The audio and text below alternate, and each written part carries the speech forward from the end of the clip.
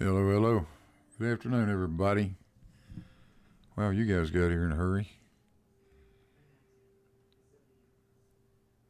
Hey, it's good to see Ruhiff out here in the. We got to fix him though. We got to make him a moderator like that. There, that'll take care of that. How you guys doing today? Whoops. Figure out which buttons to click over here. I'll be in good shape. We're live over in YouTube, in Discord as well. And if you care to join me, please feel free. I put a link into the Discord in the YouTube chat there a minute ago. So, 9 o'clock Hero, AT2 Productions, Jonathan Clark, Dornu, Ruhiff. I've already talked to you for a second. There's Brenda. Hello, Brenda. Smithsoft, Ace Fox 1. Hello, Sean Hawkins. And more to come, I think. So, nothing special planned today either. I just thought I'd see who might want to show up and have a little fun. I see you, Ruhiff. We'll see if we can turn it up some. I get complaints about breathing into my microphone all the time, so I try to keep the gain down a little bit.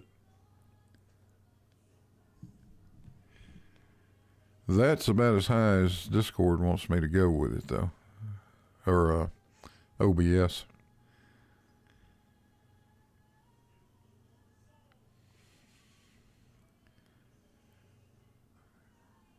So, anything good going on in the world of flat Earth today? Hello, heads. I see nothing but the usual level of confusion. Sat in over at Jose's show a while ago for a while. Listening to the usual Gary Wybinga and Lemon Bird totally misunderstanding optics and perspective. It's hilarious. I don't know how those people can let such easy things confuse them so thoroughly. It's absolutely amazing to me.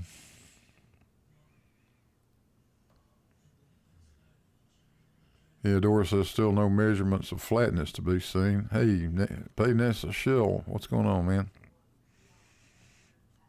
Let me turn the mic on over here.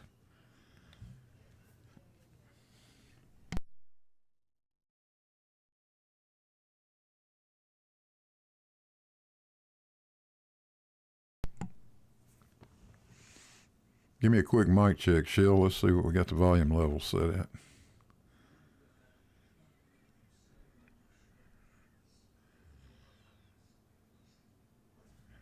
Oh, I see the problem. Hey, Shill, what's going on, man? Good, good. Yeah, I was there for Lemon. You forgot to talk about Gary Wybanga and his fact you need a big camera to photograph big things and a little camera to photograph little things. Yeah, that's one of the funniest exchanges I've heard in a long time. We need to go back and clip. Truly amazing. Yeah, we need to go back and clip that out and make a video out of it, I think. That was wild. I've heard some stupid stuff from flat earthers, and that is right up there. I think he deserves top left for that, personally. Probably. That's about as dumb as it gets. Oh no, I got this little thing on that you posted here in Discord about Bev thinking that magnetic lines are straight. That's pretty funny too. It's incredible. They're over there right now, going around in circles, trying to. Guess they've never done the experiment where you take a magnet and you take a piece of paper and you put some iron filings on it and they form on the magnetic lines. No, I don't think. I don't think they have. I don't think they've ever done that. I don't think they understand. I don't know why when you start talking about navigation or you start talking about positions on the Earth, why even bring up magnetic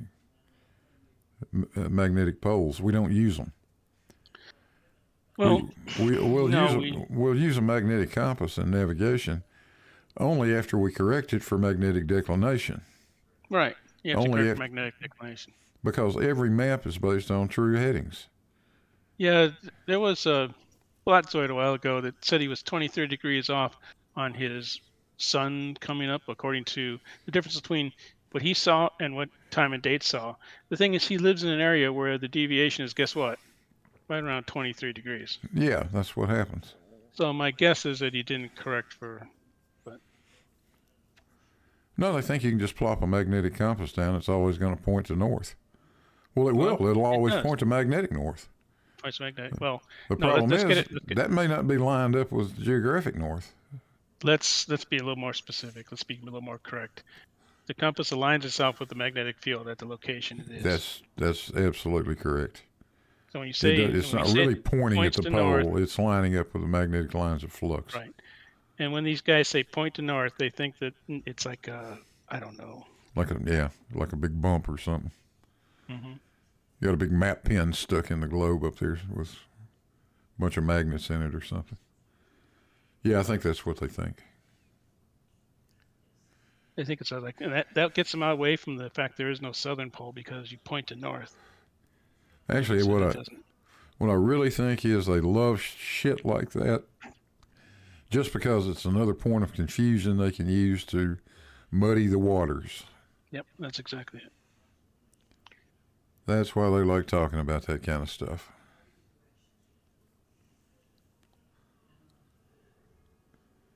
When you were there, you what comment did you make? That I forget. It was such an amazing day with big cameras and little cameras. Then Lemon coming in with his expanding photons, and I don't know. How do you? yeah, Lemon Bird wants to scale the photons. Which I don't know. I have no idea. Of course, he couldn't explain it any better than that. But being the top left person he is, he was wrong, and he was damn sure he was wrong or right. Oh yeah. I see the Kitsune Cavalier out there, Mr. Andret, Ace Fox 1. Naps, I think I got you taken care of now. And you're a mod. All God's children are mods on this channel, by golly. None of that silliness to fiddle around with. I kind of like it like that. Only occasionally I leave somebody unmodded if they stand the potential of really making me angry. You should go over to Bev's? I drop in there just long enough to poke him in the eye a couple of times. They muted me too quickly. I left. I couldn't take it anymore. Yeah, I'm not in his Discord. I will not be in his Discord. It's not a chance. What I do is just listen to his YouTube a little bit and talk in the chat. And of course, as Naps was pointing out, they've got Paige over there right now. Oh God! Whining about me being afraid of them. You're right. Yeah. Paige is terrified. Paige is a southern hemisphere flat earther, which cracks me up. I don't understand how you can live in the southern hemisphere and be a flat earther. I really don't. I don't either. Because all you need to do is go outside at night, look south, see the fact that there is a point of rotation does not have Polaris on and it's going the opposite direction. You would have to say, hey, this is all wrong. Everything I see here is wrong, and everything that Sleeping Warrior and tells me is right. Hello, Alan Evans. Good evening, Blue. Are we live? Yeah, we're live. You betcha. I think we are. Okay. The machine says I we shall, are. I I should. shall go find the stream then. Just to make sure I can see the just to make sure I can see the side chat. Yeah, have a look and see if we're. It says we're live. Tells me we have 40 concurrent viewers. So if we do and we're not live, I don't know what they're watching. Never know though. You know, it might be a boring Tuesday. Yeah, Kitsune Cavalier. Yeah, he's saying what we're saying is that the compass aligns itself with the magnetic field. If we do it the lazy way and say that the way we teach Boy Scouts, compass points north, you lose out on half of the compass. Like you could just as easily say the compass points south. Oh yeah, you could easily say it points both ways at the same time, because it does actually. It's just lining itself up with the magnetic lines of flux. Yeah, Thurston, that's exactly it. That's how come if you're from the southern hemisphere and you're a Flurf, you're the world's dumbest of the dumb, like Flatsoid and Mitchell and Page. I haven't seen Flat Earthology Jesus for a while. I think he may have drugged himself out or something. Who knows? Yeah, you're right. I haven't seen him in quite a while. Last time I saw him, he was on Craig's stream or somewhere like that, doing a debate. But his debates amount to nuh-uh, no, nuh-uh, and I don't think so. Yep, that's about right. Been an awful long time since I've spoken to him.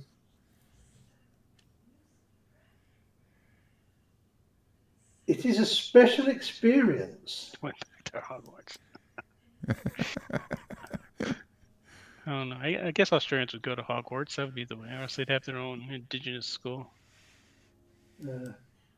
Let's just say his take on an over unity energy device was interesting. I've offered several Flurfs. I would give them all the money. If they can demonstrate to me that they have an over unity device, I will purchase it from them, and I'm sure I'll make $1 bazillion. But you won't be able to patent it in the US. Well, if it actually works, you will be. Yeah, but apparently the USPTO currently will not even consider patenting an over Well, unity device. if you bring them an over unity device that actually works, I imagine you could get a patent for it. Eventually, yeah.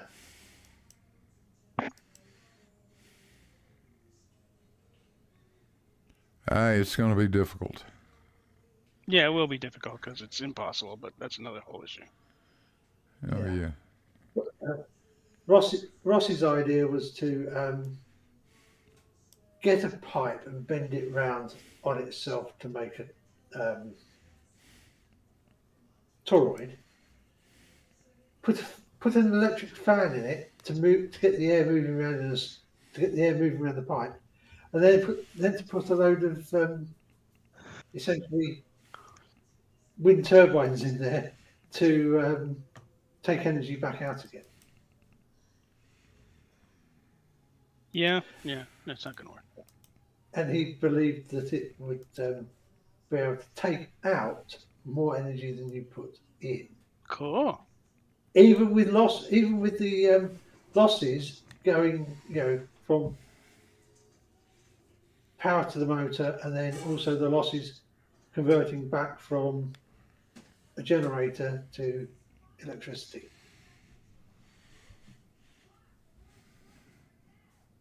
Yeah, you do have a point though, Alan. There was absolutely, it has been for a long time, pretty much a ban on anything over unity in the U.S. Patent Office. But I'm sure if you could prove that it works, that it would be different. But who the hell's how are you going to prove? Okay, good luck. Prove it. Good luck. Nobody's ever figured that one out yet, and they're not going to. Look, you know this. Paid NASA Shield knows this. I know this. Probably most of the people in the side chat know this. I think so. Well, depending on whose side chat you're talking about. This side chat, yes, right. Yeah, the side chat for the stream that you probably I suppose I better remember to upvote it, hadn't I? If you go over to Bev's side chat, I think you'll find the stories a little different. Oh, indeed. Yeah. Can I just say to everybody, look, there's 51 of us now watching. There's only 26 upvotes. Yeah, what's up with that? Hit those like buttons or dislike buttons. I don't care. Hit any of them. Yeah. Well, of course, the rest of us don't know whether they've hit the dislike button or not. I mean, they could be. The rest could be disliked. That's true. I didn't think about that. Well, at least I think we're still winning, though, 27 to 53. Uh-oh, getting close. Yeah, if we assume the others are dislikes, that's 50-50. Hey, we're good now. We're up to 30. Yeah. Oh, that's fine. Yeah. Now, I was having an amazing discussion with one of the guys over there in Bev's chat earlier, who absolutely told me he didn't think I was right about the magnetic poles moving around. Well, they do. I mean, I remember when I grew up in Michigan, it was at the zero line. Now it's not. The zero line is now somewhere in Kansas, I think. Well, I live here in eastern Tennessee. Everybody knows I live in Knoxville. And if you go back 20 years ago or more, the agonic line was essentially right over. Yeah, the zero line was essentially right over the top of us. Right, same way in Michigan. There was no magnetic declination. No correction needed to be made. Now it's way over on the far western side. May not even be. Maybe west of Memphis, for all I know. It's way over there somewhere. It's moving, and it seems to be moving quicker, and they're not quite sure why it's moving. I can't remember which direction it is, and the main reason why I can't remember which direction it is for where I am here is the fact that it's about 0.02 degrees. So, you know,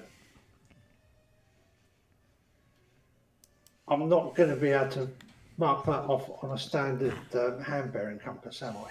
No. No, you're lucky to see 2 degrees on a hand compass. For that matter, lucky to see it on a whiskey compass and on an airplane. Yeah. That's not a lot of change. Especially in an airplane with things bouncing around. I sure am glad we didn't have to fly with those things. Yeah, but I mean, I remember 40 odd years ago. Okay, it was so we were looking at like nearly 10 degrees.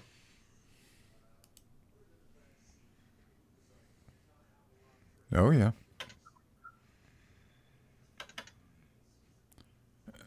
Heads makes a good point.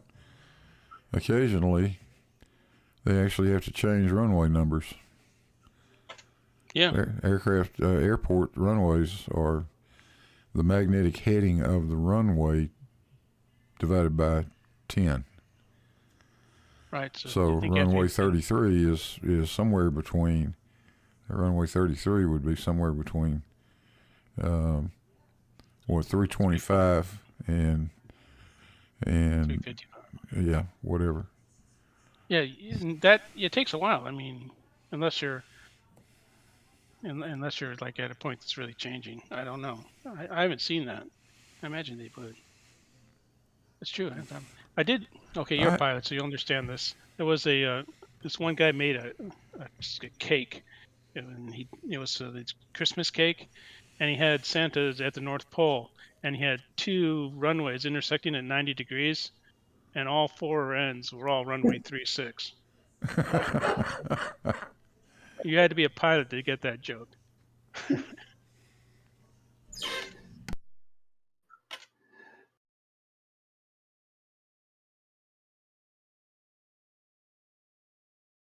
Well, if they have 4 runways though, the rules somewhat change because they would name like they'll go to the next nearest degree. So the runway 36 and then runway 35, runway 34 and runway 35 or something.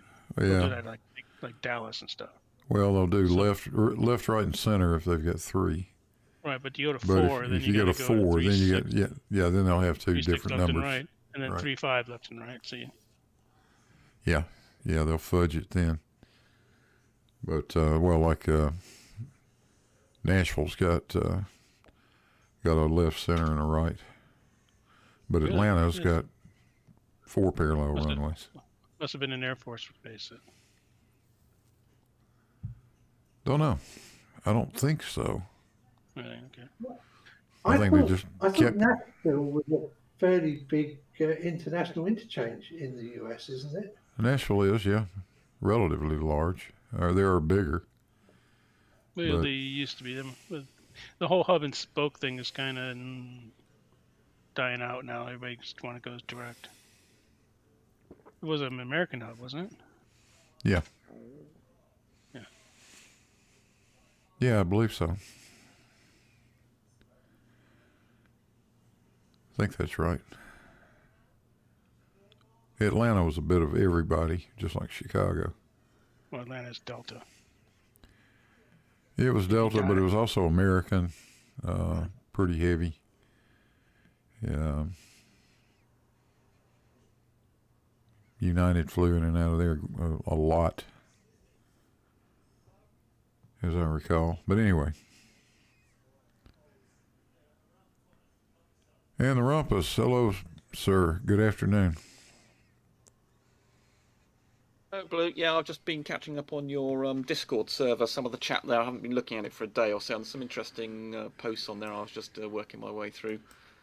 And I see that Bev, I haven't been following Bev for the last couple of days, and I see there's some post about him doing something really stupid with submarines, and I was just catching up on that, and apparently he doesn't understand how nuclear reactors work, or where you get drive to the drive to the shafts or something. What? I don't think he even understands how diesel engines work. Right. A nuclear submarine is just more than a pressure cooker, really. I mean, it's nothing more Yeah. than So just what? a really- So what did he say that was stupid? Yes, I'm sorry if you've done this already, but what did he say that was stupid? Well, they also have standby diesel, don't they? Yeah. Yeah. So what stupid thing was Bev claiming about submarines? Well, let's see. He couldn't figure out what they did with the fumes. Well, What, from a nuclear reactor? from the diesel.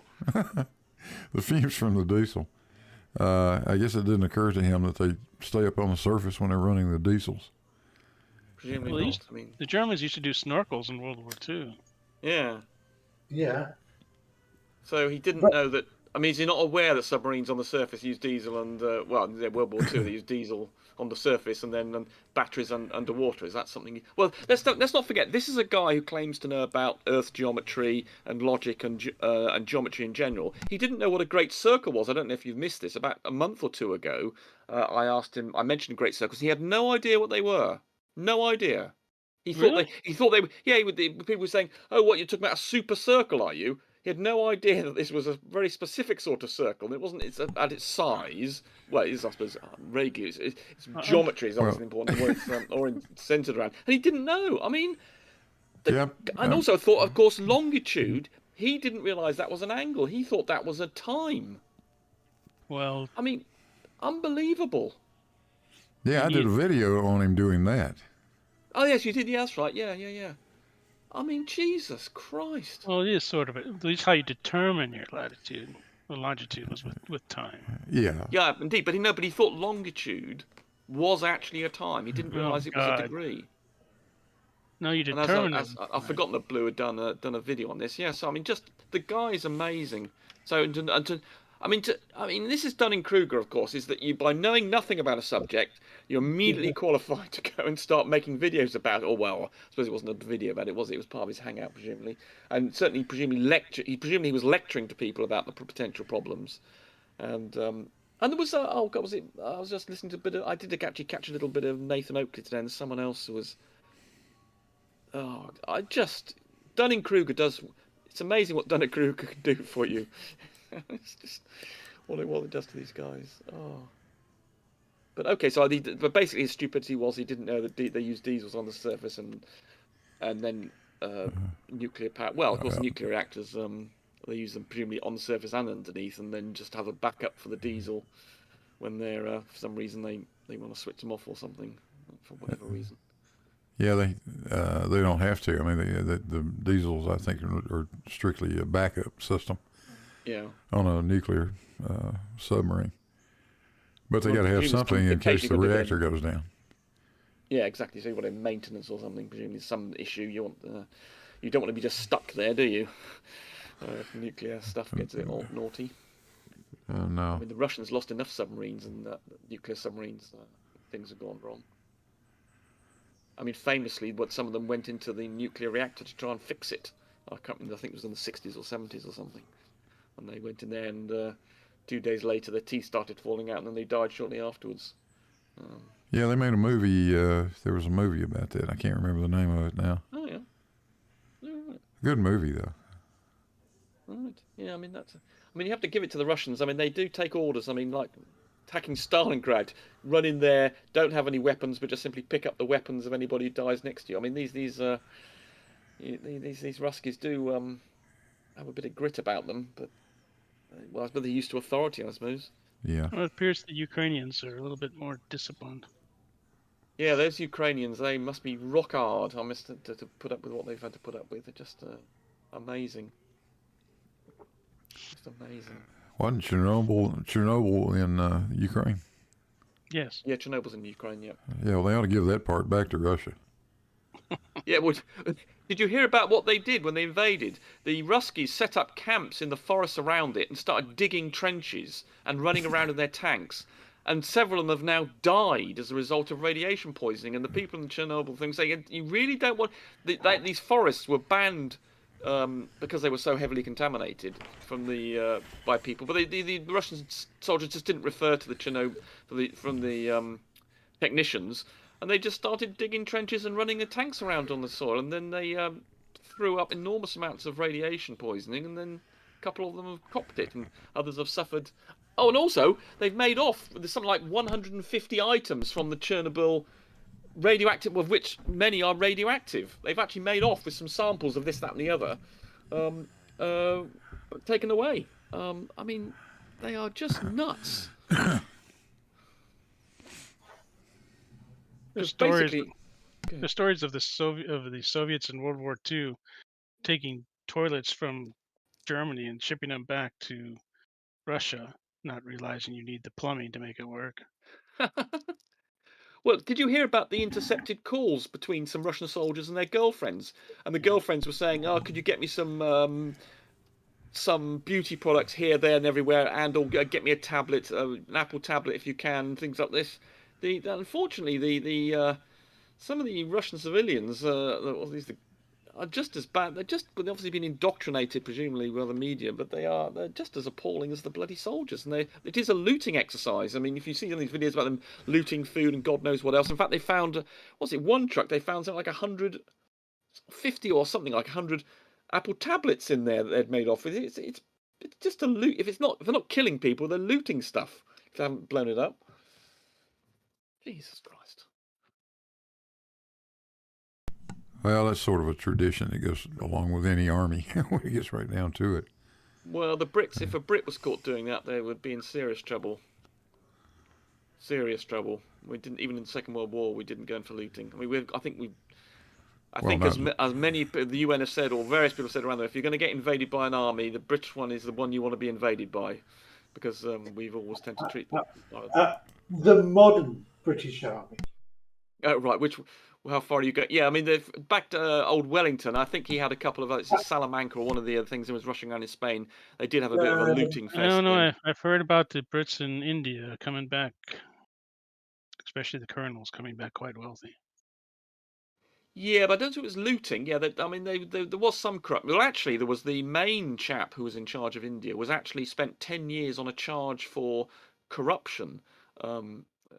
When he was, I can't remember if he was the viceroy, but there was an enormously long legal process against. So, and even in the 18th century, we were actually coming down quite hard on exploitation, and we were always being heavily against corruption in this country.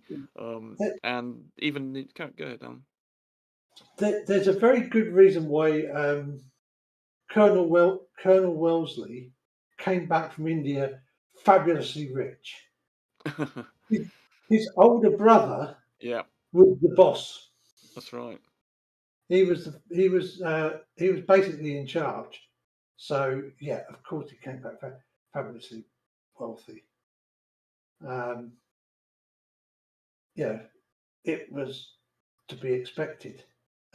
Well, as I say, at that time though, they were prosecuted for corruption or exploiting things. So it wasn't as though this was going unnoticed or unpunished. But yes, I mean, there might be valid ways if you've got a bit of money. I mean, the Wellesley's brother, as you say, I can't remember what he was actually. He wasn't viceroy, but he was certainly in charge of some area or something. Basically in charge. It was basically the East India Company person in charge of India. Really? Okay, I didn't realise he was quite that high up. I just thought he Oh was. yeah, he was as high as you can get, the brother. Because you've got to remember that Wellesley was like, he wasn't even the spare. He was like the third or fourth son. Yeah, that's right. He wasn't. And of course, it was only the Irish peerage. It wasn't the English peerage. Right, but he was. Was there a difference in those days? Oh yeah. I mean, you still sat in the House of Lords, but it was the Irish peerage. It was considered to be a long way below the English peerage. Right. Okay.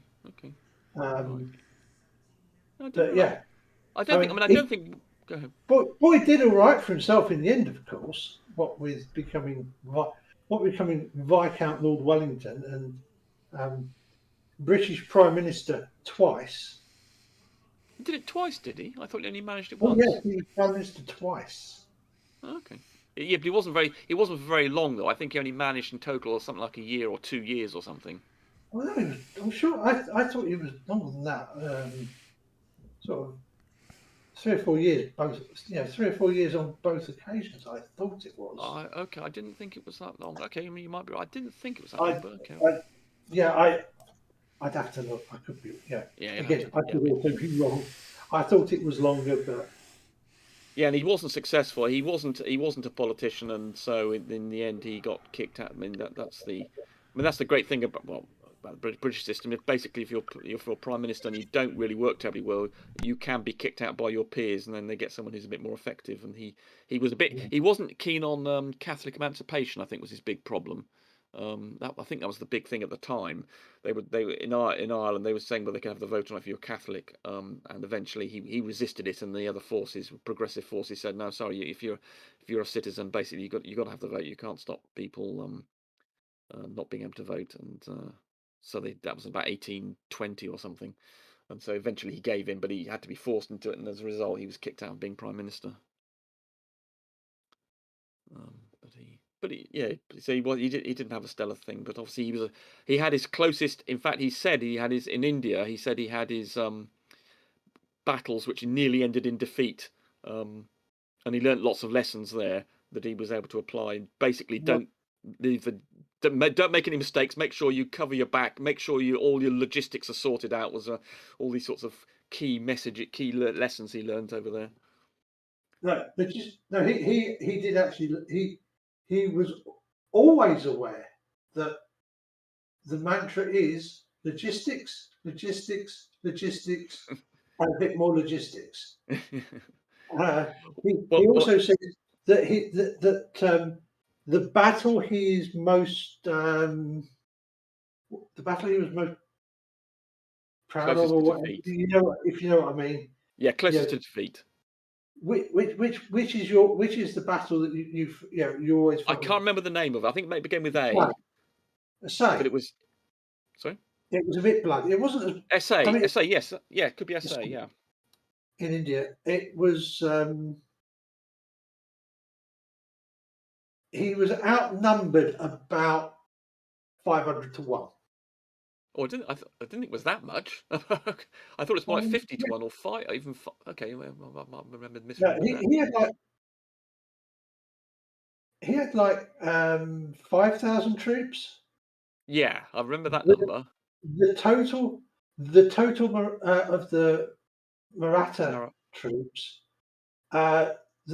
their Western style army outnumbered him 2 to 1, right. and if you include all of the like native like cavalry and all of those, there are some that say that they numbered 50 to 60,000. Right, you said 500 to 1. That's 10 to 1. If you said 5,000, they got 50,000. That's Oh yeah, sorry, 10 to 1. sorry. Yeah, now that I believe. Yeah, 10 to 1. That sounds about I'm right. number struggling tonight. Okay, no, but you remembered essay. That's quite good. Yeah, no, that's right. And he came closest, and they used rockets amazingly. You don't think of the Indians having rockets at that time, but they did, and they surprised old. It didn't use the rocket artillery, I say. He used the rocket artillery at Seringapatam. Right. No, I think he got used against him. I thought that the Indians had. No, we used rocket artillery at Seringapatam. Okay. That's where they first started using the Congreve rockets. Oh right, the concrete. Right. They were crap then. They were crap at the Peninsular War. They were crap at Waterloo.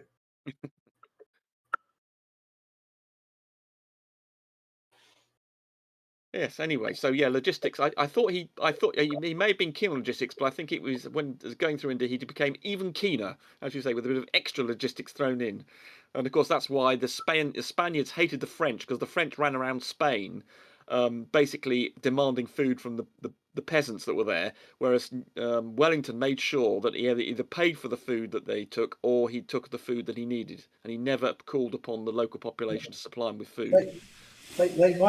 They might well have insisted that the Spanish sold them the food, but they did at least pay for it. Yeah, well, I think occasionally, but most of the time, I think he actually supplied it. But yes, if he did have to, he would always pay a reasonable price. Whereas the French would just, go in there, nick it, and off they go. And Let me do it. Annoyed the Spaniards. Let me do a quick shout out to John Watson for £5. Here we go. £5 to hear Rumpus loudly say, "You utter moron." You're on, Rumpus. Utter. Okay.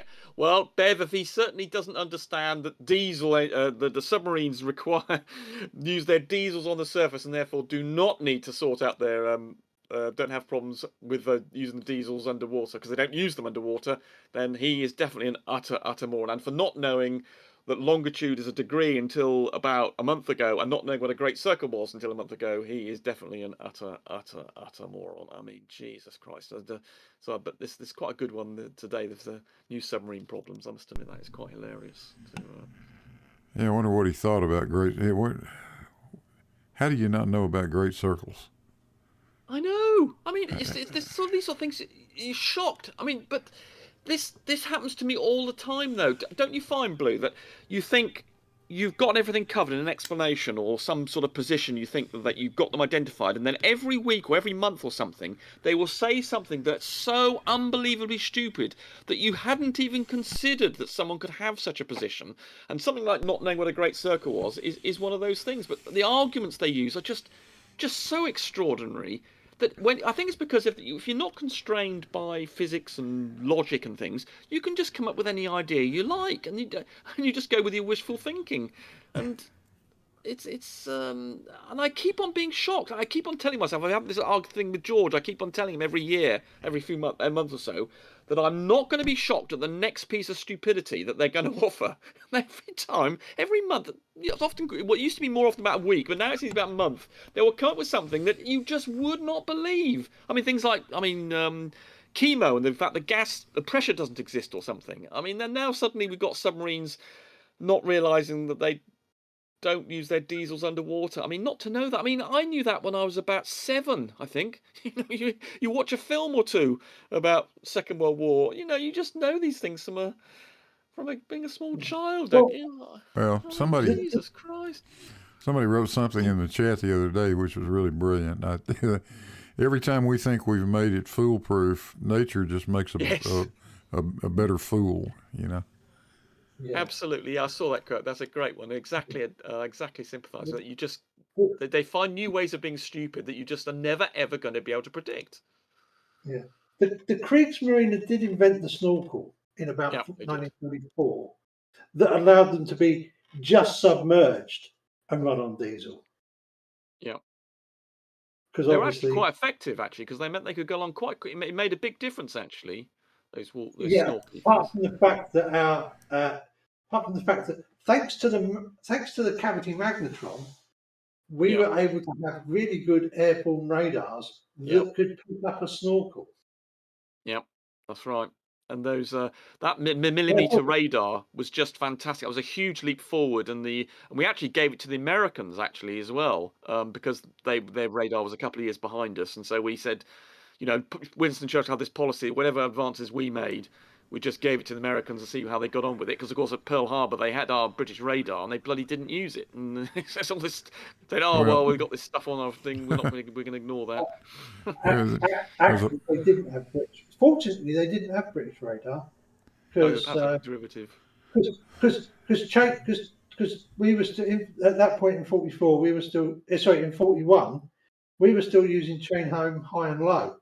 Yeah. So that wasn't actually a particularly brilliant radar. Well, hold on. Even in 41, I mean, I know they were using that in 1940, Battle of Britain and all that, but surely even a year later we had advanced beyond that, hadn't we? We were still using chain home at the end of the war. Right, but perhaps there was other radar we developed parallel with that. I mean, you might have carried on using that. But we were still using chain home because it had decent range. Yeah. But it was actually at an unusually long wavelength, so low frequency. Yeah, and the reason we could get away with that, of course, is because we were surrounded by water. That the chain home thing worked. And we could put up some bloody big aerials. I think the cavity magnetron was a British idea. Yeah. But the ability to mass produce it came from RCA, I think. It was an American company that figured out how you could make that thing in volume, which made it available for airborne applications. That's what they really needed. Yeah, we did. I mean, we didn't have the industry. Obviously, we were too busy, sort of, feeding ourselves and fighting like crazy to having zero money. I mean, the Americans were twice as rich after the Second World War as the First World War because we kept on giving them great wads of cash for all their weapons. So obviously, they would then have the spare capacity in the industry to go and do things like sort out, mass production of stuff. It also helps when your factories are not being bombed regularly. Yeah, we didn't get bombed that much, did we? After 42, really? Yeah. You just don't hear about it.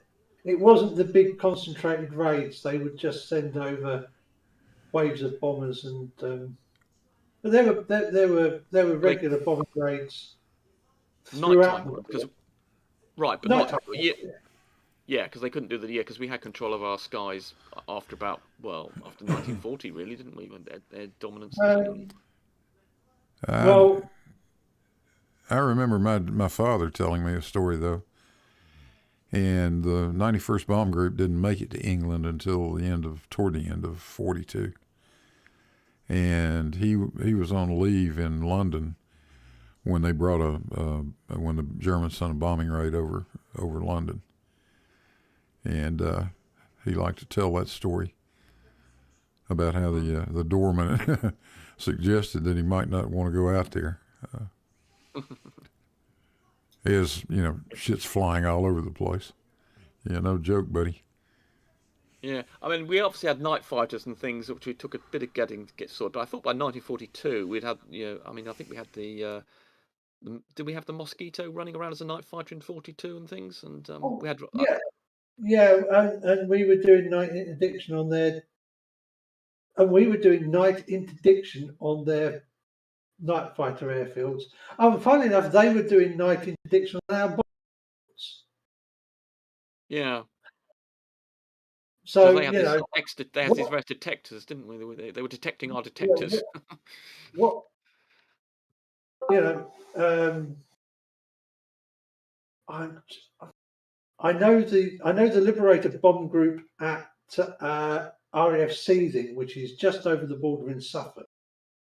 I know they had a very bad bombing raid one night because the Germans came over and bombed the airfield just as the squadron was landing back in the dark. This is 42, 43. Late 43, maybe early 44. I literally talked to people who remembered it.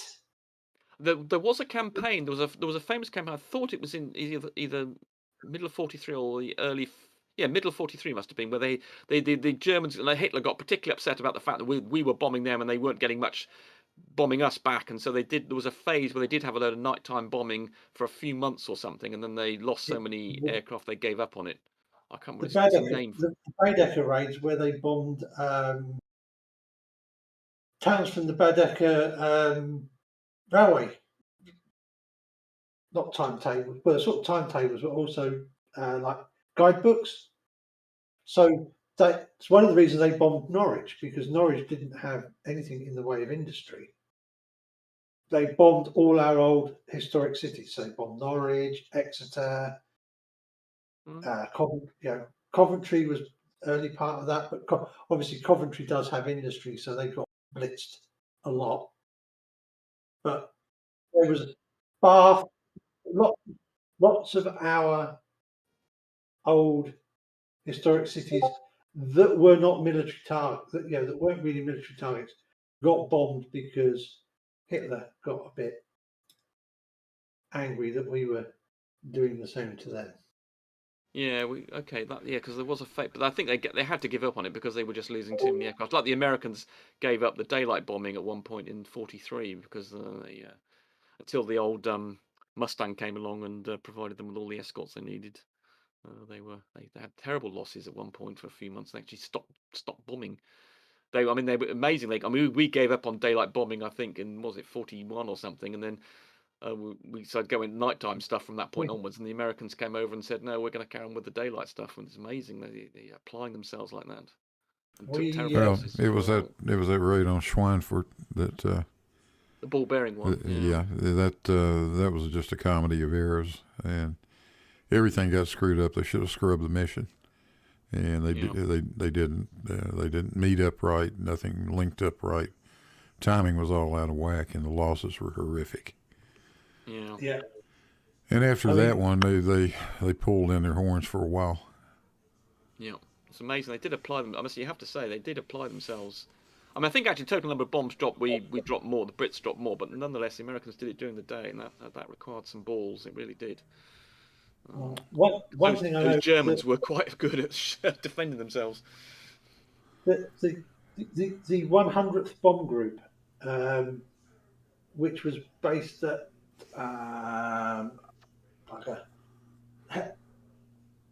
along the Norfolk-Suffolk border, became known as the Bloody 100 because of their losses. Right. And their successor squadron is a KC-135 refueling squadron, which is currently based at RAF Mildenhall. Oh, but you're back to Mildenhall, right? Well, and they are the only unit in the United States Air Force that still carry their World War II bomb group designation. They carry the square D on the tail of all their aircraft. Yeah, the losses were frightening. Though the 91st Bomb Group, which my father was in, he was in ground operations, so he was there from beginning to end throughout the war. Wow! But they took 36 B-17s with them. 35 made it. One crashed in Scotland, and through the course of the war, that they started with 36. Well, they started with 35 airplanes. Through the course of the war, that one bomb group lost almost 300 airplanes.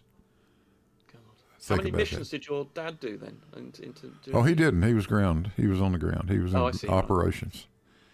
Right. Okay. So he didn't have to fly any combat stuff. Right. Yeah, it's really scary stuff. God. Yeah. Growing up, all my buddies around, their fathers had been in the European theater. They'd been in the Pacific or whatever. Oh God. Yeah. And they would all come, they'd all show up, be able to pull out the German bayonet or the this or the that their father had gotten. And I was just young. I remember asking Dad, well, where's your stuff, Dad? What did you get? And Dad was like, I was in England. What'd you want me to get? I mean, what should I have brought home? A crumpet? A cup of tea, yes, indeed. Yeah, pretty funny. I wonder if Bev and that crew actually know any history about anything, basically, because they didn't see. I mean, to not know that a submarine runs on batteries under the water, and I mean that, as I say, if you watch any TV or any films about this sort of thing ever, from a child onwards, you learn this, and you wouldn't even. I mean, these people seem to be detached from reality. It's just, or education or anything. I mean, it's just. I mean, Brian's logic is the worst. I mean, he left school at 14, and Proud of it too. did anybody seen the great little video that Ruhif has just done on explaining to him angular size and how that depends on with distance and apparently Brian's logic has come up with a video a few days ago in which he did the Riley trick of he's basically trying to work out the angular size of something. He actually reduces the physical size of the thing you're trying to get the angular size of with distance, instead of saying this is this is this high at this distance, therefore what's the angular size. If you want to know what the angular size is at a different distance, you have to retain the same height of the physical height of this thing, and then say, okay, so if it's 100 meters high at 10 miles or 10 kilometers, and then it's 10 meters high at 200 kilometers, we obviously all know the simple geometry, the simple trigonometry involved in that, but apparently it's just beyond them. I mean, Riley said the same thing, and Nathan didn't object. I mean, we should be paid, basically, for the education we're giving these people. Because they missed it out in the bloody teenage years. Oh, you've missed some great derp over there on Jose's channel the last day or two. With, Gary Wybinga claiming if you scale, if you build a model, right? I forgot who did it now. But if you build a model, and Lemon Bird was involved in this too. Oh God! If you build a physical model, you can't just scale down the stuff. You've got to scale down the camera too. The camera needs to be the same scale. Yeah. I'm not kidding you. I'm not kidding. Exactly. You just wouldn't think that, would you? You just wouldn't think this is the thing. They just have got these ideas. You just would not make them up. If I said to you, Blue, come up with the most ridiculous thing you can think of, you can guarantee a flatty will come up with something much more ridiculous. Lemon Bird insisted that you had to scale down the photons. Scale down the photons. We've got I don't know how you scale down a photon. How do you do that? God, it's crazy. It's absolutely crazy. I mean, that guy's. I mean, Lemon. I'm afraid he's just so far gone that I don't believe in interacting with him. And when he thinks that if your eyes are doing different things at the bottom of your eye and the top of your eye doing different things, and that accounts for things disappearing from the bottom up and stuff like that, and all the random things he comes up with. I mean, even if it's. I mean, I tend to normally think of people just being stupid, but I think in his case, I think he's said before now, been caught saying. I think Paige Nasashil spotted it when he's actually said he does make things up deliberately. He's admitted to it. And that's, I think someone like him is just, I mean, I do admit it, just not worth interacting with at all. I mean, it's questionable whether interacting with many of these people, but Lemon Bird does seem to be just completely beyond the pale. Yeah, Gary Wybinga insisted this model, I think it was, I don't remember who it was now, that actually did it, but it's of the Blackpool Tower. Made a physical model out on the sidewalk, right? And Gary Wybinga literally said it should look exactly like the photograph because the sidewalk has earth curvature built into it. And I was totally unable to convince Gary that you had to scale the radius of the damn earth too. You can't just, even if the sidewalk was conforming to the geoid, you still got to. You can't do that, and he does not get it. They never get scale, do they? I mean, when we show a diagram for illustration of something, I think you had one, the avatar or something you've got for this thing, which shows the Earth and the going in the direction of down. We immediately should recognise that you're doing this for illustration purposes, but they know they only can work with if it's either at the 100% scale or it doesn't work at all. And so when you demonstrate these issues of the drop and things, and when you, for instance, if you draw, as I've done for the distance from the Isle of Man to wherever it is, that Whitehaven or wherever it was in that Riley did, if you actually draw how curvy the Earth is, if I draw that on screen right across the screen, you can't tell that's not a straight line if it's to scale. And that we draw these things not to scale. The eclipses is another classic one, of course. They get totally confused by the scale issues, and to not understand that, I mean, it's very difficult when they've got those sorts of problems. You need to sort of take a step back, get underneath where they got the real problems, and then fix them there. Scale, they just don't understand scale. Yeah, well, the reason I put that little picture up on the screen that we're looking at right now, that you see it on.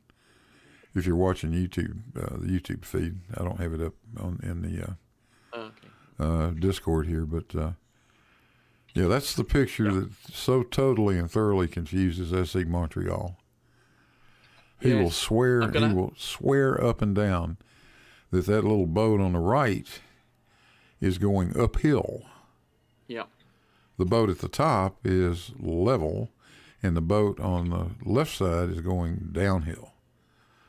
Jesus, yeah, I don't know what to do with somebody that's that damn dumb. Indeed, and I about 3 months ago, possibly 4 months ago, I asked Bev 20 times, 30 times actually, in a row whether he understood that on the globe model, down is towards the centre of the Earth, and he refused to answer. And then 2 days later, he said he had. I mean, I think he's got some mental problem. Or he's just a liar or misrepresenting things or something. But yes, and if I do have this thing with Montreal, I threatened to do a week or so ago that you were going to go onto their thing but didn't in the end. Yes, exactly this diagram you've got here is exactly what you've got to start off with. What does down mean? And the fact, and also, I know about 6 months ago when I was presenting a similar diagram to this, and I deliberately I draw things at the bottom of the, I draw a plumb line that was coming out about 4 o'clock or something, and therefore was going up to us. I said, you've got it round the wrong way. They were all saying, this is all the Bev panel, about 6 of them were saying you've got it going up, and so no, it's going to the centre of the Earth. It's still going down, and Bev has in many years gone. George and I occasionally laugh about the fact it's a year or two ago that Bev was thinking that going up the screen is up always, and if it's not going up the screen, it's not up. And this is exactly what you're saying with what they're saying about if they think it's going downhill because it's going down the screen. Yeah, I mean, Jesus Christ. Yeah, that's precisely what they think. They cannot, in their mind, understand how that actually is working. They can't visualize that down is always toward the center. It's a sphere. Yeah, just like they say in Australia, how come the water doesn't fall off? I go, fall to where? To where? It does. It falls to the center. It falls to the center there and everywhere else.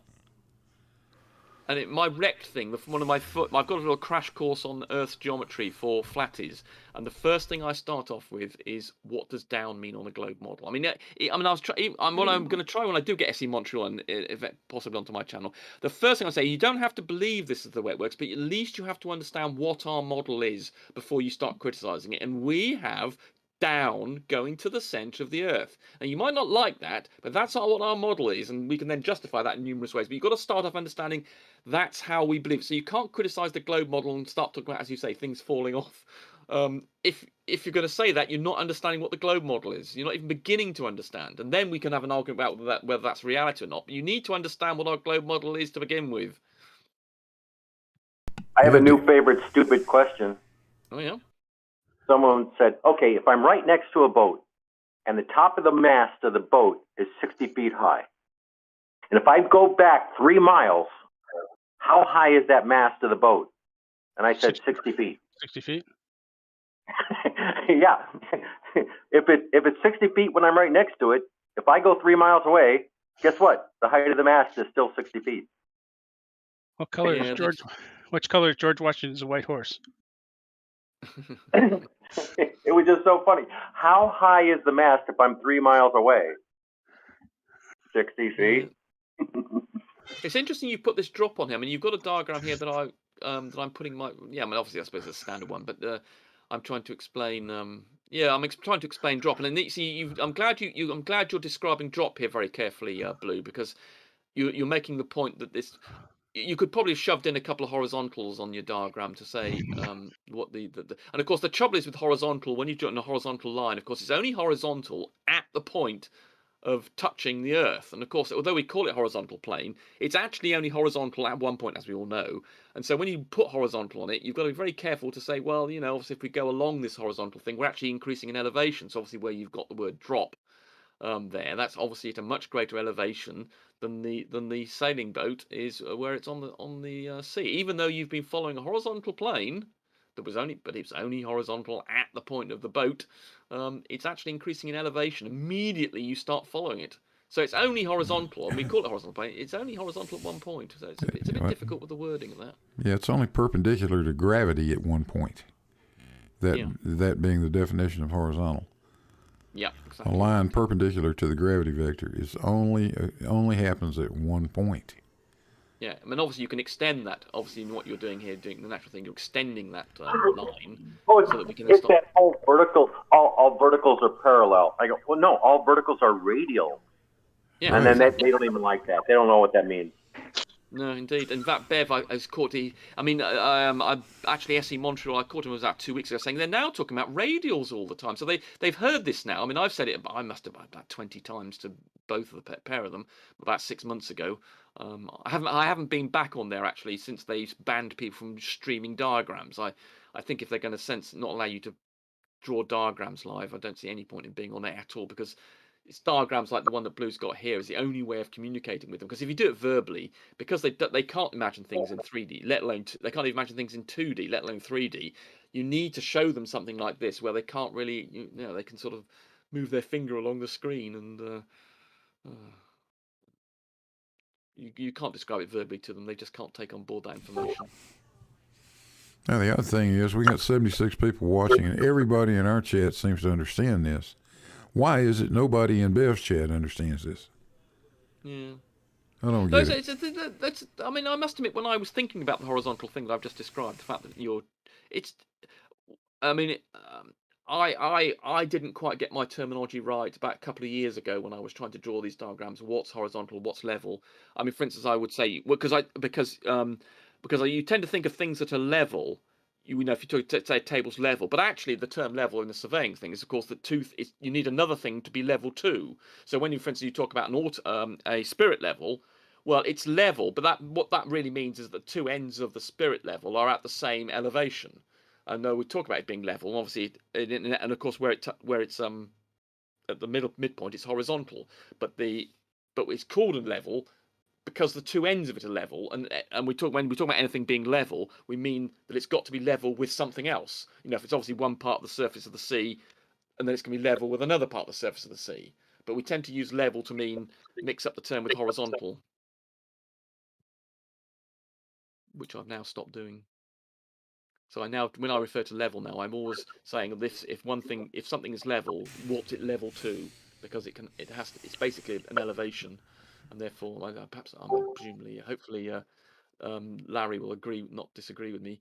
Although we talk about something being level, it just means that you've got to take 2 points. So if you've got a table that's level on the ground, it means that one end has the same elevation as another end or something. Or you could say that the center of the spirit level is parallel to a tangent at that point, or is a tangent in the middle.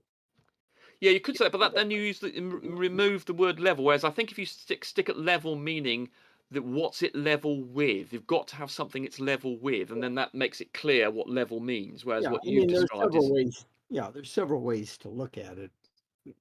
But if you're going to use the word level, I think if it makes it a clear-cut definition that if you say something is level, you've got to have something else that it's level to, and then that's a reasonably simple thing. Whereas what you described involves understanding geometry and you other concepts as well. Whereas I think if you try and make level as easy to understand as possible, which I've been doing over the last few weeks and months, doing my document on this video on this subject, I'm trying to. And obviously, Well, it's an unfortunate name given to a spirit level, you know. Yeah, I mean the trouble is, level has got a 17 whatever it is definitions in a dictionary, and of course, Yeah. you Well, know, level to a lay person is different than level to an engineer, physicist, or surveyor. You know, unfortunately, you know, in the street use of the term, people take level synonymous with flat. You know. yeah, exactly. Yeah. Is that my homeboy George? It's a homeboy. What up, dog? Can't believe you're talking to Rumpus. Oh my God. What happened to your microphone? Jesus. What do you mean? Well, it's like vastly improved. I'm used to the old Leo that had this squeaky, distorted, awful audio. I have a snowball mic now that I got for Christmas. Oh my, you should have had Christmas 4 years ago. Leave me alone. One thing I'd just like to chip in about the word flat, of course. I asked this of Larry, I think about a year ago, and I asked him whether surveyors, when they talk about flat, whether that means level, therefore it's curved, and therefore flat is curved. Because we talk about the Bolivian salt flats, we say a flat sea, and what we don't mean that it's planar, what we mean is that it's at the same elevation, which means that it's curved. So when we talk about flat things in surveying terms, we actually mean it's level, Well, which means I it's curved. think in that regard, flat is synonymous with smooth. When we say, you know, the lake looks flat today, we mean there's no waves, there's no swells, it's smooth. You know. What about beer being flat? Yeah, well, again, there's flat. Well, no, but if you say the salt flat, yeah, but it's smooth in what regard? It's not changing elevation. Yeah. I mean, that's So taking therefore it a it's step further, but I mean, in terms of just a colloquial street use of the term flat when referring to water, we're basically saying that, you know, it's like a mirror surface. Yeah, their whole argument. Yeah, their whole argument is that the language is that's the gotcha. When we say level and they say level, and you look at a carpenter's level, they go, "See, Earth is flat," or it's like a triangle versus a spherical triangle. You can't leave out the word spherical. Oh, you're confusing. Yeah. All triangles are 180. But when you're talking about context matters, spherical triangles are by definition greater than. You can't leave out the word spherical. Yeah, I mean, triangle is a very general term. I think in these discussions with so-called flat earthers and the globers and that, we should have an adjective in front of triangle. You know, you have planar triangles, you have spherical triangles, you have elliptical triangles. You know, you should put an adjective in there to further refine what you mean by triangle or what type of triangle. Yeah, that's why the Great Plains are flat, because they're plains. It's a planar surface. I go, dude, that word is spelled A-I-N, not A-N-E. Two different words. Yeah. That's a good one. Yes, that's another tricky one, isn't it? Those planes, they're called planes, but in fact they're spelled differently. Yeah, that's enough to drive you nuts. Yeah, the trouble with the English language, you've got these words with multiple meanings. Yeah, the rain in Spain falls gently on the plain. But if we're talking about flat, I mean, I don't know where Larry. I mean, I asked you about a year ago whether or not you would accept surveyors when they talk about flat, they mean the same elevation. I think you reluctantly said they would if they talk about something's flat, they'd understand it to be level, but it's not an official sort of formal term. But if they were, but as an informal term, they would accept that it was meant as the same elevation, therefore level, therefore flat means curved. You gone all quiet on me now, Larry. Okay, it's not going to answer me. He wasn't very going to answer me the year ago, but he did eventually agree with me that when a surveyor talks about something being flat, if they ever do, they mean it's level. I mean, therefore, it's Oh, the same yeah, you find all kinds of casual applications of the word flat and level, but as soon as you get down to white paper or textbook, it all changes. Nobody Yeah. will write down as something which is street level colloquial, right? Yeah. Much like a flat sidewalk or a flat parking lot, right? Oh, sure, if it's flat, if someone built 1,000 feet of curb along a sidewalk, and it was the same elevation from end to end. Is that flat? Well, guess what? That's a 3,960-mile radius. And they had to jackhammer it because the water wouldn't flow. The water just laid on it because it didn't have anywhere to go because it wasn't uphill or downhill. But yeah, it's a 3,960-mile radius, no matter what the fuck Gary Windbagger wants to say. Yeah, I mean, obviously, as you say, in a white paper or something, you're not going to use informal terms like flat. You're going to be very careful about what. So, in other words, they're going to avoid anything can be misinterpreted. That's the whole point of this language when you're using it in a paper, that it can't be misunderstood. Whereas we've got 17 different definitions for level and flat and things. But when we talk about the Bolivian salt flats, that means they're level, which means they're curved. And you pull out a transit and you measure. You go in the parking lot, you measure the height of the flagpole, and use Pythagorean theorem. Oh, there you go. Now, jack that out about 10, 12, 14, 15 miles. Does that work? No. But it worked in the parking lot. Why doesn't it work when you're looking across the whole valley? Guess what? Scale matters. Yeah, I mean, this is thing of feet. Sorry. 200-300 feet. There's no argument. I got it. I'm a mile away from my radio tower. So I measure the vertical angle to get the elevation of the top of the radio tower. Now, it's only a mile away. That's really, really, really short in my book, right? So you could say curve, you could say not curve. That's a game of inches. All right, pick one. I don't care. Now, let's go 15 miles away. Try that same trick. Yeah, I mean, this is the thing that Bev believes, I think, that with his water levels, he's checked them over a distance of, 50 meters or 100 meters or something, and they agree with his auto level. So as far as in his mind, that water level... That's a classic example. The fact that the water level has the word level in it. Yes, there's another thing. Yes, and of course, water level means that the two things at the level, not horizontal, but the two things have the same elevation.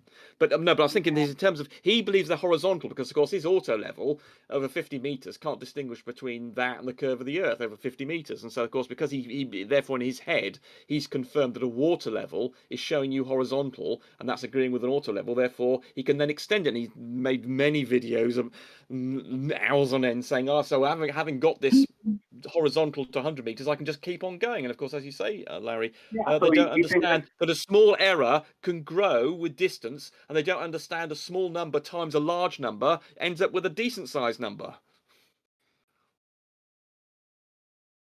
Yeah, it's again, it's the same thing. He sees a carpenter's level and his auto level and a water level, and he thinks, well, the water level is doing the same thing as his auto level, which is an extension of his carpenter's level. Therefore, South Pole doesn't exist.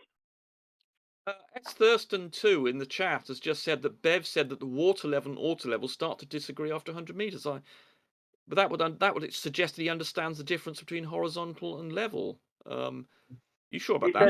Bev does not understand. Bev does he doesn't not understand that. He said they don't disagree? Yeah, he says. I'll read out what S. Thurston 2 said. He said, Bev said the water level and auto level start to disagree after 100 meters. I don't think he thinks that. I mean, unless he said something new. No, because that would involve it. That means he would have to understand the difference between level and horizontal. He doesn't. He thinks they're the same thing. Or he began to see it and go, "Oh my God! Look, 100 meters away, and I'm seeing a difference." Well, I'd like to get the audio clip of video portion where Bev said that. I doubt that he ever said that. And also, of course, he has said that he's tried to make up excuses. I think he has seen some things that Larry's talking about. Some sort of, he's seen some things visually in his auto level, something he didn't like, and he's now started to say things beyond this. Arbitrary distance he's decided, the auto level starts to dysfunctional, like refraction or something like that in his head. refraction Yeah, effects or right. some sort of atmospheric no, effects it's then all- cause it not to work Rumpus, well. rumpus, No, rumpus. actually, I think what happened is if you start to see that difference at 100 meters, that's why in the manual they say you shouldn't use an auto level at 100 meters because it's because of that difference. They go, Yeah. that's because the auto level isn't good enough, or you can't hold on to those millimeters because it's like, no. In other words, the auto level is showing him the curve against his water level, and he's blaming the auto level. If he said Yeah. that, if Thing he is, said that, if he Rumpus, actually, somebody pointed out his show yesterday to me. I didn't see any of it, and I went and checked some, and he was discussing a presentation I made on differential leveling. And after hearing about 10 minutes of it, I am more than ever thoroughly convinced that Bev really doesn't know how to use auto levels and has never used a theodolite. Yeah, I've always thought this. He doesn't What's understand his what he's talking. channel name? What's Bev's channel Try name? try thinking. Try Try thinking. But anyway, no, Bev has less than a rudimentary understanding of auto levels and no understanding whatsoever of theodolites. Well, he doesn't understand what the stadium marks are, does he? He doesn't understand there's an angular separation there. The Sorry man's to a keep you. rumpus. Jesus. The Well, man's a Blue's fraud. actually trying to get in, actually, Georgie. Yeah. Okay, well, I'm out of here. I'll catch you later. Sorry, But George. he's a fraud. Bye, George. well, I would Yeah, agree you- with what Larry was saying. Though, if Bev has actually said that, he's only saying it to say, "See, I told you so." You can't use an auto level beyond 100 meters because it's not accurate. Yeah. Just like the book That could said. be the line. Yeah. Indeed. And in reality, at 100 meters, he'd be damned impressive if he could spot those couple of millimeters where they start to disagree if his auto level was perfect. Yeah, that's all it's going to be is a few millimeters. Yeah. See, that's why I keep telling these people, get out there, 10 miles, make the curvature of the Earth a magnitude greater than any possible instrument error. Because if you're off 20 seconds in a really short distance, well, okay, let's be off 20 seconds at a really long distance. Now let's see what happens. Well, that's what I'm doing with Rect, Larry, of course. I'm going over 6 miles, 8 kilometres, and I'm going to get nice 16, 17 feet's worth of drop. So that indeed, that's well beyond any problem with measurement of the accuracy of the measuring device. And that's why I wanted it to be in sort of, multiple feet's worth of drop, so that indeed that argument, because I think, for instance, Bob the Science Guy did some videos of about an inch difference, I think, on something he did across his lake about over half a mile, and of course that can just be dismissed as an error in the measurement or error in the optics or something, whereas something like 17 feet is not something that even a flatty, I think, would be able to dismiss with as some sort of optical error. Yeah, case in point. I'm 27 miles away from my radio tower, and I know the height of my radio tower, gnat's ass. I don't care who you are. Okay? I'm 27 miles away, and I'm 400 feet lower in elevation. So therefore, if the Earth was flat, that tower would still be above eye level. But it's not. It's below eye level. And, refraction? Yeah, it's not as far below level as it should be. But as Rue have demonstrated to Brand's logic, I say in a video today, and based on a video that Brand's logic did today, he doesn't even understand perspective, even understand how things should shrink in the distance. He doesn't understand that you just take the physical distance and then do a sort of trigonometric calculation to get the angular size of something. These guys, at least Brand logic, at least doesn't understand this, and so the trouble is we're fighting with people who don't understand basic trigonometry. And the whole discussion of perspective and angular size is not in any survey book. Yeah, Why would it's it not be? relevant. Yeah, My point. What would you do with it? Yeah, no, my point exactly. Yeah. What would Because they do with it? as I keep on reading in my engineering surveying book that I keep on reading to make sure I'm not saying anything stupid in my rec documentation, surveying is all about generating a control network, basically of elevations and distances, horizontally or alongly, and then just generating some points, a 3D network of points. And I was a bit confused about 2 years ago as to what surveyors were trying to do with auto levels. I wasn't quite sure whether they were trying to make things horizontal or whether they were trying to make things of the same elevation. It was only about 2 years ago, perhaps a bit more, that I realised that they were trying to make things of the same elevation. The fact you're using a device that basically works in horizontals, well, that's the best you've got. We don't have a device that works out whether something over there is at the same elevation. You've got a device, an auto level optical one, that can only basically say whether something is horizontally, or the difference is horizontally. So because you're using... Well, we do have one device. We do have one device that would, and that would be a water level. But I don't know. I've known a hell of a lot of surveyors in my life, and not once did I ever see one of them climb out of a truck with a damn water level in his hand. Not once. That's a great point, Blue. Yes, you're absolutely There's right. another one it's a GPS. Rumpus, we do have an instrument that could tell you all that good shit right out of the box. GPS? It's called a total station. Because there's curvature and refraction built in, and God forbid anybody who disables it. But hold on. But a total station is still... Hold on, but it's still using opticals. You're still going to measure. It's still got the graticules on it are still giving you horizontals from your point, unless you're saying it's doing something clever. A total station just measures distance. Yeah, it's got clever built right into it, and on the display it'll say elevation difference, which took all that shit into calculation. Ah, right. Because it knows the radius of the Earth, right? Okay, so because it knows the distance to the thing, therefore it can say, it's this. Say it's 500 meters away. Therefore, because it knows it's 500 meters away, it can then tell you what the elevation of that thing is. Right? Okay. Yeah, it's elevation. It's elevation, not its vertical drop from tangent. No, it'll report elevation because it's got like a whole Hewlett-Packard calculator built right into the side of it, and it does all the tedious for you, so that you can real time set your concrete forms. Particularly for grading and earthwork, you go 200-300 meters, for shooting dirt. Yeah, it'll give you highly corrected, very accurate elevation. Right. So and it does that, of course, correct me if I'm wrong, because it uses EDM. In other words, it uses a laser to work out how far this thing is away horizontally, and then says, okay, if that's it only works when it's accompanied with that distance. So that's why the guy out there holding the stick has a retro mirror at the top of the stick, and then the instrument automatically knows the elevation at the bottom of the stick. Right, and of course that it has to know what the radius of the Earth is to do that calculation, of course. So you can't use that as proof. That's not exactly secret information. Right? Indeed, exactly. But I'm just saying, from the point of view of presenting it as an argument, you can't say that this device. It's in the setup menu. It's in the setup menu. Curvature on, refraction on. There you go. Because you can disable it should that data be copied, into a data collector that goes into other softwares. You don't want to double do it. But in real time, when laying out for construction and shit, it's always on. It's always on. Yeah, Chris Von Matter, his total station, guaranteed. Curvature and refraction is always on. Right, yeah, so it's curvature and refraction. You keep on saying you don't mean just refraction, do you? You mean it's taking into account curvature and taking into account refraction? Yeah, you were going to figure an elevation, and so some people say it's a curvature correction or it's a refraction correction. No, you just said it was basically, right? But it's both. You said if we don't turn it on, then you double do it, right? Right, but okay, my comment I didn't finish because you jumped in the middle of my fucking sentence.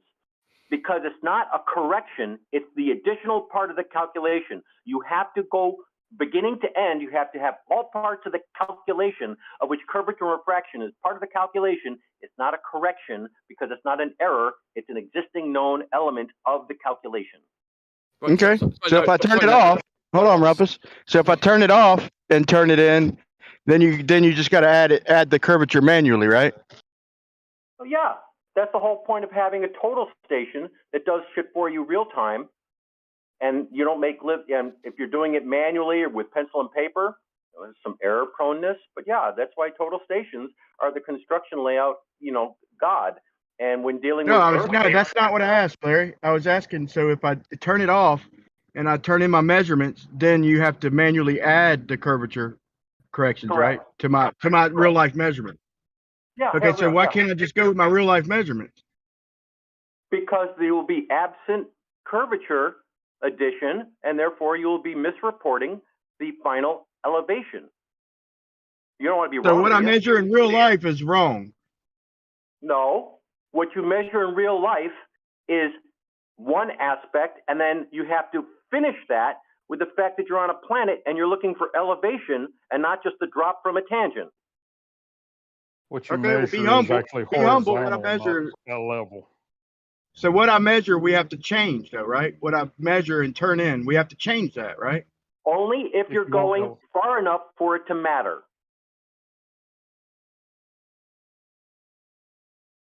If you're only going 100 feet, it don't matter. And of course, Larry, the key thing is that you pointed out that I didn't appreciate whether until about a year and a half or so ago was that, of course, with this foresight and backsight making them the same, you actually eliminate, if you do a foresight and backsight, you actually eliminate the effects of refraction and curvature, and you don't have to worry about it. When carrying an elevation multiple miles or several thousand feet with a level instrument and leveling staffs, it is an absolutely mandatory requirement when doing high precision work that the rod behind you and the rod in front of you is the same distance to about 1 meter. Yeah. Because that way the curvature accumulation behind you is a plus and in front of you it's a minus, and guess what? They cancel. And that procedure is absolutely mandatory when maintaining high precision to carry an elevation multiple miles. Right. And it also eliminates refraction, correct me if I'm wrong there, Larry, as well. What I'm hearing is basically the measurements I get in reality, I turn them in, and basically they have to be, to match the model, they have to be transformed. I mean, well, it depends. Fair enough to say, right? And that could be an option if you're dealing with very big distances. When you're dealing with very short distances, it means fuck all. The thing he's missing is that you're looking for elevations, not horizontals.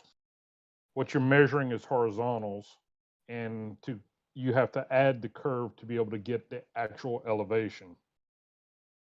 I mean, the key thing is, Brian, that people using the procedures that Larry is talking about gives you the right answers, and buildings and things and bridges and long structures all work. They wouldn't work if you didn't make those So when I went down the coastline here at Jack's Beach, it's showing me, I'm holding 4 foot with the, within reason. I'm holding 4 foot above the water, and it's, I'm holding that as far as I went. Granted, I didn't go as far as I should have, but let's say if I went 3 miles and I keep maintaining 4 foot, why would I have to correct that? How frequently what are you making, like a chain of 100-foot measurements, or making a single observation 4 miles away? I'm doing it 2 ways. One, I'm just going point to point. And the second one is I'm going from the top of the beach, looking down at the water, basically going, measuring the middle and projecting that to the last measurement, the previous measurement, and the next measurement. So I'm shooting perpendicular to the water, and I keep transferring my measurements as I go along, about 100 feet each setup. So I'm getting 3 shots set up.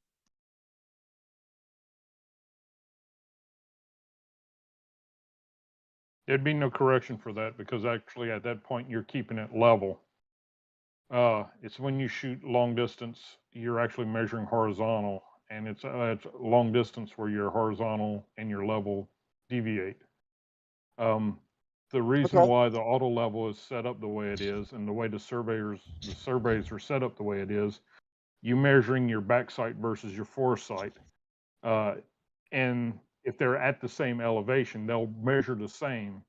But if you actually take the height of your instrument into account, you'll get the curve. Basically, your instrument's going to be Abby, higher are than you the two are you a elevations. surveyor? Are you a surveyor? I'm sorry? Just out of curiosity. Are you a surveyor? I am not a surveyor. I just work for a Will survey company for a very long time. Will you let Larry respond to the surveying questions? I sure can. Sure. Appreciate it. No offense, Abby. Right, but Brian, do you understand, Brian, that doing a surveying task, even if you have multiple steps in it, if you have a backsight and foresight the same, you have eliminated Earth Right. curvature and refraction. Do you understand that? Right. So if you're going to use differential, in other words, I don't have to measure every time I change my position, it transfers that for me because I'm changing angle is what you're saying. I didn't understand a word of what you just said. I'll say what I wanted to say again. Do you understand if your backsight and foresight are the same, you have Yes. eliminated curvature? Yeah. And it would be Great. the So in which same case, if it was right, so in which flat, case, it'd be the same thing though, right? right. So there you go. So in other words, if you do keep your backsights and foresights the same, and you use your differential leveling, and you have a post, you do not need to account for Earth curvature, because by the mere fact your backsights and foresights are the same, you will be able to transfer your backsight height to the foresight will Right. work. That's what I'm saying. So in other words, if I'm on a sphere, I'm changing angles every time I set up, and by doing the backsight, it's Changing adjusting angles. for What that do you mean? angle. What do you mean by changing angles? I didn't understand that. Well, if I'm not changing angles, how would that help? I think Well, he's. by changing angles, if you mean that all vertical lines are radial to the Earth, and yeah, your vertical at point A and your vertical at point B are not parallel, that would be the angle that's been imposed, and that's why you keep the balances, you keep your backsight and foresight balanced, and you keep your observations limited to 50, 80 meters. Yeah.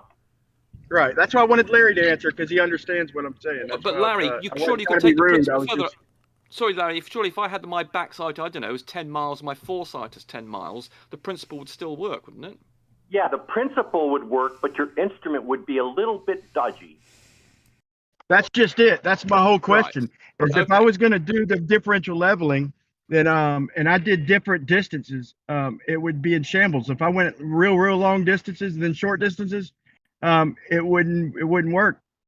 Okay, right. if you ran, okay, let's make a level run over those couple of miles, and let's always use a 250-foot backsight and a 250-foot foresight, and then we'll run it again where we only use 100-foot foresights and 100-foot backsights. Yeah, you'll get the same result. It'll be just fine if your instrument is top notch. No, I think Brian was pointing out if you use different distances for your backsight, but that's the point, Brian. We were saying it's crucial, and Larry was saying it earlier. It's crucial you keep your backsights and foresights to being the same distance, and then you eliminate curvature and refraction. Yeah, it's called balance. It's called No, balance. I understand the backsight foresight. I'm talking about each measurement being different. So in other words, my points in between would vary. Let's just blow that up so everybody understands. If I do a shot an eighth of a way around the planet, okay, and so I draw a straight line. I'm not going to do that obviously, but let's just say I did that. So and then I do a backsight to the other side, eighth of the way of the planet, and I'm shooting 50 miles in altitude. Just try and picture it. Okay, and then my next shot, I went 1 mile, and then my next shot, I went eighth of the way around the Earth. Okay, I did the backsight. In other words, in between, it may work point to point, but everything in between would be off. And I just use a crazy explanation. The way around the world. That's 3,000 Okay. miles. All right, let's look at it this way. If you're dealing with everything being about 6 feet above sea level, okay, and you're in the middle, and you look at the rod and you adjust the gun until you read 6 foot on the backsight, and when the guy goes around ahead of you, and you're reading 6 feet on the foresight, you in the middle will be lower. I have a quick, simple question for Brian. Brian, actually 2 questions. Are mountains level? No. Can you build a house on a mountain and make the house level? Yeah. But that's a curved surface or a non-level surface. How can you have a level house on a non-level surface? Well, let me ask you this. Look at Blue's Answer the diagram. question. No, I mean I'm answering it. Just yeah, you can do it by leveling the house. Asking a question. Okay, so By leveling the house. if you have an Earth that has a curved surface, can you build something level on that curved surface? Yes, Lale, you can by making it level. On either model, Lale, you could do it. Okay. But the flat Earth doesn't have a model, so there you go. Okay, so on a flat Earth, on a flat section of Earth, I couldn't build a house on a level. If the Earth was flat, Wait, if answer the Earth was- question. Answer the yeah, question. On a portion of Earth if that the has Earth been was leveled, flat, you can build a level house. if the Earth was flat, then it would all work. And since the Earth is not flat, it still all works. There are different procedures in each scenario. One is reality, and one is the non-existent thought experiment. The problem with Brian's question about the house is houses aren't large enough. Like, you got a 2,000 square foot house, which is what, 200 by 200 or something like that. And Yeah, so yeah, that's not large enough to worry about.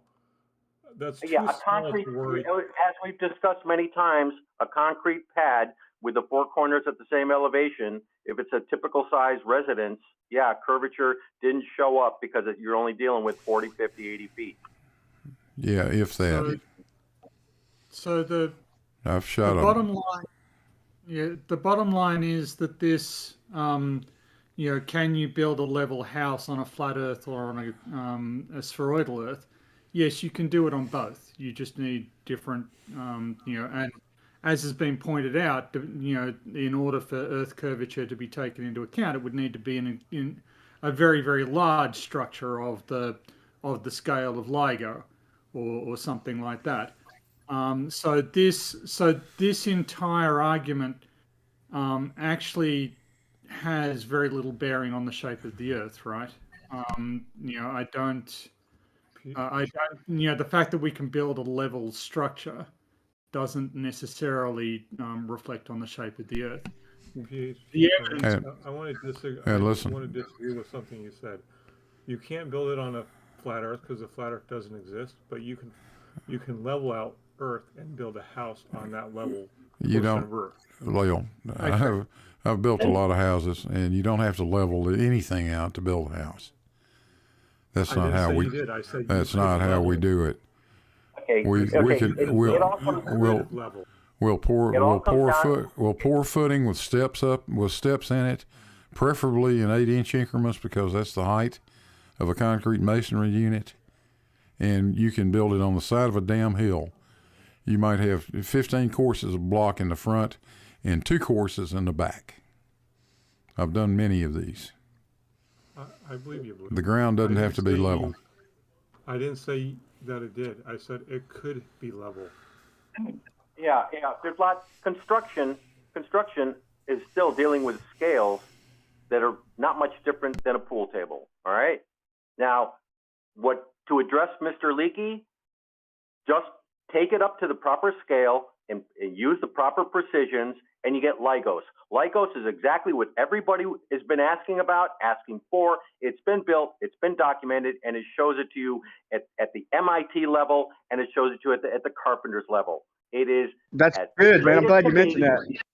It is as straight as can be, and it is not a constant elevation, and it is level. Right. I plan on checking that, man. I plan on checking that this summer. Good for you. Good for you. Yeah, I know. I'm very, very curious. I'm very, very curious, right?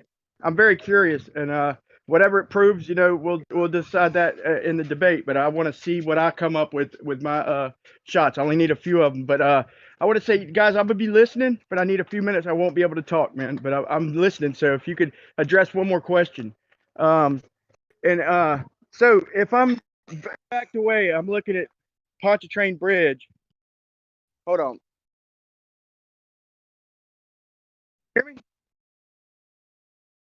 No, you're cutting out now. Yeah, sorry. Can you hear me now? Yep. Yeah, go ahead.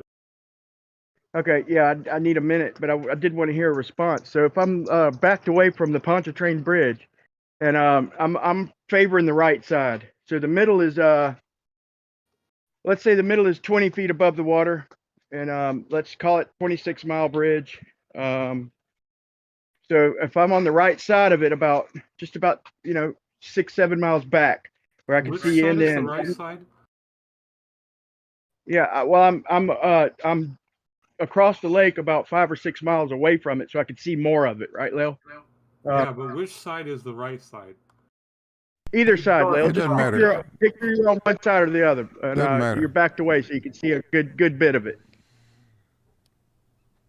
My question is so let's say the middle is 20 feet. Doesn't matter if it's not, Lale, just for example's sake, it's 20 feet above the water in the middle. At the end, it's going to be about 112 feet above the, or no, it's going to be 132 feet, the 20 foot plus 112 foot above the water. What is it? And that would be a straight line. That would kind of represent the way LIGO's curving up. A straight line would curve up. It would be. Yeah. So my question is, here's my question. My question is, would it look, if we're way off in a distance, observing the whole thing, and we see it rising above the water? I understand it's gradual and it's not going to be easy to see, but looking at the whole thing, at one end it's 20 foot above the water, at the other end it's 132 foot above the water. Is it going to look flat? Because in real life it would be a flat line on a globe, or is it going to look like it's curving upwards? Yeah, No, Soundly's it's photograph. Yeah, Soundly's photograph where he's looking down it. Yeah, it would be all different. That curve wouldn't be there. And the I'm fact not of the talking matter about is a all levels perspective. the same level. One side is not 120 feet higher than the opposite side. No, he said It's if it level was. to Right. surface level He of said water. if it was. Lale, he said if it was, would it look like a straight line? And I said yes. If it was 120 feet above the water on one end of the bridge and 20 feet 132. above the water, then Soundly's photograph would show that to you. Okay, try and get Sally's photograph out of your heads. What I'm speaking of is like Travis for Plain Truth's photograph is orthogonal distance. Let's say about 5 or 6 miles backed away from it. So you're looking at it perpendicular to where you're at, to your line of sight. The bridge is perpendicular, so you're not looking down it. You're looking side to side, and it's pretty much lines up with the horizon basically, and our vision. But I'm asking if we backed away. And we looked at, would it appear straight? Would it appear like a straight line that we just laid out, even though it's 132 foot on one side and 20 foot in the middle? Or would it look like it's curving up away from the horizon? And I'm just saying, for perspective purposes, what would it look like if it's a true straight line? Would it look straight, or would it look like it's curving up away from the horizon? It would look like it's curving up very slightly, because the farther ends of the two ends of it would be farther from you than the middle. And refraction means your line of sight to the end is actually curving down. And how much refraction there is that day would make it appear to curve up, but it would be appearing to curve up with a radius of like 63,000 kilometers rather than 6.3 thousand kilometers. Very slight curve up. And once again, it would only be looks like, and you'd have to pull out some instrumentation and make measurements, because looks like is the flat Earth #1 proof of that they're idiots. Anytime they say looks like, and then they're done, then they're done, because they're not using objective instruments. So well, it's not fair to call me an idiot, Larry, man. If I go down a beach, I said flat earthers. Are you a flat earther? Yeah, man. Well, I'm sorry then. I didn't mean to call you a flat earther idiot, because I called all other flat earther idiots except you. That's fair. But hey, if everybody, I won't be able to talk, I'm interested if everybody can answer that. And yeah, Larry answered honestly. So it's visual. So it's how it's here. So if everybody, if that's okay, Blue, if it could give me their description of what we would see, not what we measure, but what we would see if we're in the middle between the bridge, between, let's say we're right in the middle, looking dead on straight out ahead at the half of the bridge. And so we're a quarter of the way across. Basically, we're 5 miles back from the bridge, looking perpendicular and to our line of sight. The bridge runs perpendicular to our line of sight. And if everybody could picture that, we could see the middle and then the end to the right and the left of our vision. And my answer would be just like looking at the 2x4 that's warped. It looks straight, or it looks a little bit curved. But when you foreshorten it, then you'll know definitively. So I don't know what you would see as a thought experiment, and everybody could have a different opinion, and that's why opinions are like assholes. Everybody's got one. So that's why we use instrumentation tools. So the point that I would make is that A, this is visual evidence, and visual evidence is an extraordinarily unreliable way to obtain the shape of the Earth. B, what you're going to see is sort of like train tracks that are gradually diverging. So if you will allow me to finish, train tracks are parallel and they seem to converge. even if they were slightly diverging, they would appear to converge as they disappear off into the distance. So you're not going to be able to visually tell the difference because your eyes just aren't that great as measuring instruments. So the thought experiment that you're proposing, you're still going to see convergence as they disappear off into the distance because the rate of divergence between these two lines is actually very small as a rate of run. So the distance is increasing very large, the separation is increasing very slowly. They're still going to appear to converge according to the laws of parallax with refractive effects. And I would suggest that actually the entire thought experiment is without merit as a tool for determining whether or not the Earth is spheroidal. And I cannot stress this enough.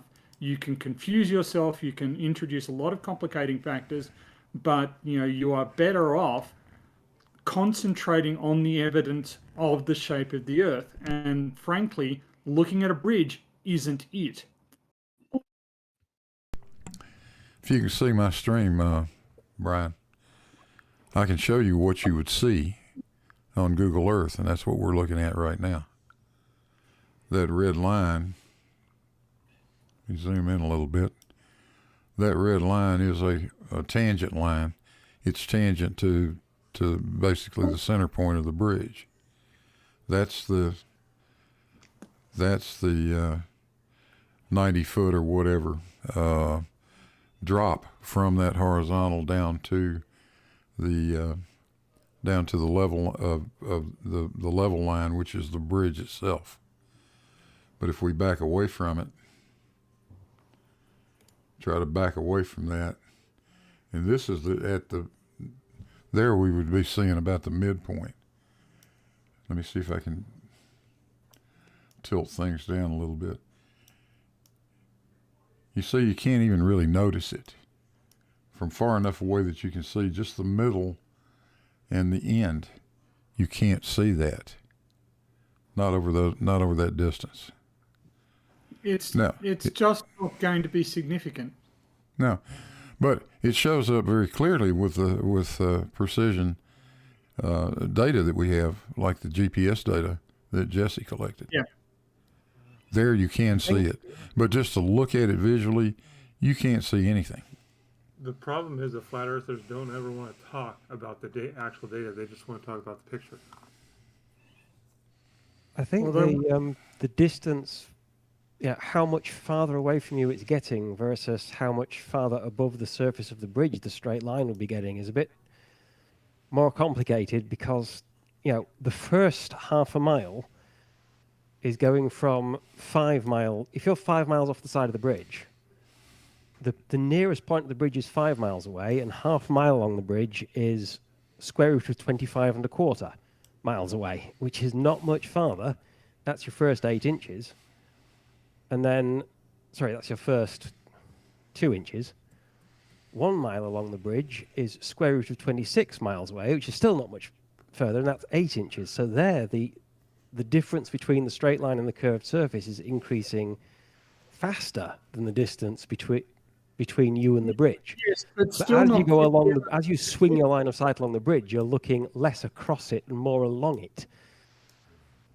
But again, it's still not fast enough to be detectable, right? I mean, the key question here is, the ability of the human eye to distinguish a straight line, a perfectly straight line, from one that is curved.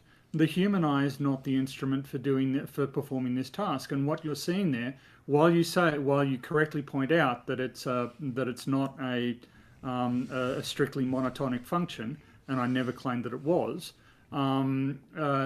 it doesn't matter. You're simply not going to detect these deviations with the naked eye. As you pointed out, from at one point, at your closest point, you're like 6-7 miles away from somewhere in the middle, and to the end points, you're 20 miles away. Yeah, and at 20 miles away, 100 feet isn't really just biting you in the ass. I was going to offer to try to do. I could do the very simple view, zero refraction. What does a straight line 20 miles long going straight across in front of you 5 miles away look like? But to do the one with refraction is a rather more complicated proposition, and I would need an actual set of points, set of elevations along that bridge that are a straight line. And because my spreadsheet does spheroid, not sphere, that's complicated. I have a question. Also, my spreadsheet actually did something really weird when I tried to do the view from 104 kilometers over the launch site in Texas. And I don't know what it did wrong, and I don't know why. So I'm a little leery of trusting it, even though I it have a seems to work. question. If we took the bridge the Pontchartrain bridge, and we made a diagonal line from each end, 5 miles, and made it converge in the center of that bridge, how far away would the center of the bridge be from that line? You mean if you go 5 miles out to the side from one end of the bridge and draw a diagonal line from 5 miles east of the north end to the center to 5 miles west of the south end?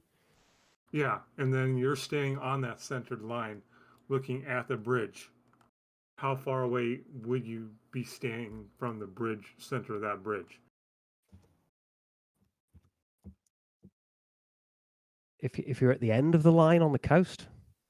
No. If you're in this where you draw the line to the center, so the two diagonal lines. Look at Blue's drawing.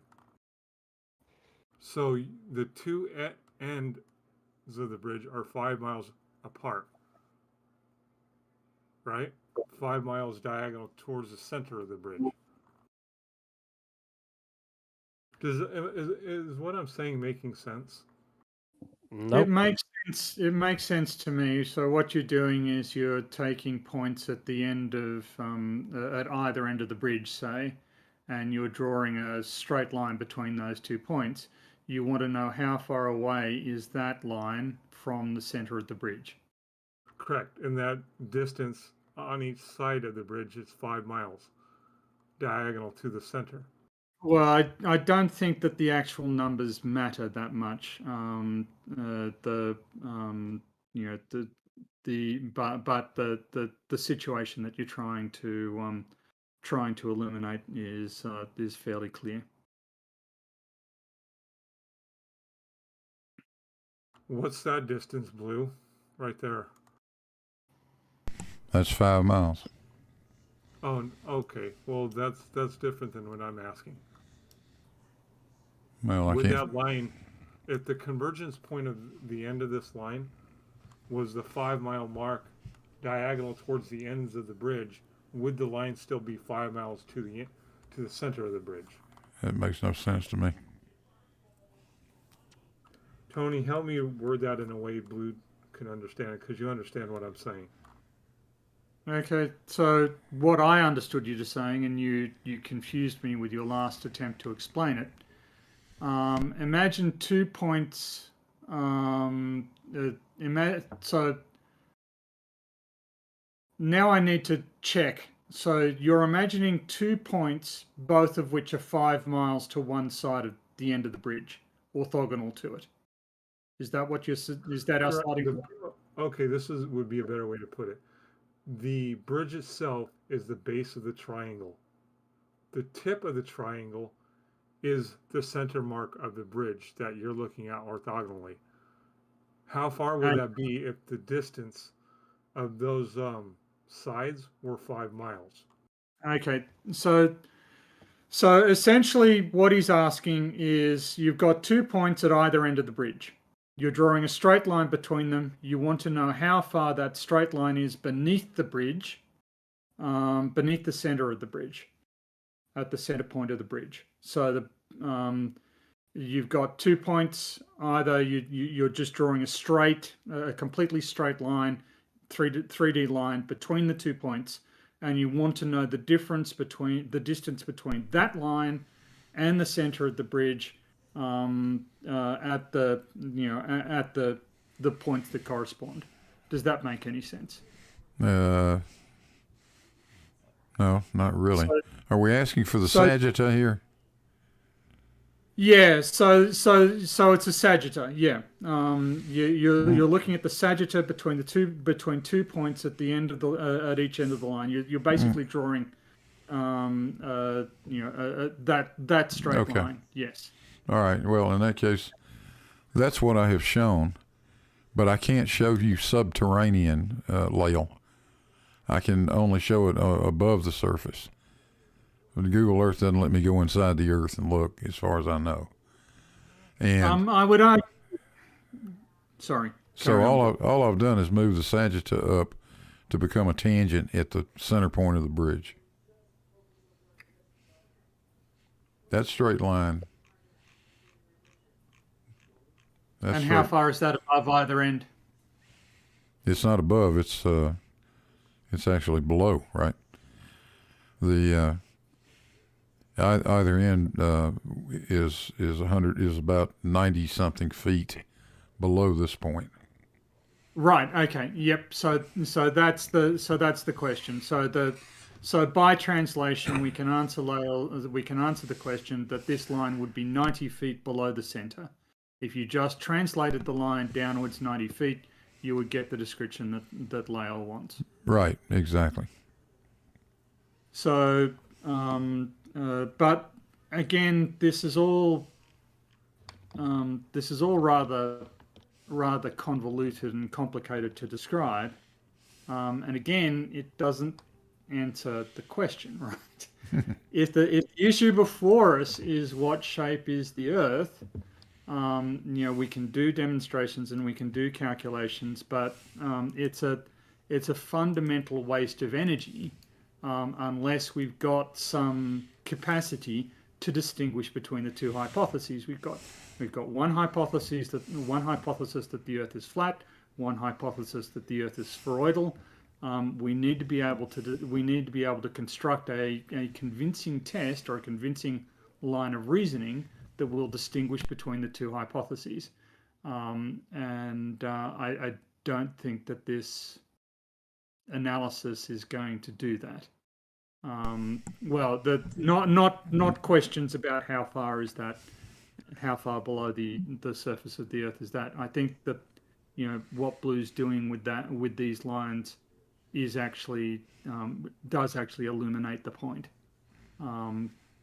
And we do this all the time. Like this is what gets me about this. Like Blue's done it many, many times, this sort of analysis, where on scales where the curvature of the Earth is important, or and he's examined case studies where this is the case. So I'm a bit confused. Sorry, it's early in the morning. I still haven't eaten breakfast. Carry on without me for a second. Sure. Yeah, shout out to the Sun Express for $5. And the note says, break a flirt mind. Find the angle to a star while it stood on the slope of a large mountain. Good thought. Yeah. All right, let's see. We're going to have to ban something here right away.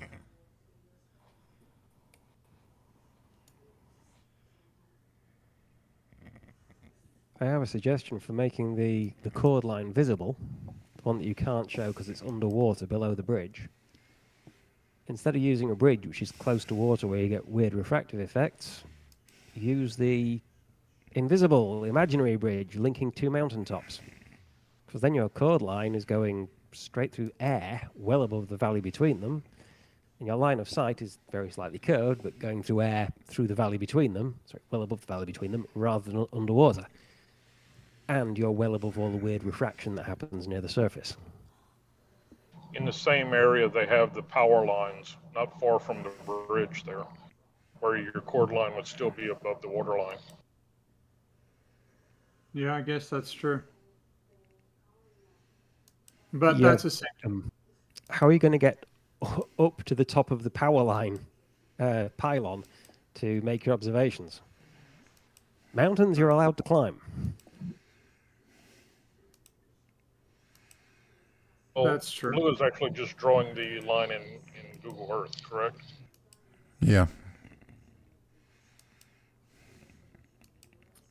And I mean that illustrates the point that dog was just describing. You can easily do it in an animation tool or some technical drawing package. It's not that challenging.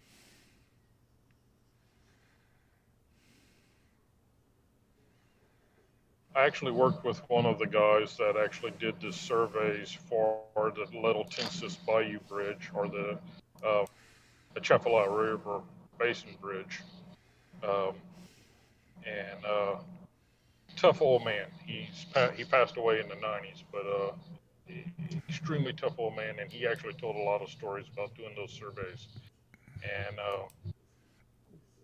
brilliant person. And it was neat the stories he told about having to do that work and what they had to go through to take those measurements. Yeah, surveying as of even 60 years ago was an incredibly arduous task over large distances, and particularly in remote locations like you can get in Central Australia or Central America. It actually was incredibly difficult. People paid an enormous toll to actually derive the shape of the Earth using surveying observations.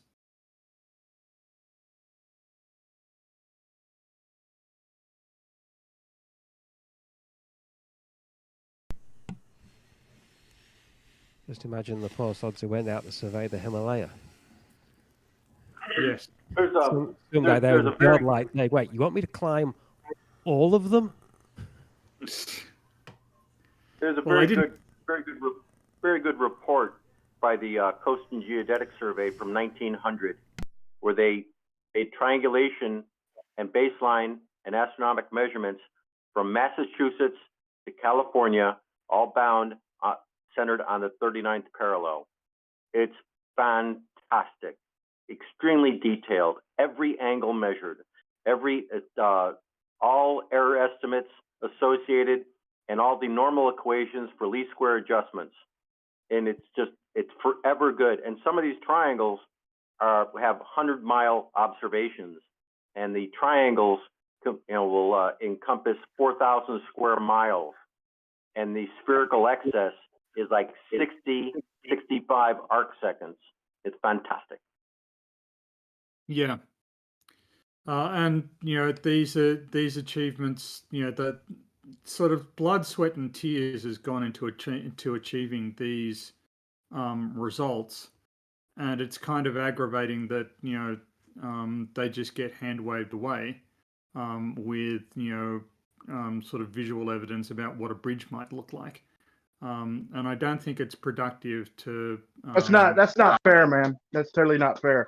The surveyors out there shooting elevations are doing one shot at a time, and if they're adjusted for curvature, that's fine. There's nothing disrespectful about questioning. If anything, you're by changing their measurements and adding anything at all to them, I'd accuse you of the disrespect to our forefathers out there doing the work.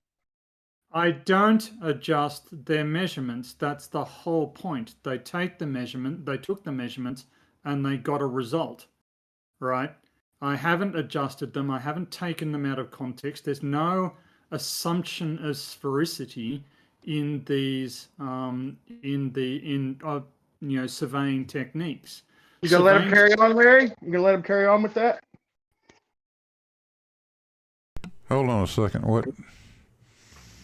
Of course, because as I said before, we're not changing the measurements, we're completing the calculation to determine the height above sea level. So you're completing, but you're adding and subtracting from the measurements, correct?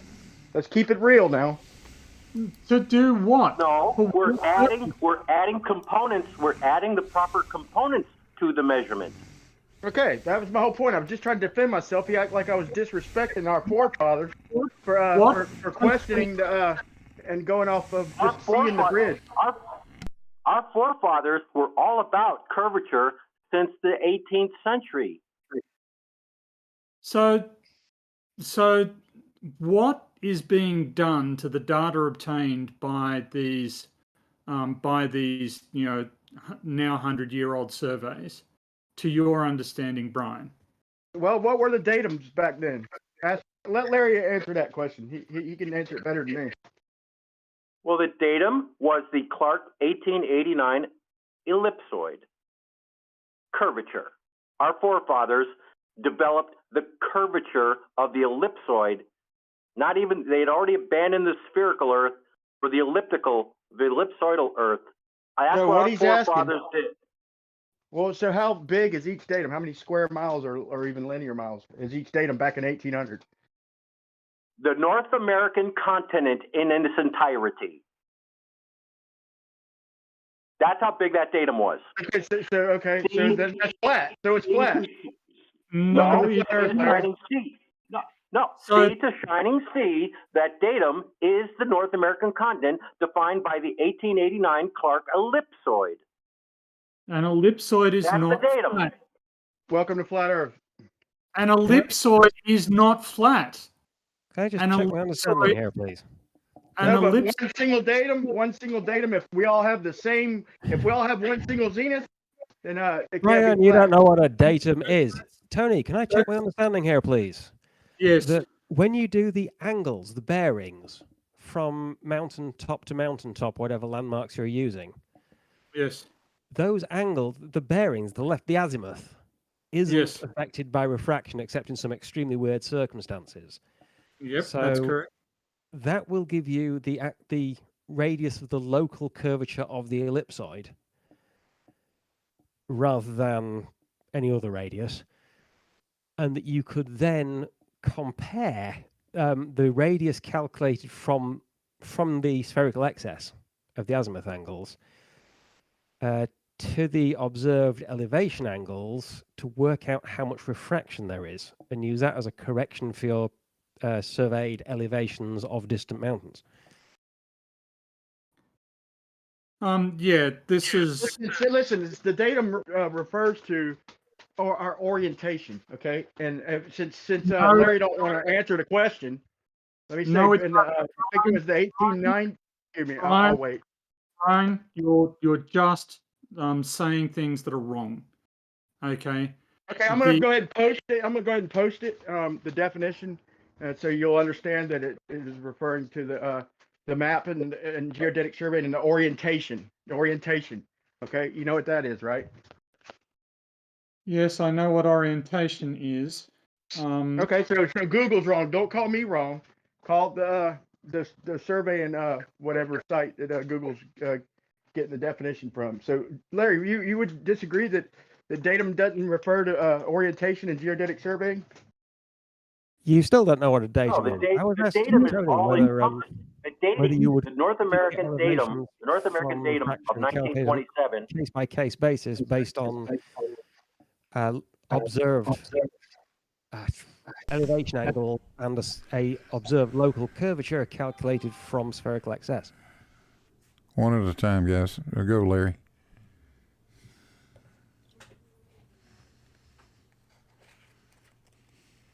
The North American datum of 1927 is based on the 1886 or 1889 Clark ellipsoid. It is all encompassing, and it is across the entire continent of North America from the Pacific to the Atlantic. And the North Right. American. When I say datum, I just posted in live stream. If you weren't finished, I'm sorry. So I don't know why if you're only referring to the vertical datum and the horizontal datum, they both combine to be the North American datum of 1927 and the vertical datum of 1929, and they're absolutely based on the ellipsoidal shape of the Earth. So that's what our forefathers. Brian, Okay, what I'm asking, Brian, my point was I just posted where it refers to the orientation. Okay, in Yes. geodetic surveying, and if I'm wrong, I'm wrong. But what I meant was, for fuck's Brian, sake, man. can you be quiet? Brian, if you look at the definition, how many times does the word ellipsoid turn up? He's rage quit. Okay. So yeah, I just looked at the definition he posted, and it says the shape and size of the ellipsoid and its orientation in space. His own bloody citation. yes, so it's not and it is so frustrating that he won't be quiet long enough for us to explain what an ellipsoid even is. And how it's used in representing positions of points on Earth's surface. Points on Earth's surface aren't on the ellipsoid in general. Some of them are, but you have to give an elevation relative to that ellipsoid. And that ellipsoid is strictly defined in space. And it's Okay, I would have thought by now that now here you go. All vertical lines are not parallel. They're radial to the planet. Well, by the way, all lines that go due north, if they're separated east and west by even a little bit, they're not parallel. So the geodetic datum all goes to true north, and if you depart east or west even a little bit, you're no longer dealing with parallel lines in your true north orientation. Much like your vertical lines are radial to the planet, and by any separation, they are not parallel, they're radial. I would have thought by now you gentlemen would have figured out it's not worth talking to Brian. He is thicker than molasses in the month of January. Real quick, guys, a shout out to John Rapp for $2 Australian. John says, my tithe to the globe earth religion. Hail Sagan. There you go. okay. Brian has rejoined the chat. Brian, do you know what an ellipsoid is? Hey, let me get a voice check real quick, please. Yeah, you're okay, Brian. Thank you. George is Okay, echoing. Do you know what an ellipsoid is? Man, come on, dude. It's a yes or no. Do you know what? Okay, maybe. Okay, I'm gonna say no. I don't. How far off of a circle does a shape have to be considered an ellipsoid? Could you answer that for me so I know what an ellipsoid is? Any deviation at all from perfect sphericity that involves a uniform ellipticity is an ellipsoid. Okay, so is an egg an ellipsoid? Just so I know, because No, an egg is not an ellipsoid because it's not symmetrical. is a pear an ellipsoid? No, pear is not an ellipsoid. Okay, because when I was looking at the old films from documentaries, informative videos from the Navy, they were about the satellites. They were describing all about it, and they said also the southern hemisphere is larger than the northern hemisphere. Would that be considered ellipsoid, like pear shaped? So an ellipsoid. Dealing with the triaxial ellipsoid is a very, very, very slight difference from the biaxial ellipsoid. So slight that we just deal with the biaxial ellipsoid and not the triaxial ellipsoid, which is at the threshold of measurement. It depends on your definition of datum, right? Different people use different definitions of the datum, and some of them, for example, the GCOM 08, I think, or GCM 08, is that's defined by what 2000s degree 2000 spherical harmonic expansion. So that's not even, ellipsoid is an approximation. So when we say that we're using an ellipsoid, it's the easiest approximation to the shape of the Earth, but it's not actually the shape of the Earth. So what's the margin of error? What would be the margin of error for so an ellipsoid? So I think what Larry's referring to is the fact that if I'm not mistaken, that it's larger north to south than it is like around the equator. It'd be larger. Is that what you're referring to? And number two, what is the margin of error as far as the circumference? How far could they be off? Depends on your need. It depends on your need. Brian, an ellipsoid. So I think that Brian asked a question and we need to answer that. So the So the circumference around the equator is larger than the circumference around the the polar circumference. Okay, the equatorial circumference is larger than the polar circumference. Brian, the Earth would be called an ellipsoid of revolution, where you're revolving it around the longest axis from north to south poles. Let's- Got it. You're going around the equator, you get, if you did a cross section through the equator, you get a circle. An ellipsoid in general has all three axes of different lengths. That if you take a slice of an ellipsoid along three axes, the X, Y, and Z axis, you get an ellipse in the profile. But it doesn't have to always be symmetrical in the sense of being an ellipsoid of revolution. Roger that. What he just said, the first guy who answered said that it depends on what I'm using it for, George. Well, no, I mean, in a sense, a sphere, a perfect sphere, is an ellipsoid. It's an ellipsoid in which all three axes of the are all the same length. Right. So you would agree with me that it doesn't. So reality wouldn't change depending on what we're basing it on or using it for. Reality is reality, right? Well, the term ellipsoid just refers to a general 3D Well- shape in which, if you take slices along the three axes, you get an ellipse. A circle is an ellipse with an eccentricity of 0. Okay, if Fair you'll enough, pardon, man. Fair enough. Hold on a if you'll, second. Let Tony finish. if you'll pardon my observation, that was completely unresponsive to Brian's question. And I feel I am getting quite frustrated here because Brian is asking questions that actually deserve technical answers, and he's getting questions that are quite waffly. Yes, the shape of the Earth is quite, the genuine shape of the Earth is quite a complex issue, which was what Brian's question was getting to.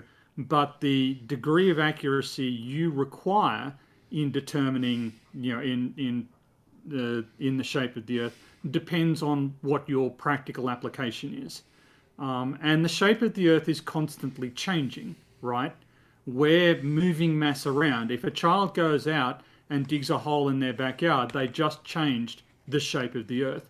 If an earthquake occurs, it just changed the shape of the Earth. The shape of the Earth is constantly evolving. These changes are generally so small that we ignore them, that we don't take them into consideration when we're doing our analyses. But when you can get too technical about this thing called the shape of the Earth, because it is constantly changing. We just don't notice it changing at the rate that it's doing. For instance, Hudson Bay in Canada is actually uplifting at the rate of about a centimetre a year. And this is going to go on for a few more thousand years. So Earth is constantly evolving, and this makes analysis of the Earth extremely, if you want to get precise about it, if you want to trace the movement of continental plates, you need to really dig down and assess every possible source of error. But if you're just talking about the elevation of a bridge, an ellipsoid is fine. That's all the accuracy you need, right? So that's what the first speaker was saying when he answered that question, and he said, how precisely you need to represent the shape of the Earth depends on the application that you're using it for. Does that make sense, Brian? Yeah, it does. That's about as thorough as an answer as I could have expected with an example. And you even white knighted for the first comment because that did strike me as kind of like reality changes depending on basically what reference I'm using it in. But so that's a good answer. I got a pretty good understanding of the model, but I'm still trying to learn. But Brian, if you're dealing with something of only a few hundred square miles, like a citywide engineering network, you can use spherical. But if you're dealing with a statewide or multi-state, then the sphere will fail you and to significant measurement, and then you're going with the geodetic ellipsoid. Yeah, Okay, and I see. if you're operating over the scale of a house, you can just assume that the Earth is flat, right? That's a good approximation, right? The flat Earth approximation is widely used in engineering, in industry. It is a very useful approximation, but it just gets less and less accurate the more the larger the scale you operate on. And it will show up in your elevations. Let me say this. If, for instance, you take the raw elevation data for the Pontchartrain Bridge, and just apply the ellipsoid to it, your elevations will be off by maybe as much as 25 or 30 meters. You've got to also apply the geoid to it. There is a difference. Exactly. Really? Yeah. Yeah, really. You can see that Yeah, on the GPS. It gives you the ellipsoid and geoid separation in the GPS. Yeah. Let me make one special request. I would request that everybody don't tie in everything I say from this point on to tie in with my bridge observation. That was just one point. But but to leave that behind, I would say the end of that, the reason I was asking that is just for a visual purpose, for a starting point, and the fact that if we're looking at the bridge in our vision from side to side, we're going to see, it progressively getting higher and higher. So the last mile is going to be rising up above the horizon faster than the first mile, significantly faster. And at the end, we're going to have about 130 feet, whereas the beginning we had 20 feet. So I'm just asking what it would appear like, because it would, I mean, the honest answer to me is it would appear like like it's rising up, like it's not flat, but no, it won't, Brian. And the easy, so have you've got to have seen sort of train tracks as they disappear into the distance, they converge on one another, right? Sure. Yeah, okay. So what you're asking is essentially change one of the train tracks very, very slightly. Okay, so that it actually moves away from the other train track. Looking down the train tracks, you're still going to see them get closer together. Okay. But the only thing we can refer to is the horizon, though, real quick, Tony. The horizon would be the only thing we would have reference to give it any shape at all. And compared to the horizon, it would be curving up, Compared to the horizon, the any curvature that you might see is very small in relation to the distance over which you're making the observation, right? So any deviation between the bridge and that straight line that you're proposing is going to be indistinguishable to you over the distances that you're looking, okay? And that's the problem. So you're right that there is going to be a steady divergence between bridge and straight line. If the spherical Earth model is correct, that would be the case. But you're not going to be able to see that difference just with the naked eye. It's not going to be large enough for you to discern, and that may sound unsatisfactory. But as has been mentioned by other speakers, you need very detailed observations in order to detect that. You need instrumentation. So your answer is it would look flat. It would look flat, and so would the horizon. It would look flat compared to the horizon. Is that your answer as far as the appearance of it? My appearance is my statement is that you would not be able to tell the difference between the bridge and the straight line. So from 5 miles away, we can't see a gap between 132 feet and the except bottom. Except that the 132 feet isn't 5 miles away. The 132 feet separation is way down the other end of the bridge. Right, so it'd be about what, 5.5, it'd be about 6 miles, 6.5 miles. How long is this bridge? Well, it's the hypotenuse. I'm just using a 13 mile for demonstration. I'm just using 13 miles, so it'd be the hypotenuse of 5 miles and a 90 degree angle, right? No, what I heard you say is you're 5 miles away from the middle of the bridge and looking to the end, which is from that position. Right. That position will be more like 18 or 20 miles. Yeah. Wait. What I meant is we're in the middle of the 13, so it wouldn't be a right triangle. I do take that back, Larry. You're right on that. But I would say we're in the middle. We're 5 miles away from the bridge, but we're in the middle of our viewing section. In other words, to the left side of our vision that we're looking at the bridge is 20 feet above the water. To our right side is 132 feet above the water, or close to that approximately. And we're in the middle of that section. So the total span of the bridge that we're seeing out in front of us is 5 miles away directly ahead of us, and 13 miles in width, 6.5 one way, 6.5 the other. So it'd be a equilateral triangle, right? Or no, it wouldn't, but it would be isosceles. If you're in the middle of the bridge and 5 miles away from the bridge at its closest point, the end points are going to be 18 or 19 miles away from you. Let's make it 6.5, just to make it an equilateral triangle. Let's say we're 6.5 miles away from the center point of the triangle of a 13-mile stretch. It's not an equilateral triangle, Brian. If you've got 5 miles in one direction and 6.5 in the other, then the length of that hypotenuse is just under 8 miles. Let's make it 6.5 miles away from the bridge, and a 13-mile stretch of bridge, and we're 6.5 miles from the center, straight out. So let's slightly. Then you're slightly more than 8 miles away from the hypotenuse down to the end of the bridge from where you are off to the side is 8 miles away. Right, it's going to be 8 miles. Got it. So it's okay.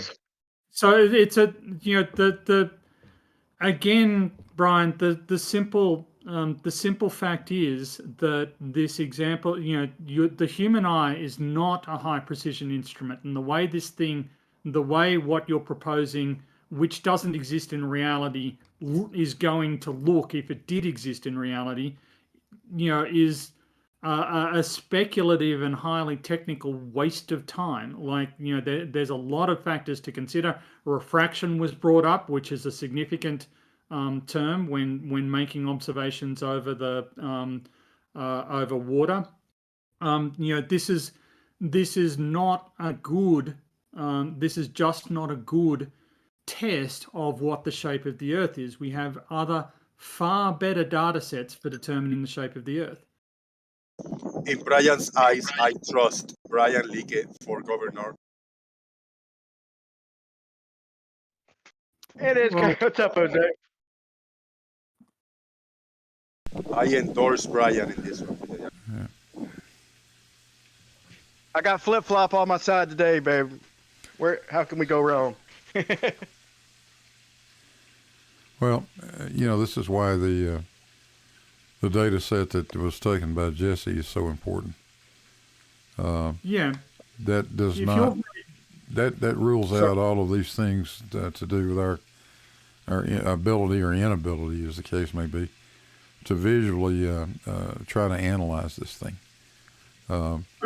You've got GPS data there that accurately positions Jesse's GPS receiver right down the lane of the bridge, and at the right elevation above the water. Jesse used the beginning of the bridge for his tangent. No, Brian, I'm not talking about. I'm talking about just the. Jesse used the beginning of the bridge. This is why I thought he disappeared. He used the beginning of the bridge for his tangent, and then gave it a hump in the middle also. No, I sir. thought that's why he kind of disappeared. No, sir. That's not what he did. That's not what I did. Not at all. We plotted we threw out the geoid data, the ellipsoid data, just the raw XYZ data. And we plotted those XYZ positions at the beginning, at the middle, and at the end. The point in the middle is not in line with the two endpoints. It is 90 feet above it. When you say raw, okay, so it's a hump. Not a hump. A bulge. Say a bulge. I know you don't like humps. No, it's not a hump. A bulge. It's not a hump. It's equal. They're essentially equal distances from the origin, of the GPS Like a red- system. What do you mean when you say raw? When you say raw data, like raw, like there's no map, we're not putting it on any map. I It's mean, just it is. in a blank space. No, when I say raw data, what I'm talking about is there has been no ellipsoid model applied to it. There's been no geoid model applied to it. We're talking So about with the- absolute these vectors, absolute coordinates? distances from the origin, the ECEF origin of the GPS system. Okay. X, Y, Z, Yeah. So Cartesian Cartesian coordinates. So the positions of the GPS at which the GPS readings are taken are given in Cartesian coordinates relative to the center of the Earth. There's Right. been no subsequent interpretation of them into latitude and longitude or height. Right. Nothing has been fiddled with. It is just the actual position in space of those points. In space. Okay. Now I've heard that it says not to be confused with the center of the Earth because it'll be wrong. The ellipsoid, you're not going to get accurate measurements from the center of the Earth due to the fact that it's not a perfect sphere. And when you say raw, that's why I was picturing in free space. So if we're getting GPS data, so we have to map the satellites that we're getting information from on Right. something, right? Are they level It's across, not- straight no, across? no, no, Are it's they not. curving? Brian, it's No, not. they're not. It's not mapped. It's trilateration. All right. The GPS So the- satellites are not telling us where Exactly. anything is. GPS satellites So- are simply transmitting information. Go ahead, Tom. So if you want to get really precise about this, then you have to solve for the positions of the satellites, as well as the positions of the receiver. So the center of the Earth ain't got nothing to do with it, then, right? The center of the Earth is that was a false statement. So you need to define what you mean by the center of the Earth, because the Earth has a few centers, right? There's the center. What the GPS satellites are orbiting around is Earth's center of mass, right? So they're Wait. That's in your raw data? You got satellites orbiting? You're using satellites up there and just saying, nope, they're orbiting, and then giving me the information and calling it raw? So Brian, you need to listen to explanations rather than leaping straight to outrage. So when you are doing solutions, you don't make any assumptions. If you want to do a complete solution, and people in my group do, they solve for the positions of the satellites. So they assume that the positions of the satellites are unknown. We don't know what they are. We need to solve them. We don't assume that they're in orbit. We don't assume that they're obeying Newtonian physics. We solve for the positions of the satellites, and we solve. For clarity's sake, so in other words, it could be a straight. They could be going straight overhead with a straight baseline, or a curved baseline and curved down below would be the same thing, right? Yeah, we don't make any assumptions about the nature of the satellites when we're doing a full inversion, which is what you need to do. And this is getting back to what the previous guy was saying, that it depends on your applications. When you're just navigating on the street, you don't need to solve for the positions of the satellites. You can assume that they're roughly well known. Right. But if you're doing very, very precise calculations, then you need to solve for the positions of the satellites, and they're treated as unknowns. We derive them, so we can tell that they're not in a straight line. We can tell that they are, from the solution, that they are ellipsoidally distributed around Earth's center of mass.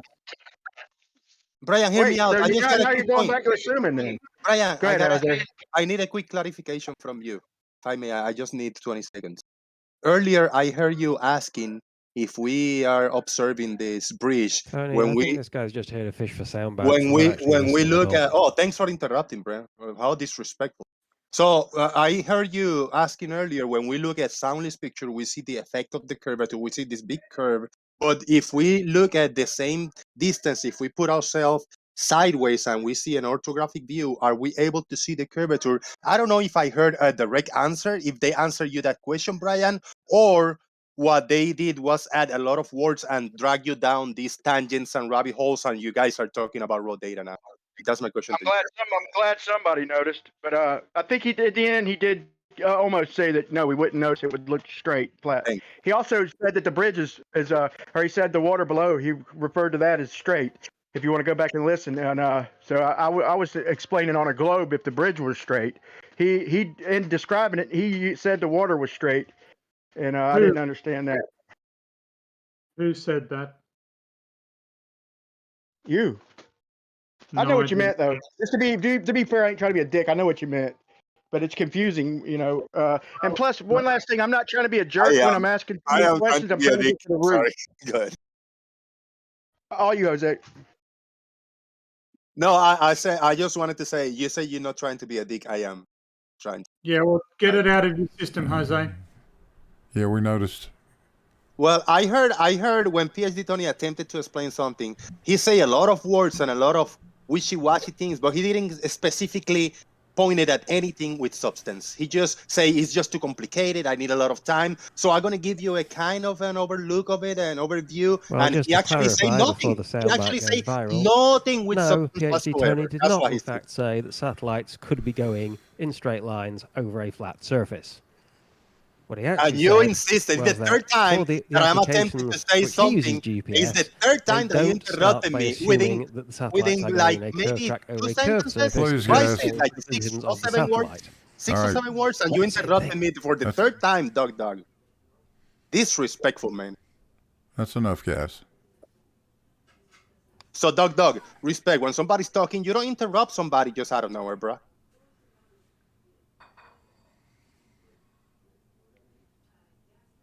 Are you finished, Jose? What question Well, do you... I mean, Hold on. after I got sidetracked, yeah, I guess.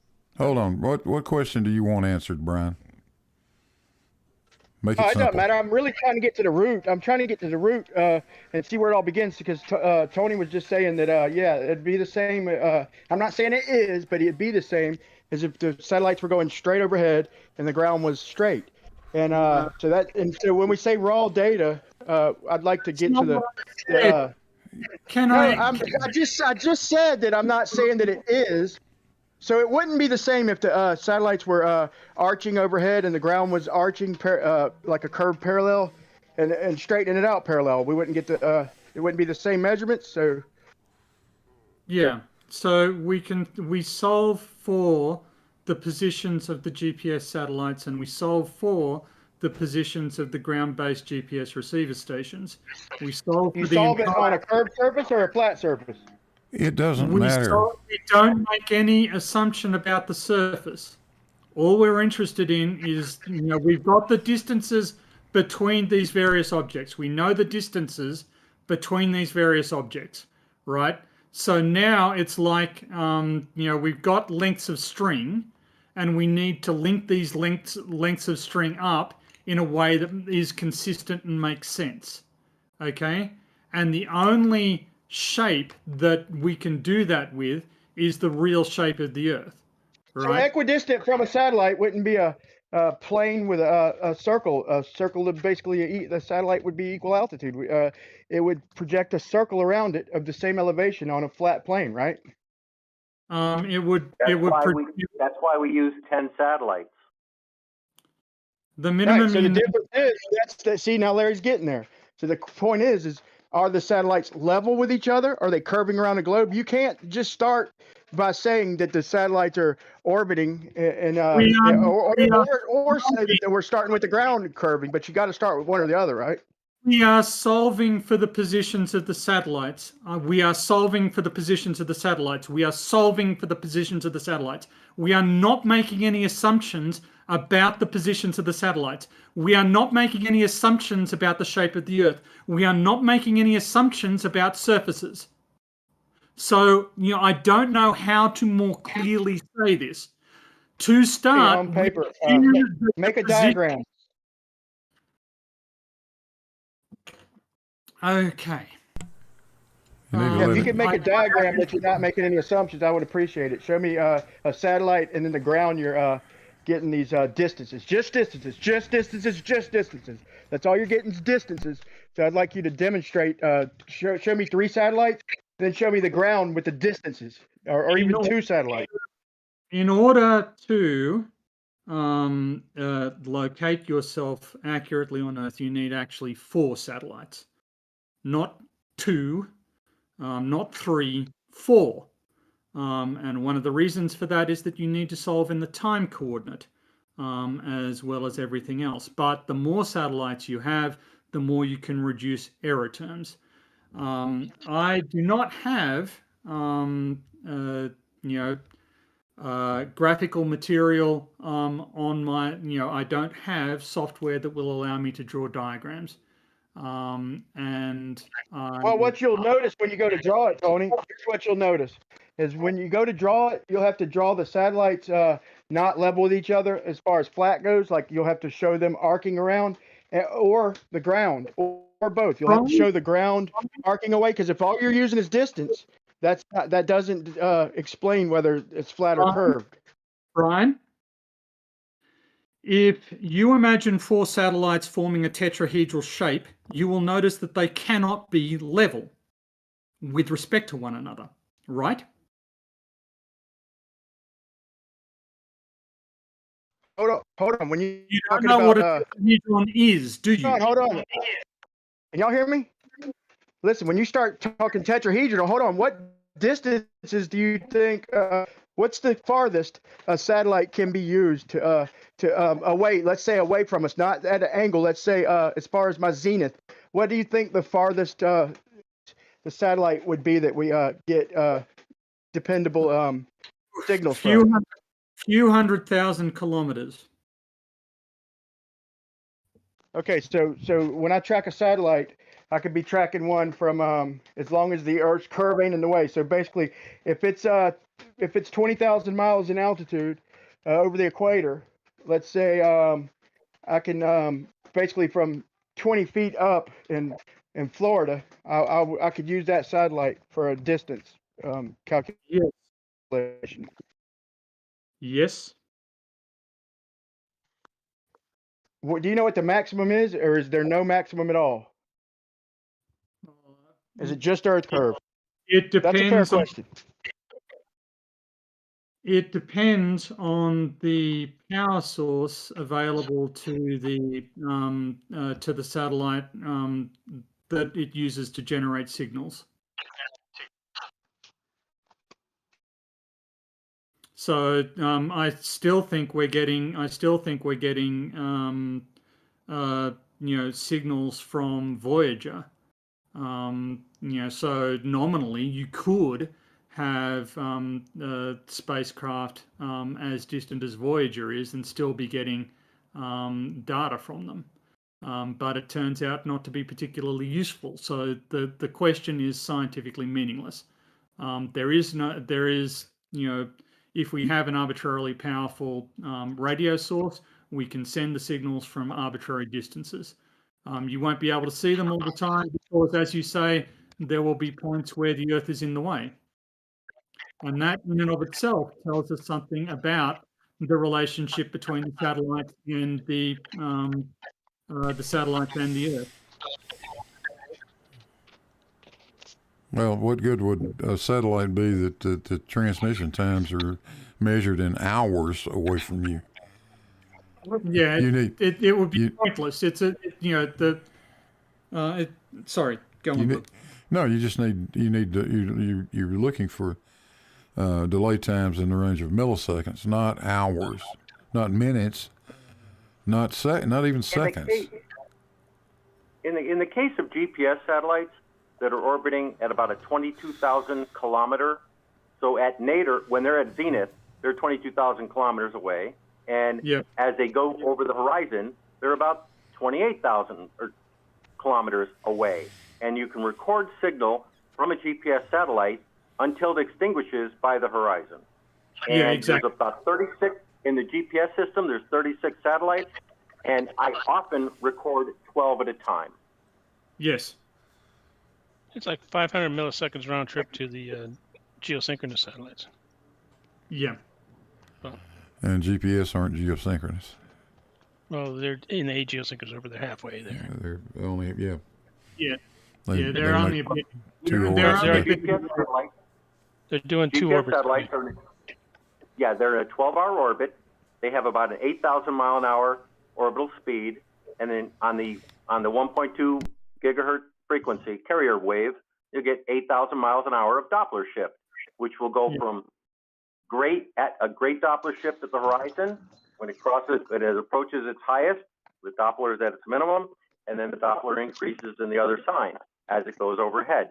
So we know where all the satellites are. They're monitored and maintained, and in Jesse's application, relying heavily on the ephemeris that is published by the Navstar agency that tracks them diligently and publishes their position in GPS time, and the array of all the time delays from all the satellites at the receiver make one giant simultaneous equation. And the position of those satellites are in XYZ of Earth-centered, Earth-fixed coordinates, of which 0, 0, 0 is mass center. Yeah, that's exactly And right. it all comes together, and with that giant simultaneous equation, you get your position easily in the sub-decimeter range on a hangover.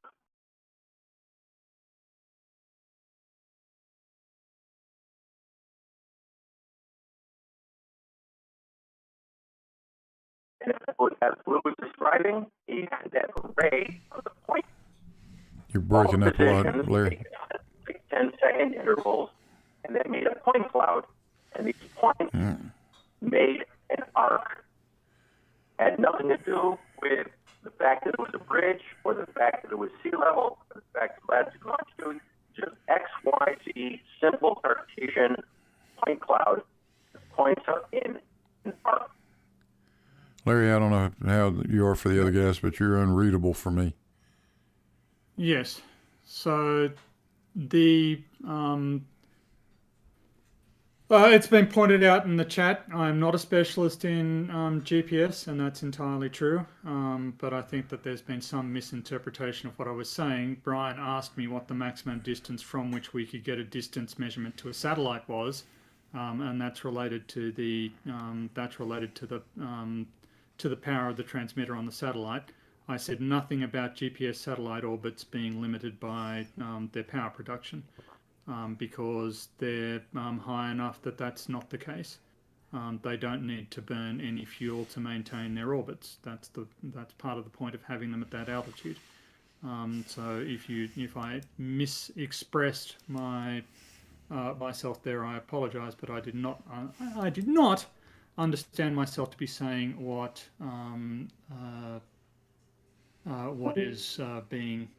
is being said there.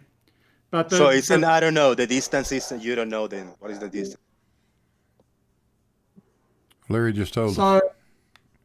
So the the GPS satellites are at about 20,200 kilometers, but that's not the maximum distance.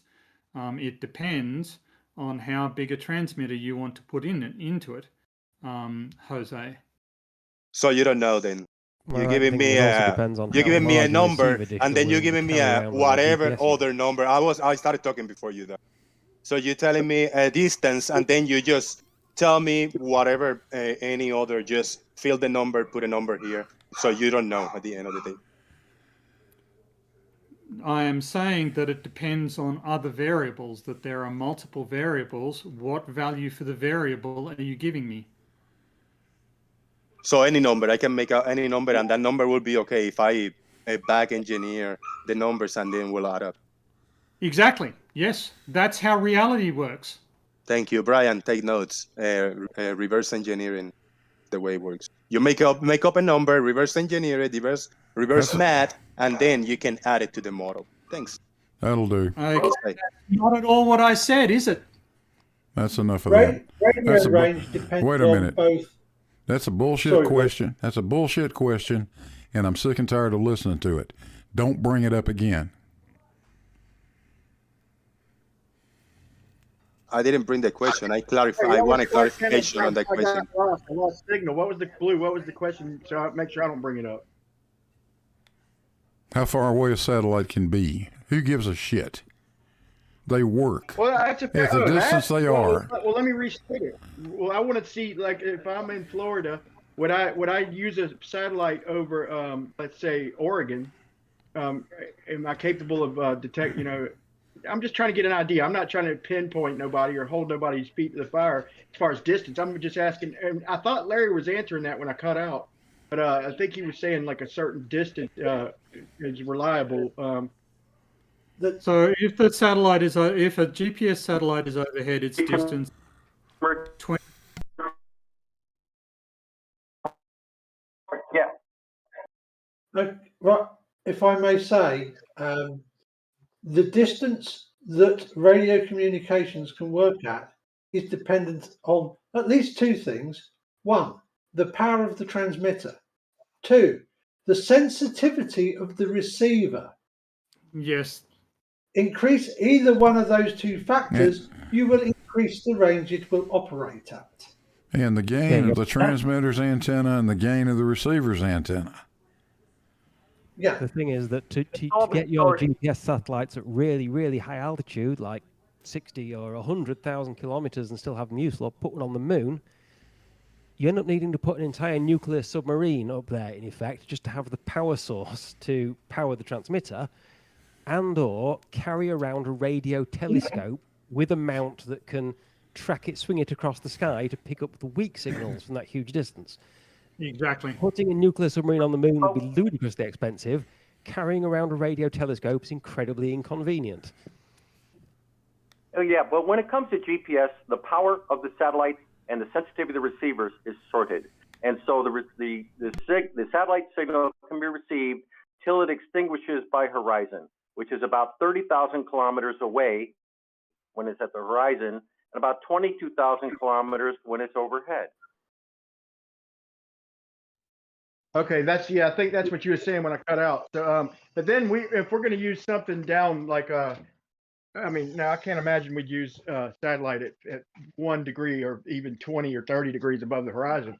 I mean, then we'd have to start correcting for all kinds of shit, refraction. No, there's no refraction here. We do. So there are deviations due to traversing the ionosphere.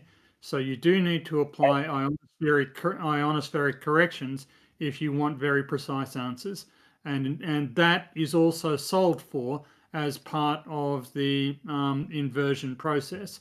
So the character of the inversion and its influence on the path of the the GPS transmissions is included in the inversion process. So none of this data is raw. Then we can't use the word raw data. It's all corrected and all this shit. I'll use any fucking term I want to, Brian. When I said raw data, I'm talking about data that has not had the geoid or the ellipsoid applied to it. That's my term, raw data. If you don't like it, get the fuck out of here. I wasn't using your example, Blue. I wasn't even talking about your example, Raw. I cut out, man. I had to rejoin. I was talking about earlier when we were talking about when he mentioned when Tony mentioned drawing it on a map, like plotting the raw data. My problem is if we're going to plot it on something, I'm trying to get to the source. So what is raw? When we plot it? If all we're plotting is distances, then what's to distinguish two straight lines? A line that all the satellites are on? Because he used a tetrahedron earlier. So what's to say that you're not just flipping the tetrahedron over? Okay. Let's define raw. We have the signal, the digital signal that's coming over the carrier wave from the satellites that's returned at the receiver. And that makes a file of a dozen satellites over a long period of time that has made phase counts, Doppler shift counts, fractional phase counts, signal strength counts. That's raw data. Of course, you can't do anything with that without processing that into a position file, a point cloud. Now, at Blue's level, the point cloud is the raw data because it's just a point cloud. It is not a latitude longitude map. So you have raw data, which is signal data, and you have raw data, which is the position point cloud. Blue has the position point cloud. That's the source he has, and all calculations were done on the point cloud. They were not done for him. Yeah, good answer, and I'm good with that. Like I said, I didn't mean Blue's version of raw. I meant raw like according to plotting it on the map. I didn't mean the raw data like what the satellite signals give us. I'm good with that. That's not in contention. So basically, if we get a signal from a satellite, that basically gives a circle. So we got all we really have. I mean, for all intents and purposes, is a circle and a distance from the satellite, from one satellite, right? Correct. And that's why we have 10. I routinely record 12. And when I do my processing, I'll record down to about 10 degrees above the horizon, because that ionospheric delay is presented in the data itself. GPS satellites with a high-grade receiver have on 2 carrier waves, and those 2 carrier waves have different propagation delays, and that is a direct reflection of the ionosphere, so that each satellite will have its own unique determined delay due to ionosphere because of otherwise the it would be flat. Otherwise it would appear flat, right? Flatter no, anyway. Yes, no. With refraction, so without the refraction calculation, it would appear flatter. No, okay, now I'm gonna say no, flat. no. Okay. Well, then I'll back off it if we're not going to be honest. No. The refraction that we're talking about is in signal delay, not in angle. Right, signal delay, which interprets distance. It reinterprets the distance. That's why there's 2 carrier waves, so that minute effect in that delay is accounted for at the time of recording of the data. So is before, okay, let's just say refraction. So before the refraction adjustments, even whether they are or not, but just with any calculation, before refraction, it would appear flatter, or no, it would be minuscule. It would be minuscule. It would be further away though. It would be further away, applying a line not bending, getting progressively closer to us. Yeah, further away, like a meter. Right. Yeah. So that's the whole difference. So y'all are talking about determining 1 meter, which would be the difference between a flat line and a curved line on the Earth, or a baseline on the Earth. You're talking over 1 meter would be like 200 miles, and that's not a very big difference, man. No. In the trilateration result, all the distances from the satellites, if there are 1 meter errors of some of them, then you still get a position very close to then if you accounted for that ionospheric delay. Because instead of a pinpoint, you now have a manhole. Okay, not hundreds of meters different, not thousands of meters different, but the difference between decimeter and meter. So what is the difference on a flat line or over 100 miles? What's the distance difference in a flat line and a baseline on a sphere? What's the distance difference? Not much. Very little, Brian. Right. So to determine, whether it's curved or flat, we would have to know how the satellites line up with each other. I don't care what anybody says, no, or what. We would absolutely have to know where the satellites are compared to one another. Yep, yes, we solve for that. We solve for satellite position. We don't treat them as known. We have enough information from all of these signals that have been received, from the GPS satellites and between the GPS satellites. We have enough information that we can solve for the position of the satellites. That's how we know where they are. No, can you draw a diagram of the satellites from the distance? Brian, the fact that you don't understand it without a diagram is frankly idiotic. And Tony, I understand exactly what you're saying. I want you to draw it so I can explain my contention. You don't understand my contention. I understand what you're saying. Then you draw it. Whether you agree with my contention or not, I don't even think you understand what I'm saying. You draw it then, Brian. Draw it and show us I what need you're him to talking draw about. it. I need him to draw it because so I could use his drawing to describe my point. You know what you want to describe. You make the drawing. Jose, draw me 3 satellites and or 4 satellites over a hemisphere and 4 positions on Earth. Jose's the artist, man. Rumpus is here, man. He does it on the in his program, man. He's pretty quick about it as of lately.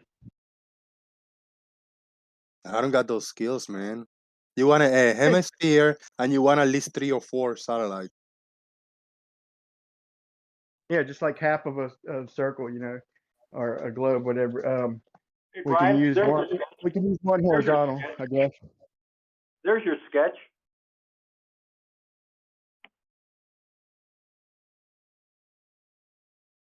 My point is like even in any program, we can take a curved line, I'm going to call them parallel for all intents and purposes. We take a curved line and then underneath it, we draw another curved line and make them kind of parallel, for lack of better description. And then we straighten one out, the other's going to straighten out with it. We can even turn the other one concave, but then the math would start deviating. No, That doesn't mean that the measurement of the bridge did any of those things. you can't do that and preserve the satellite configuration relative to one another, right? Wait, we don't have a configuration. We're trying to determine the configuration, Tony. Why are you trying to start us off with a configuration? I'm not trying to start you off with a configuration. I am trying What are to you preserving then? What are you trying to preserve?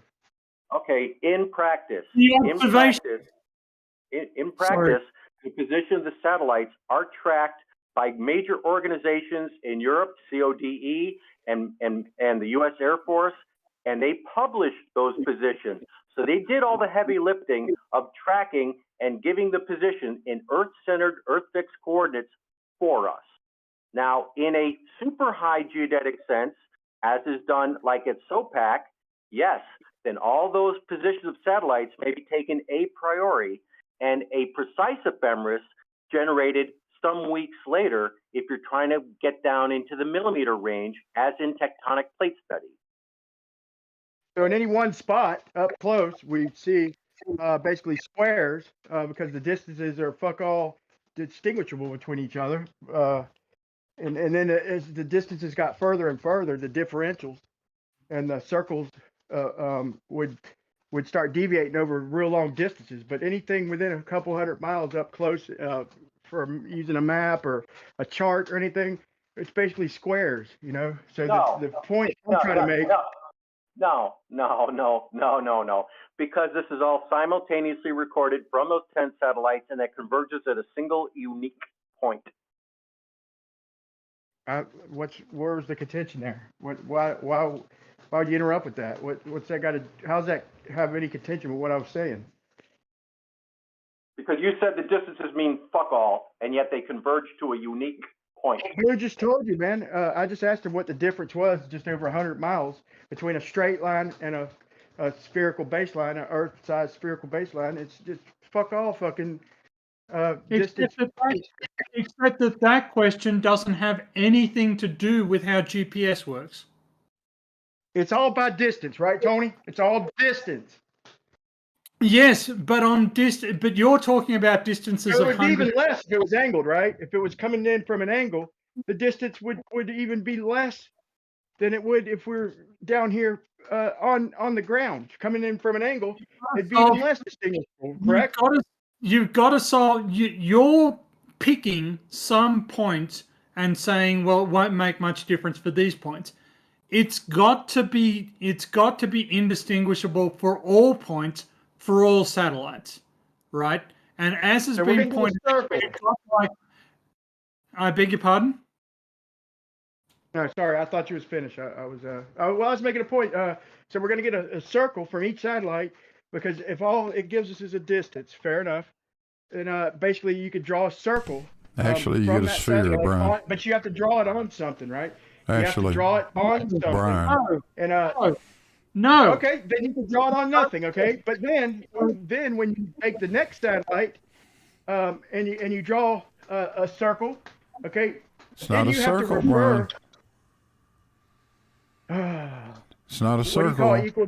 It's a sphere. What is it then? A It's a sphere. sphere. Yeah, there you go.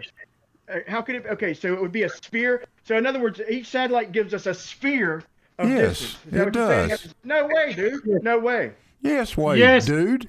Hey, Okay, does it really? So in other words, a three-dimensional sphere. It's an So- isotropic so- source, Brian. So if it, It hold on, radiates. don't get It up. radiates equally. It's an expanding sphere.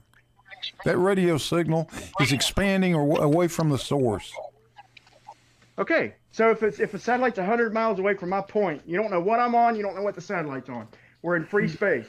So that satellite's going to draw. So I'm on a. How big is the sphere that it positions me on? about 20,200 meters if it's overhead. About 28,000 meters if it's down close to the horizon. So how big is the sphere that it target that my receiver's at? He said it plots a sphere around it.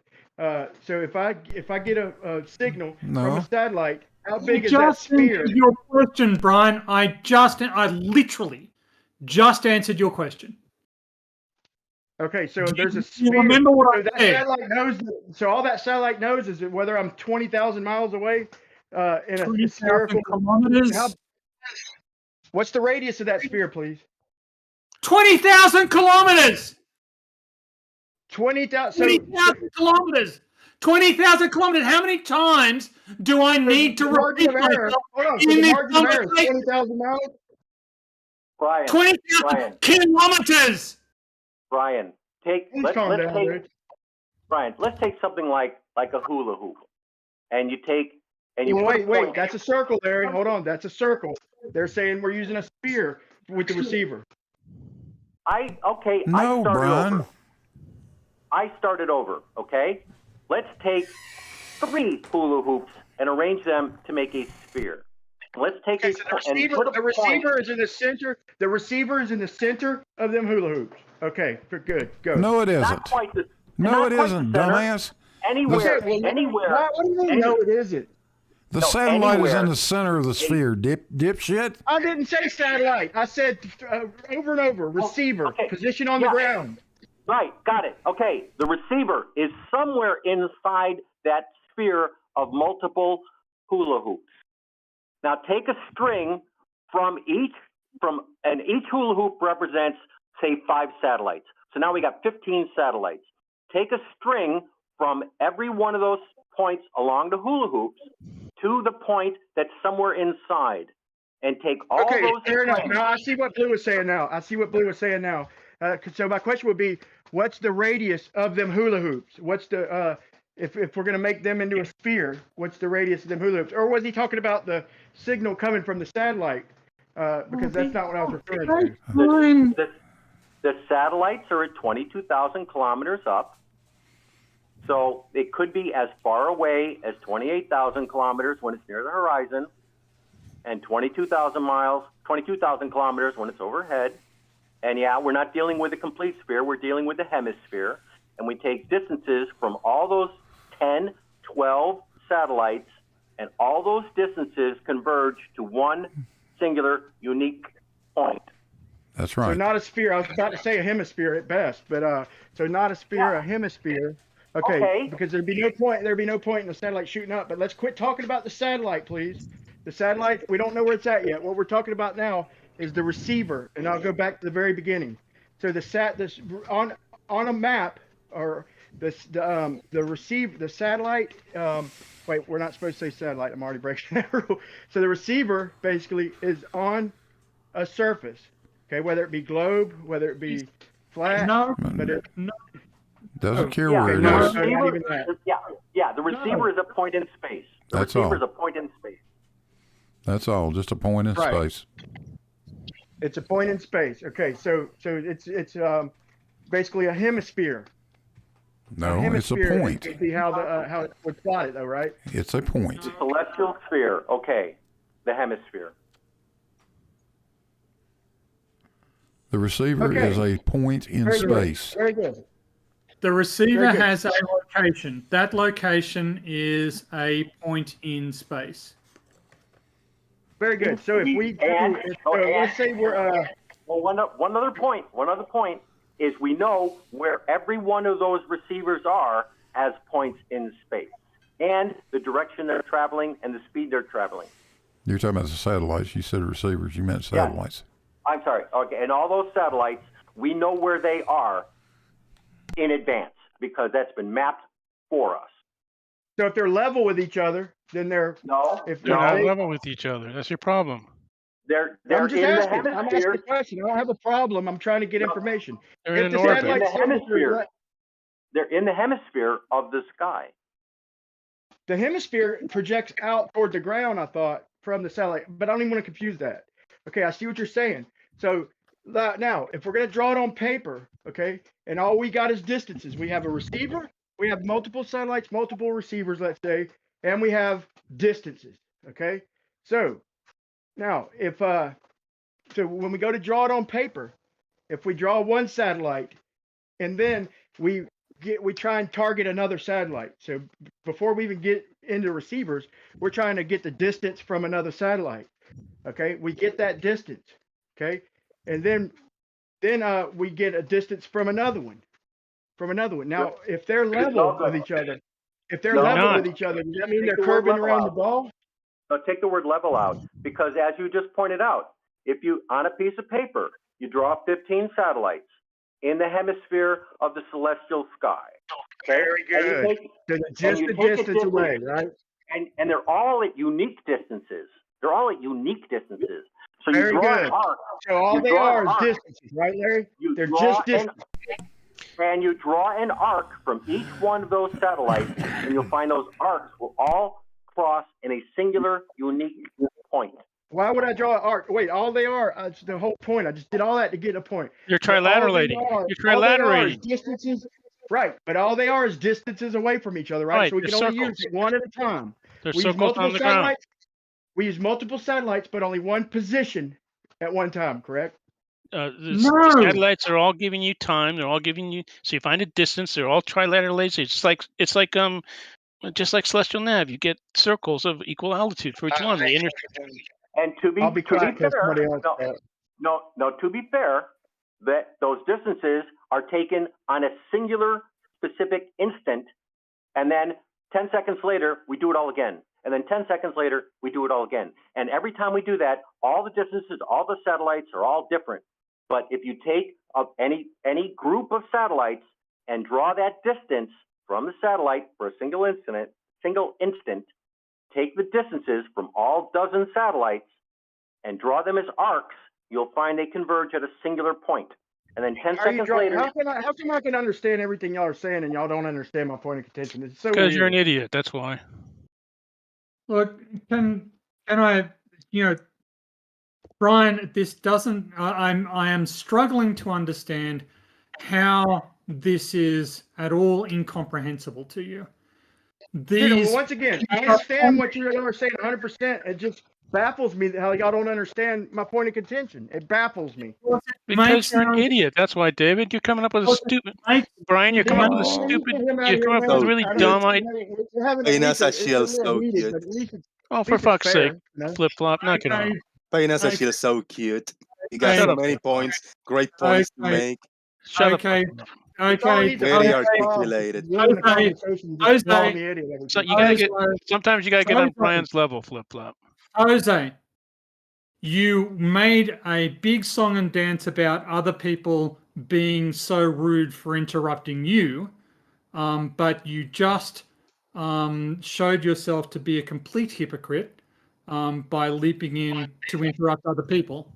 Oh, I interrupted. Interruptions. I am still talking, Jose. At the middle of my sentence, interrupted Painas Achilles' beginning of his sentence. Thank you. I am still talking. Jose, I am still talking, and you did it again. You mad? Can I call you an idiot every 2 seconds? Is that cool? I mean, That's does cool, anybody get a Brian. You definitive? can come message I it like that, yeah. don't think Jose defends me. Tony, Jose defends me, and for Paige just calling me an idiot over and over, and you're jumping on Jose. Is it okay if I call you an Indeed, idiot? yeah. Beautiful Can stuff. I- Guys, You gonna can defend me? I- You gonna defend me, Tony, or what? guys, come on now. Let's all settle down a little bit, okay? No, Brian, stop the name Brian, calling. No, go okay, Brian. I am trying to address your point, right? But you keep on. You need to construct what you're talking about one point at a time, okay? And not, when you describe this, flattening out of the curve or whatever, that makes no sense because we are in a three-dimensional situation. You can't flatten a three-dimensional structure and keep it the same, right? That cannot happen. Right. I need to start from the beginning. So let's say, or I'm gonna start from the very beginning and just try not to interrupt. I'll make this very quick. So we have one satellite, okay, and three different positions. And I'm gonna add satellites, so just be patient. We have one satellite, three different positions, but all we get is distances. Okay, so three different distances, let's say a mile apart from each other. Okay, it can bend that around, or it can draw them out straight, or whatever it wants to do. I understand it's just one satellite at this point, and three different receivers. Okay, now if we draw another satellite, we draw it horizontal to the first satellite. This is where we start getting information. Okay, now we're going to get different distances. Okay, but now if we draw that satellite to traject them same three receivers. Okay, if we draw it having curved down, that so let me do it like this. So if we have three satellites in one position, so first we have three receivers, one satellite, and we could show it as a straight line or an arcing line. Now we just use one receiver with three different satellites. Okay, it's going to give us the same distances, right? But now either the satellites are going to traject themselves as a straight line or an arcing line. The distances are the same. However you draw it, you can draw the satellite arc. That one satellite. You can't disagree yet because I'm only using one satellite. That one satellite is English, motherfucker. Do you speak it? Okay, Brian, you're doing it again. You're making very elaborate.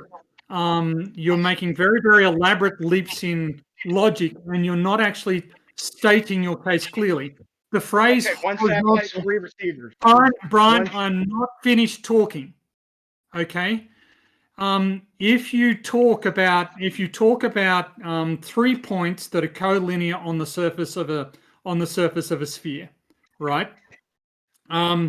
They are, and you flat on a curve, and you flatten that curve. The distances are not going to be the same, right? The distances from those points to the satellite are not going to be the same. So those collinear points are not going to have the same distance to that satellite. What are you talking about? What are they, infinite distance away? What do you mean? Wait. You said they wouldn't be the same distance. All we get is distances, Tony.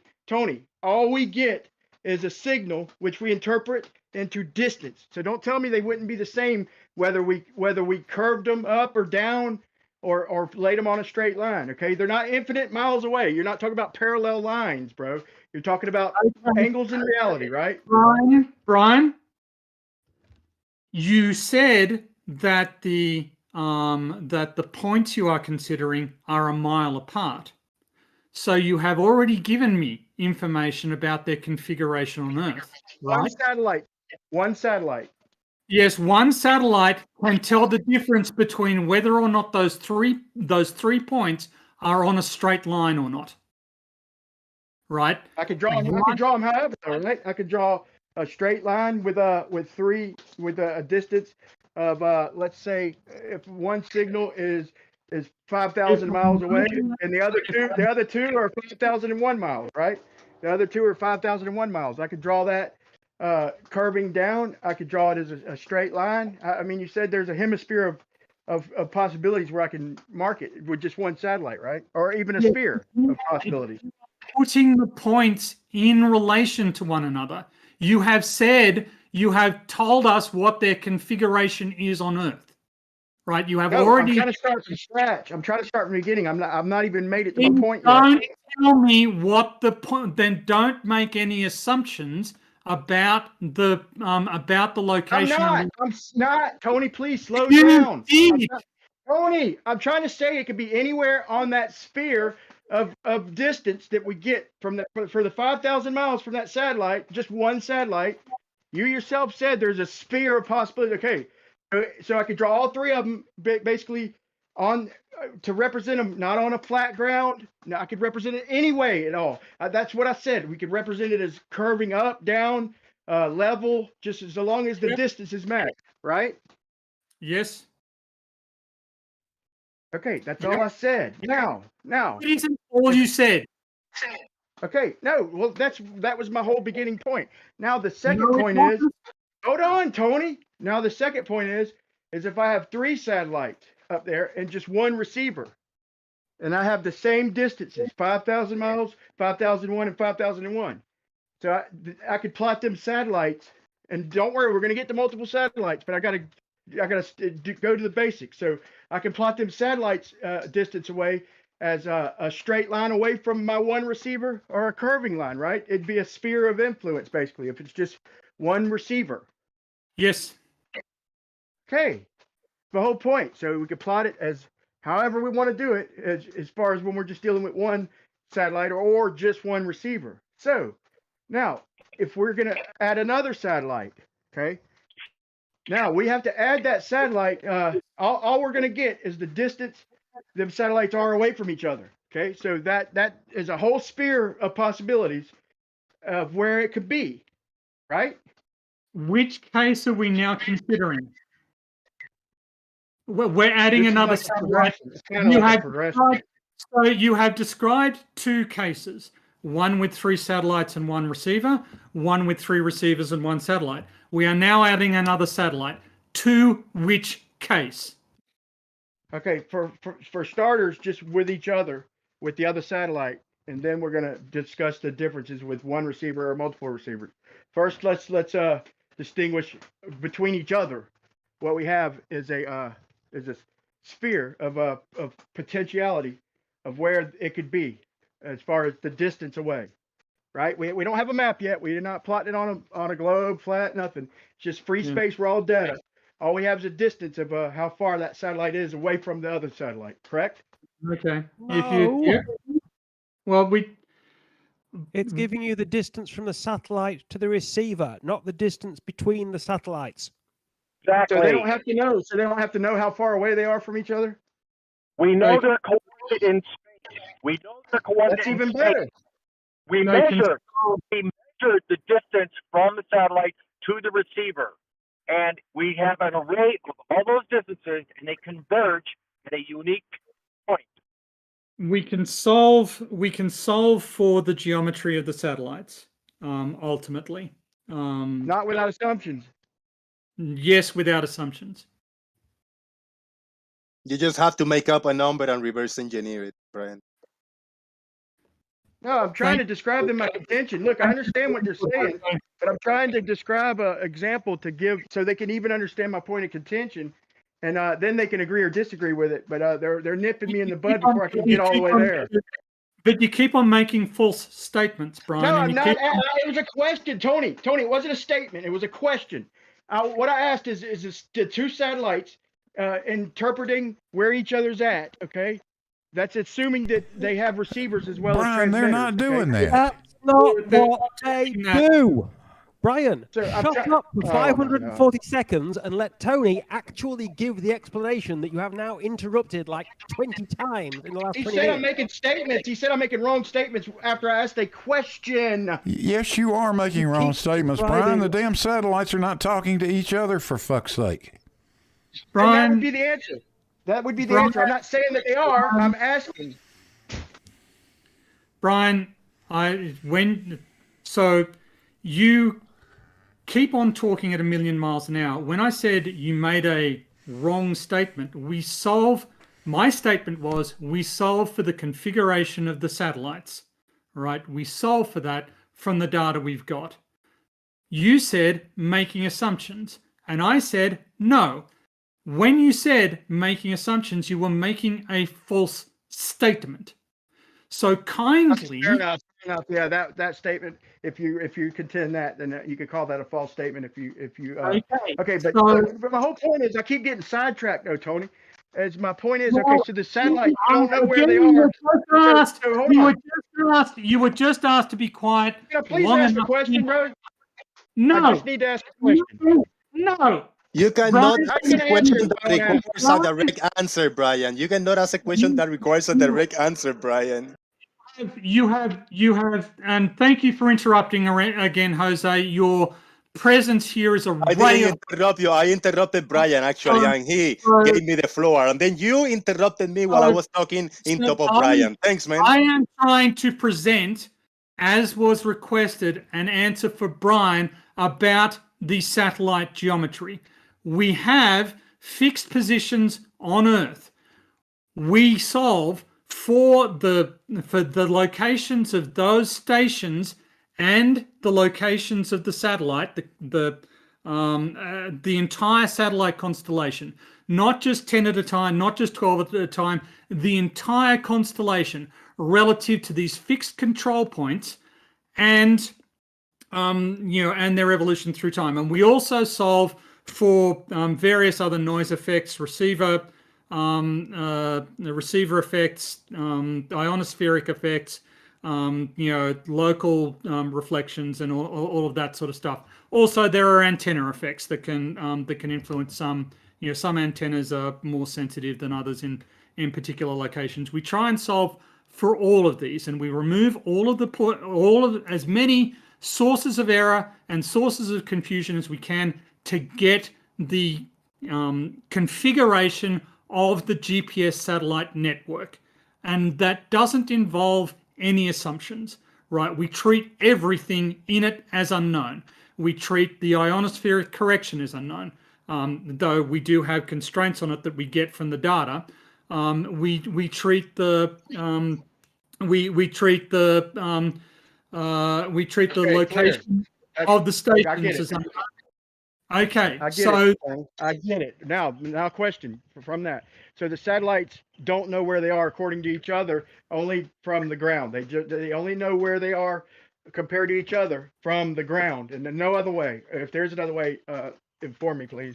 Satellites don't know anything. They are inanimate objects. We know the position. So in reference to each other, in reference to each other, is that your answer? They don't know where they are in reference to each other, except from ground information. We know where they are by measuring them, Brian. From the ground or from each other? We measure their positions from the ground. Please, so in reference to each other, the only way they know where they are. Nobody cares. In reference to each other, it's from ground. They don't care, and we don't care where they are in reference to each other, Brian. We only need to know where they are in free space. Okay. At a moment in time, at the same moment in time, we need to know exactly where they are in space. That's all we need.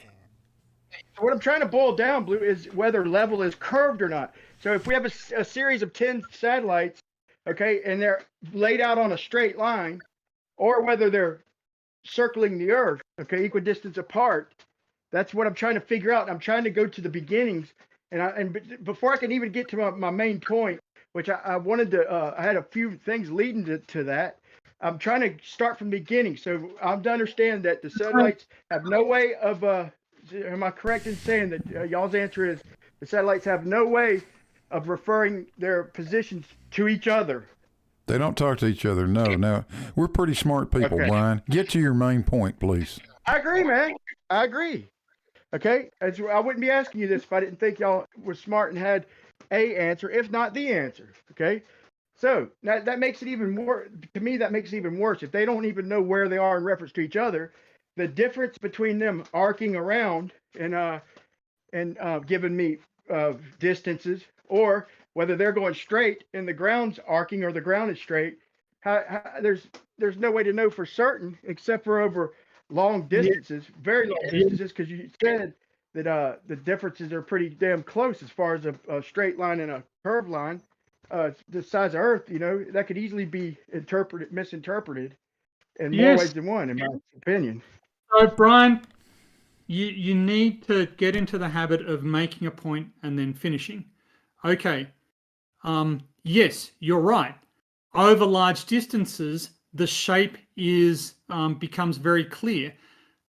That's our point. We have done these measurements over extremely large distances, and we can tell what the geometry of the satellite configuration is and what the geometry of the Earth is using this technique. And I will point out a couple of other things. One, you keep on talking about the satellites being in a straight line. The satellites aren't in a straight line. That's part of the strength of the part of.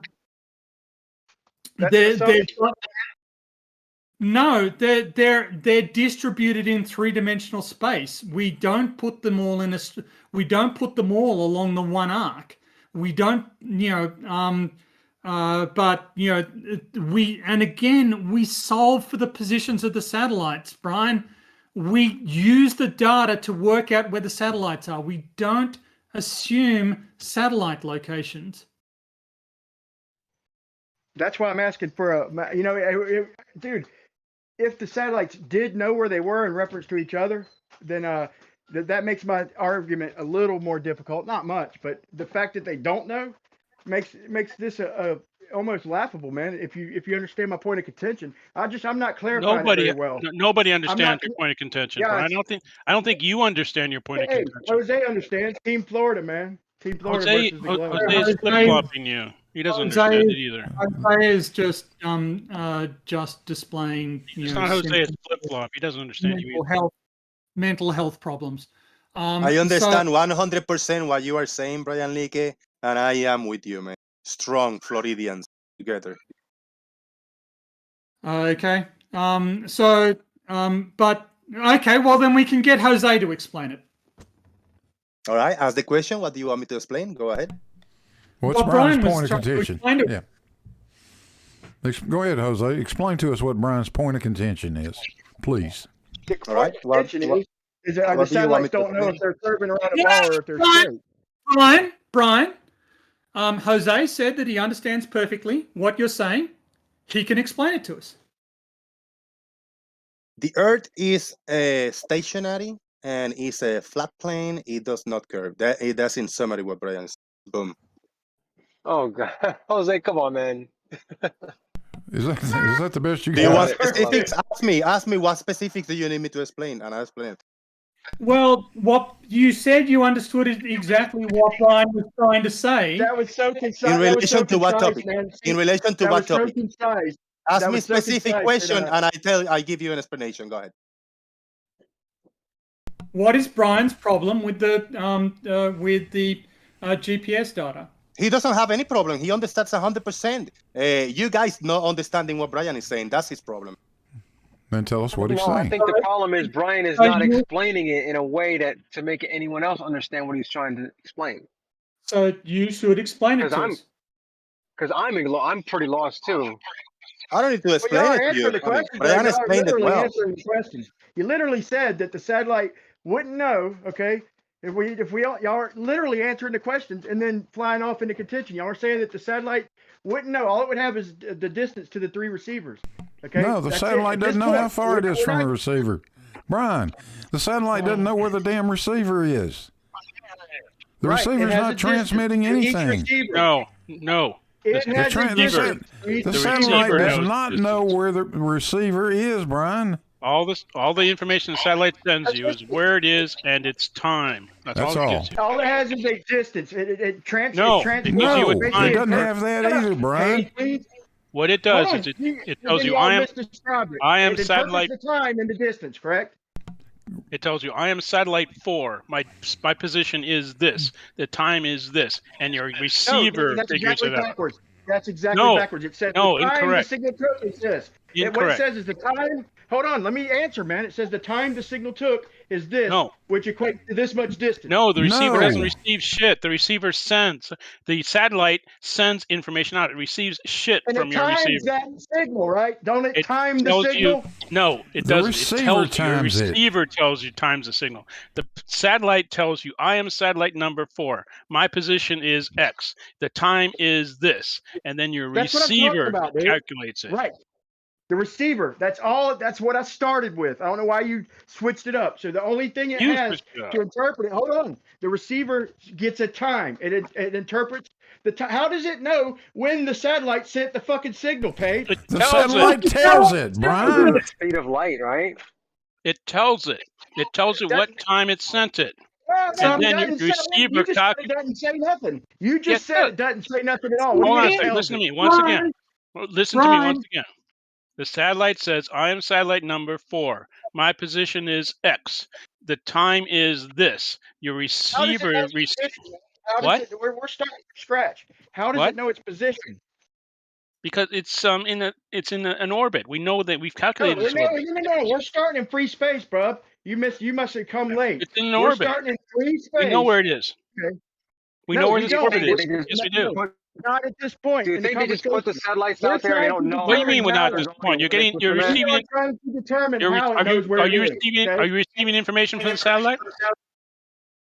We are trying to determine Are how you? it knows where Excuse it me. is. So back Excuse up. me. Please Excuse back me. up. Excuse me. Are you receiving information from the Blue, satellite? can you please Yes mute or me, no? man? Are We you feel pretty receiving good. information from the satellite? Yes or no? You said no. You said the satellite ain't saying Excuse nothing. me. No, the satellite is. The satellite's telling you its position. It's So telling you the which is time. it? It's telling you, I am Which is it? satellite. Careful, if I say something, Tony might say that I'm interrupting. I am satellite number 4. wants My to be. position is X. The Jose, time stop is this. interrupting. I love it. It sends that to your receiver. Your receiver then figures out what time it received it, so it can figure out how far it is, the distance from that satellite at that time. According to Paige, then we're not mapping it in free space. It already knows where it is. We've already mapped it. Okay, that's what I No. mean by assumption, Paige. It's not an assumption because we know where that satellite is. It's in a very, very precise geosynchronous So orbit. we're It orbits trying to twice a day. determine how it knows. So let's back up. Because they Quit launched saying it and shit they for nothing. Because they put it there. That's They correct. launched it. Why It's They knew the where is everybody coming in with different points? The It's point is we're exactly trying the to figure same out how point. The the point is you satellites don't know where they are. Okay. I think you Oh, need to be God. quiet for a minute and let people explain it to you, Brian. Instead of trying to assume like I think y'all that's need all you to need to do. Just be give the quiet. floor to only Let give people the floor to one or explain. two people, man. Okay. Bebop, why are People you jumping explain in? it Why did Paige jump in? Why because Bebop all I jumping in? hear is you jumping in when someone No, is trying to Jose explain it just to you. said y'all don't understand my contention, and obviously you don't want to understand my contention because Then you Paige need just to be backed it up. quiet. Then No, you need to be Brian, quiet and let no. someone Tony explain needs it to to defend you. me. Either Brian, Tony defends me or is not honest because he said we're Brian, judging free space. He said the Brian, satellites are in free space. You hear me? you Bebop. need to let someone explain it to you Bebop. Did you then. hear what I said? The We know the satellites are orbit in of these free satellites. space. We know the orbits. These satellites are in very precise orbits. We know where they are.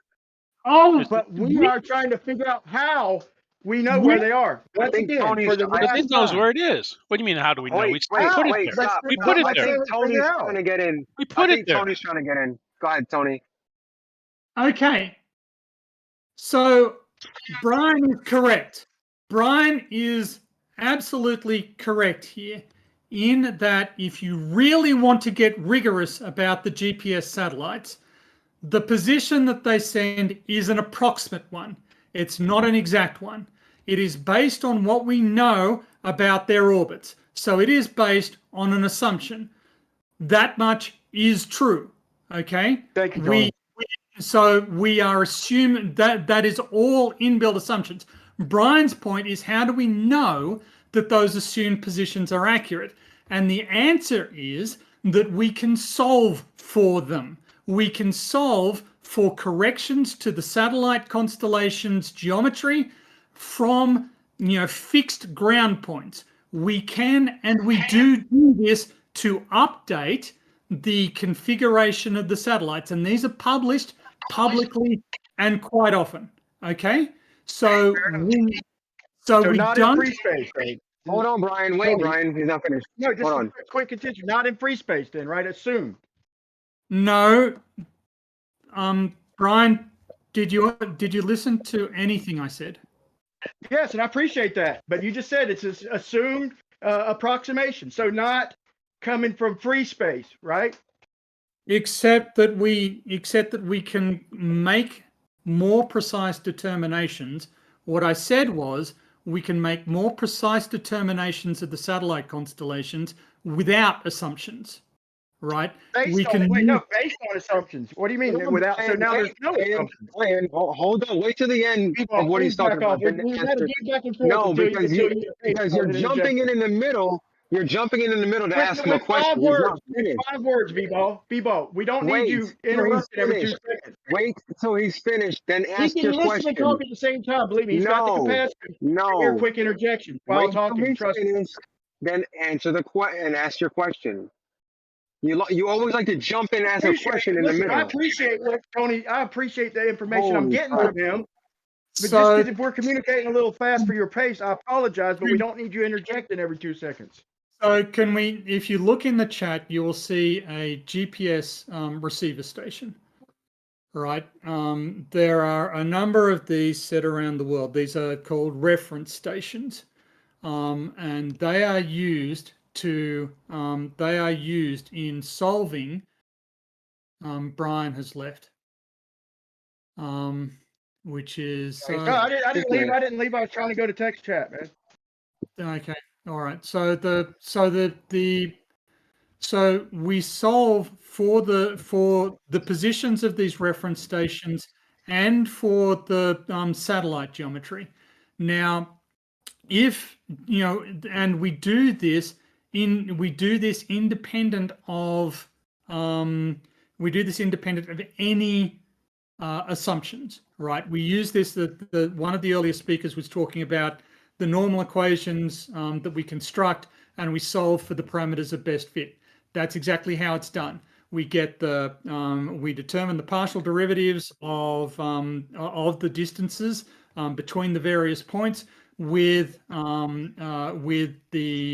location, and we solve for the locations of everything that give the best fit to the data. So we're just looking at this distance data, and we solve for the configuration of the satellite constellation and these primary stations. Okay, and it is that, and these positions, this data is used to update the positions being broadcast and interpreted by the GPS satellites. Okay. Yeah. Bye, Brian. And now the airplane is flying in between the satellite and the receiver. Let's just say hypothetically, if we had a receiver station on this, I mean, to me, this would make a better argument for y'all if y'all had capability of the satellite transmitting. According to Page, that they don't, but then he says they interpret time. So to communicate time with the receiver, all they could do is send its time and then calculate the time it took to send that signal, and then line them up. Like you say, they make adjustments. Okay, I'm good with all that. They make time adjustments, but so say there's an airplane flying in between both of us. Now, if the satellite had capability, I mean, if the receiver had capability like the satellite had, then we'd be able to know for sure, in my opinion, because it would show an arc. It would either show a straight line overhead of the receiver, or the airplane flying, and then the satellite would show a straight line in between it. Or if it's on a curved Earth, the satellite would show a curved path underneath it, and then the receiver would show a curved path curving towards it. So no, that's not how it works. Again, that's Hold not on, how it works. wait. Brian's not done. Are you done, Brian, or no? I mean, for the most part, I'm done. I want to hear Tony's All right. So answer to that. my response is that there are missions there are other missions we do. So it's worth pointing out here that GPS is one particular satellite navigation system, and there are other ones. The Chinese have their own, the Russians have their own, and the French had this weird thing called Doris, which is the opposite of GPS. So they have ground-based stations that transmit their time to the satellites, and the satellites act as the receivers, not the transmitters. and they use that to analyze the entire thing. So they turn the system around. But there's also what we call satellite laser ranging, which is used on lower altitude satellites, where we bounce lasers from given stations off the satellites, and we use those laser measurements to determine the distance from the satellite to the various stations, how long it takes the laser beam to reflect off the satellite. So what you're suggesting there about using a plane with the GPS, actually satellite laser ranging is a more direct way of doing the same, of doing what I think you're suggesting here. But you know, and Shubil is putting in the code. There are a bunch of signals that are used, the phase, the phase of arrival, Galileo and Beidou. There's a bunch of these satellite navigation systems that are in use. That's new to me. That's new information, man. I think Paige NASA wanted to say something. NASA. Real quick before Paige, because I'm sure it's going to go off on a tangent. But but as far as the GPS goes, if they're plotting an airplane for the first few hundred miles, the line that it shows us, if it's flying in level flight, is for the first few hundred miles. It's basically going to look like a straight line, right? For the most part. For one satellite, but for multiple satellites, it's going to the different for the first few miles, it's not going to be hugely different, but over time it will get appreciably different. Anyway, over to paid NASA Shield. I just want to give a big shout out to everybody in YouTube chat. Thank you for getting Blue to 100 thumbs up. Look at that, beautiful. I'm a little bit disappointed. Sable Age, he time out flip flop for saying hello. I'm new too, but it's okay. You know, some people just don't deserve a range. I'm just saying. Boom. You're right about that, Jose. Very disappointed. Somebody say hello. I'm new too. Time out. It's okay. Go ahead, NASA. You wanted to say something? Oh, I forget what I was going to say. You don't understand. Your basic understanding of GPS is flawed, sir. You don't have just one satellite. You need at least 3 to determine your position.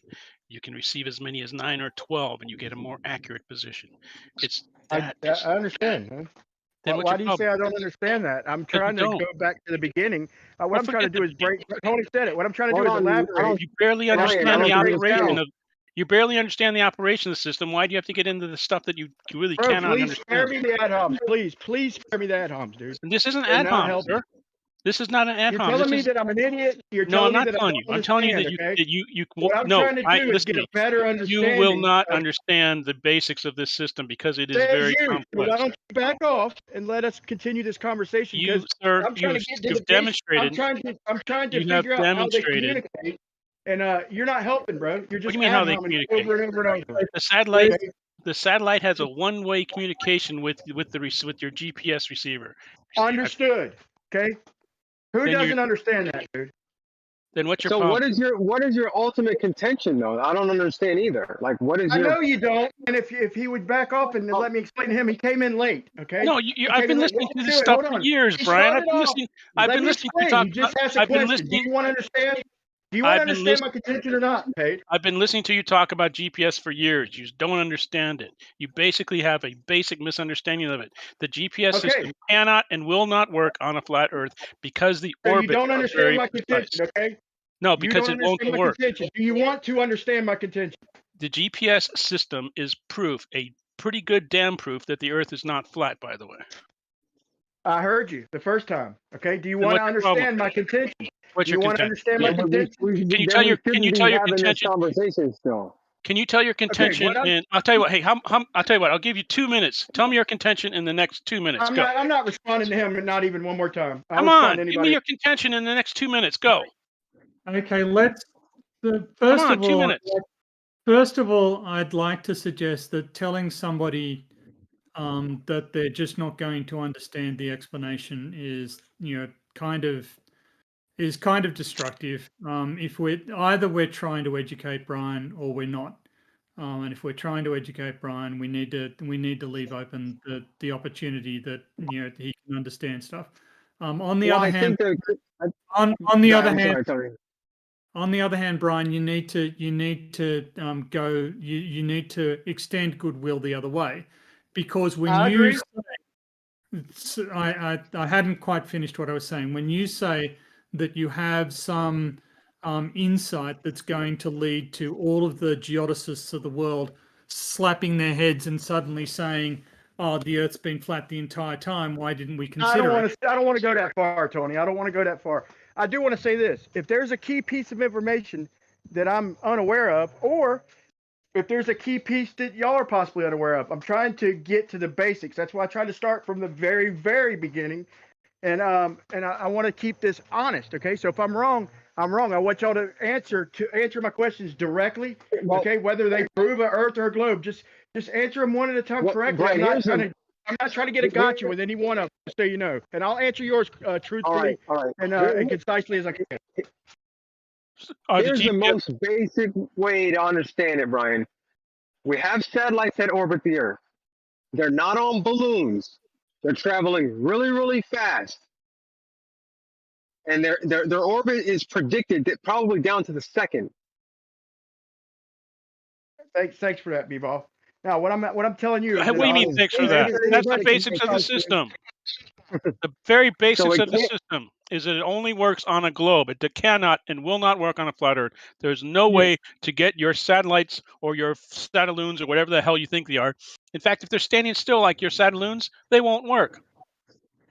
Tony, would you agree with that? You don't think if we took a big plane area and had circuits of satellites flying over, you don't think we could make that work, Tony? I'm not saying the Earth is flat. I'm saying, do you think we could make a system work over a big flat plane with satellites in a circuit overhead? I mean, notionally, if such a thing were possible, you could. I mean, you could do it with planes, for instance. You could, measure your distance.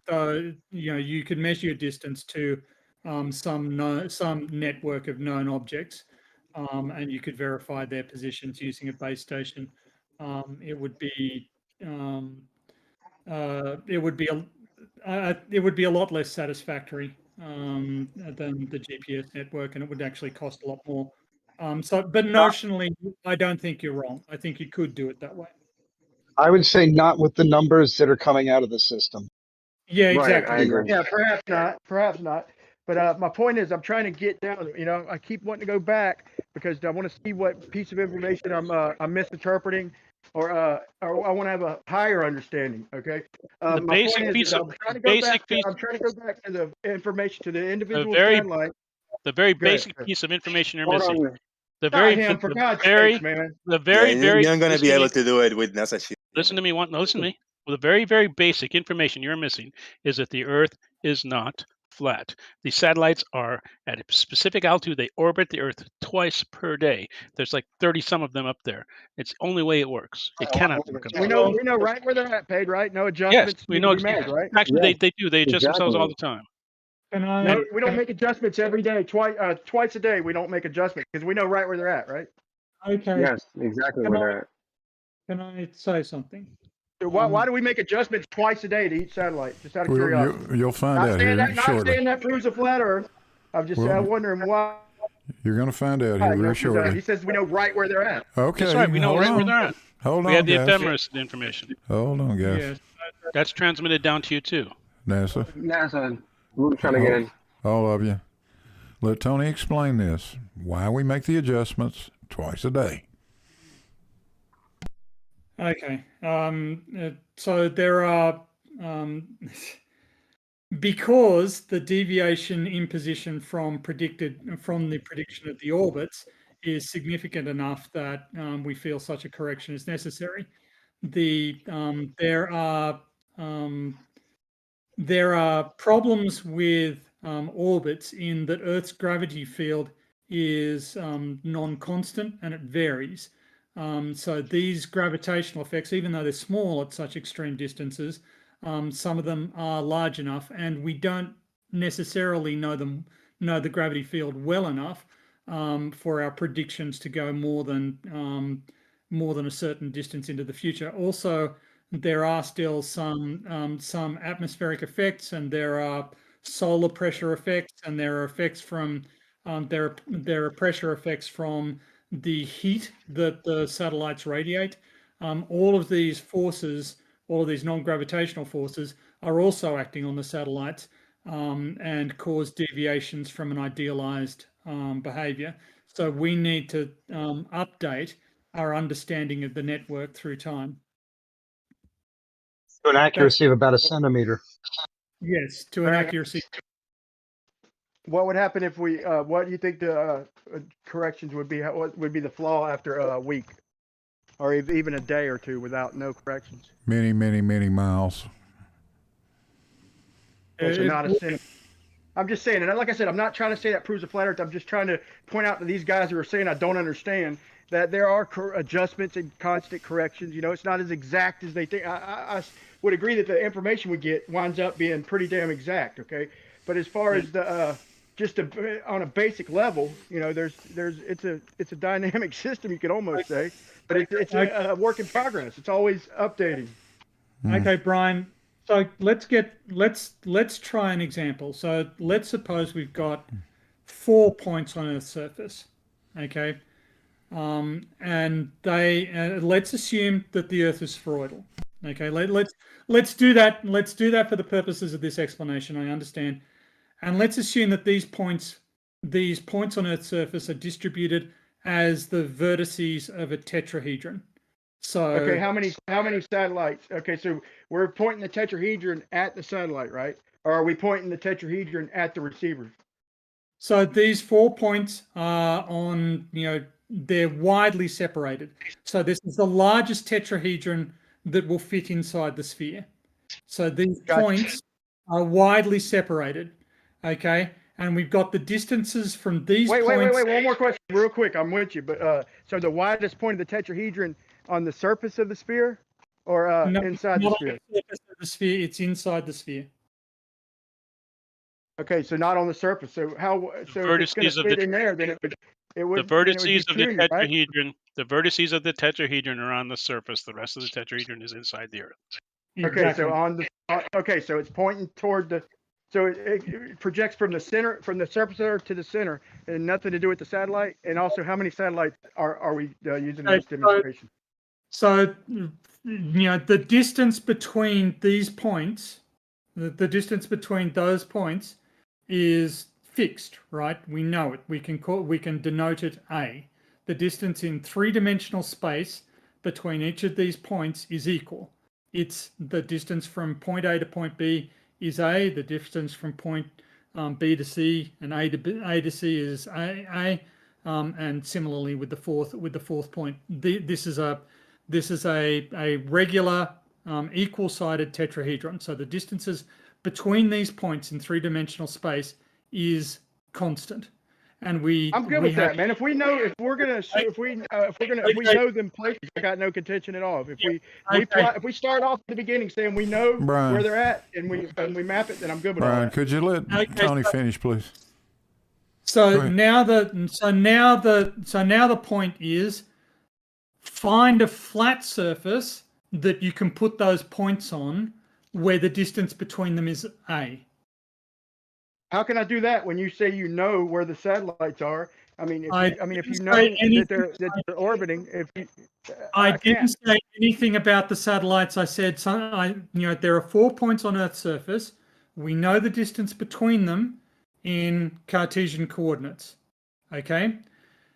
Okay. How can we flatten that configuration? There's no way to do it. You keep on talking. What distances are we talking about? Because I don't think there'd be any difference at all until you get a good significant distance away. So when you say significant, what distances are you talking about?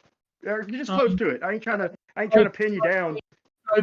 So these would be thousands of kilometers away, but you've got to find some flat surface on which these 4 points can be put, so that they're the same distance away from each other as we've measured, right? And there's no way to do that. That's the central problem. Wait, thousands of miles? So do you mean from the farthest point to the No, to no. the first point and everything in Each- between, or what? Each point, the distance, we've got 4 points. The distance between each of the points is the same. They are equidistant from one another. Each pair of points is separated by the same distance in space. And how Okay. much would that be? That would be thousands of kilometers. You can't just say thousands. I mean, I'm giving you a broad. I mean, I'm giving you a big generalization. Just say like a I 1,000, haven't 2,000. I have 4,000. Okay, so from end to end, on a straight line distance would be 16,000. On a sphere, it'd be 8,000. Correct? No, the distance we're not give. I am simply giving their distances in space. Right? There's Okay. no. Okay. No, I'm not measuring their distance across the surface of some object. I'm simply talking about the distances between them in space. So if we're Okay. going to map that on a blank piece of paper with one point being the satellite, if 16, no if you satellite. There's no satellite. So you seem to be missing. You seem to be missing the point of my question. Okay. wait, okay, if there's no satellite, then we know the distances. Okay, are these straight line distances or curved distances? These are straight line distances. These are Cartesian distances between the points. Straight line, not meaning Straight not line. a great circle. Not a great circle, straight line distances. Okay, so that would be and they'd be 4,000, 4,000, 4,000, and 4,000. That'd be Yes. 16,000 miles apart in a straight line. All right, No, and represent each other. well, no. Each point is 4,000 kilometers away from the other 3 points. Oh, sorry, 16,000 kilometers. Sorry, from beginning to end. If you lay them out in a straight line, yes, the distance covered would be 16,000. But I don't understand what that has to do with the question. Well, Right? I was asking you. I'm trying to follow you here, but I was trying to get clarity because if we're not on the same page, then we're going to get confused and it's going to go off on a tangent. So if you look at the shape that's being, so we understand that that's the shape I'm talking about, right? In the chat there. Okay. A four-sided die. So the distance between the distance from each of those points to each of the other 3 points is the same for all of them. They're all about 4,000 kilometers on a side. Oh, you're talking about wait a second. Wait. So you're not talking. So no straight line then. They're not collinear, no, but they're straight. We're not doing this in free space. We are doing this in free space. We've got 4 points, and this is my question. Okay, I have 4 points. I know that the distance between those 4 points is the same, regardless of which pair of points I choose. Okay, I've got that configuration. There's only one way that can work in three-dimensional space, and you're looking at it, right? That's the only shape that has this property. Or straight line, right? I beg your pardon? I beg your pardon? You broke up a little bit there. Or straight line. Are you saying that they're all 4,000? Wait, are you saying they're all 4,000 miles away from each other? Yes. Okay. All right. So not in free. Okay. So in free space, basically, we can forget about that shape, and we can say that each one is 4,000 miles away from the other one, no matter what. From the other ones, yeah, no matter which one you've taken. So basically, a three-dimensional plus sign, basically, with a 2,000 mile. It's a three-dimensional. It's a So three-dimensional tetrahedron. The shape that is being shown in the chat is the only shape that has that property. That's the only possible configuration. Let me look at it. It's a four-sided die. Do you have one? It's unlikely that he has a four-sided die. I don't know. He could be a gamer.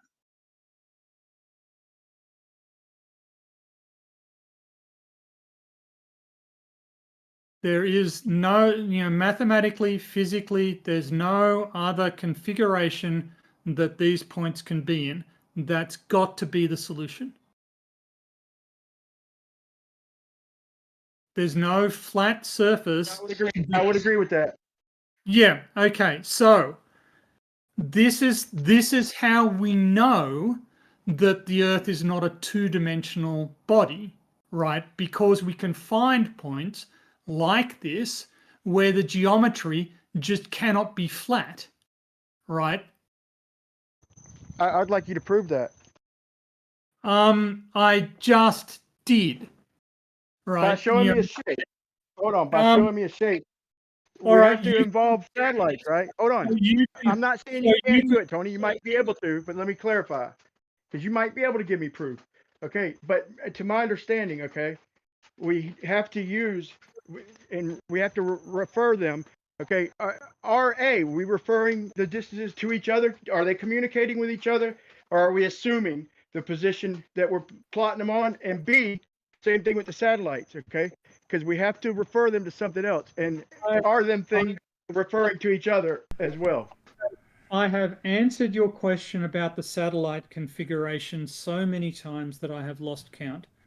Can you please acknowledge that we solve for the satellite positions independently of any assumptions? That doesn't prove, okay, that proves that the Earth's surface is flat, if you ask me. If you're using that four-sided shape, then to me, you're proving a flat surface. You got it, Brian. You got it. You got it. Okay, this is so this is the point at which I conclude that either you are too unwilling to be educated, or you're being you lack the mental capacity to. There you go, Brian. Always mental capacity. You're calling you mentally challenged. That's what we are called. Hey, that's enough of that. Stop it. Because I literally cannot come up with any more basic or more fundamental explanation of how we know that the Earth is not a flat surface than the illustration I just presented. Basically, I'm sorry, Tony, if that's the conclusion you draw, but let me make sure that you either ain't acknowledging or don't understand my point of contention. Okay, here's my whole point of contention summed up. Okay, each satellite has gives out a time. Okay, it gives out a time to the receiver, so they match times basically, and it sends a signal. The receiver times that signal and gets a distance. Nothing more, nothing less. Okay, all it's giving is a distance. Nothing more, nothing less. Now, if we had a satellite in the middle of that shape, basically, I mean, if we had a satellite on top of the ground, and we used the ground, we can pretty much measure them. If all it's giving is a distance, then we're going to get intersections of those distances, and that could be done on either flat or globe. You're missing the point. It's also giving you its position, and you need to have its position. So when you figure the distance from it, you can make sense of it. And we, as I have explained previously, we saw, this is a three-dimensional jigsaw puzzle, and there are suppose we have a point, right, on Earth's surface, and we look at, we get data from 4 satellites, which shows us that the 4 satellites are all the same distance away from the receiver. Right? Right. That tells us something about the relationship that those satellites can have to one another in space. Absolutely. Okay. From one point, yeah, absolutely. And it tells us something about, and as we add more receivers in, more and more we know about the configuration of the satellites. Yeah, I agree with what you said earlier. If we assume the configuration, if we assume the configuration, then yeah, we could use that to prove a globe. If we assume the configuration of them satellites. No, we don't need to assume the configuration of the satellites, because we can solve for the configuration of the satellites along with the position of satellite. Yes. Each satellite.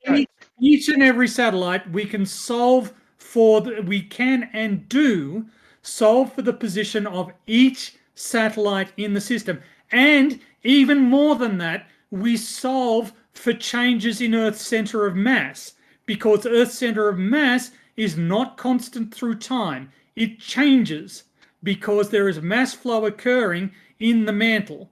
Okay, so we solve for everything. We treat nothing as known. Everything is moving relative to everything else. Nothing is stationary. Everything needs to be solved for. And while this isn't the system that you use in your Quick phone, question. What differences do the gravitational shifts make? I'm curious. Them anomalies or them shifts. What distances are we talking about? what do you mean by distances for gravity? Like Gravity as far as accuracy goes, like you said, we have to adjust for the differences in the density or the gravitational gravitational field. Yeah. sections. What kind of error bar are we talking? So I work on a satellite mission at the moment, the Grace follow-on mission, and I'm working on designing a configuration for a proposed satellite mission for a private company, and so we know Earth's gravitational equipotential field with an accuracy of less than 1 centimeter. So that's the static field, and with the Grace and Grace follow-on missions, we can use gravity to our gravity determinations are sensitive enough that we can detect heavy rainfall in an area. So without the adjustments, we'd be off a centimeter. Well, it depends on the altitude of the satellite you're talking about. It depends on the time of the integration that you're talking about. In short, for Jose's benefit, your question is not scientifically well framed because you haven't. Actually, I was genuinely curious, man. As far as I'm not accusing you. I'm not accusing you of dishonesty. What I am explaining to you is that your question cannot be uniquely interpreted. Right, there are multiple factors that feed into how big an impact does the gravity field have. It depends on the altitude of the satellite. It depends on the length of time that you're calculating it over. It also depends on the orbital obliquity of the satellite, whether it's going in a polar orbit or some sort of oblique orbit. All of these things vary. Affect the interaction between the satellite and Earth's gravitational field. That's very interesting. Quick question. So do we determine the inaccuracies on the information that we get and interpreting that it's wrong, and then, or how do we determine that? I know you did a lot of readings, like with you was mentioning a gravimeter or whatever, and is that how it's inputted, or is it based on incorrect distances we get that don't match our model? Can I ask you to rephrase the question? Sorry, my attention drifted for a little bit there. Sorry.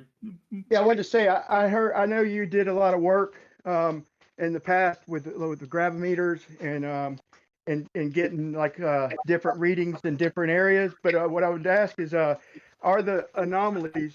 I'm calling them anomalies, but are they interpreted from the fact that they don't match our model, or from known areas of different densities or gravity? So what you do is you take the same instrument and you take measurements at different locations, and you will find that the measurements of gravitational acceleration don't agree with one another, and they will deviate from. We typically assume that 9.8 meters per second squared is Earth's gravity. That's it. That's the end of the story.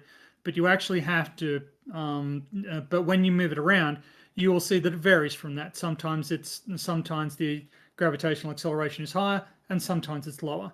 And so the variations in that, it's anomalies are defined relative to some chosen reference. That may be the gravitational potential that applies to global sea level, or it might be relative to some other chosen reference. That's how anomalies are defined. You pick some reference level, and then you measure your anomalies relative to that.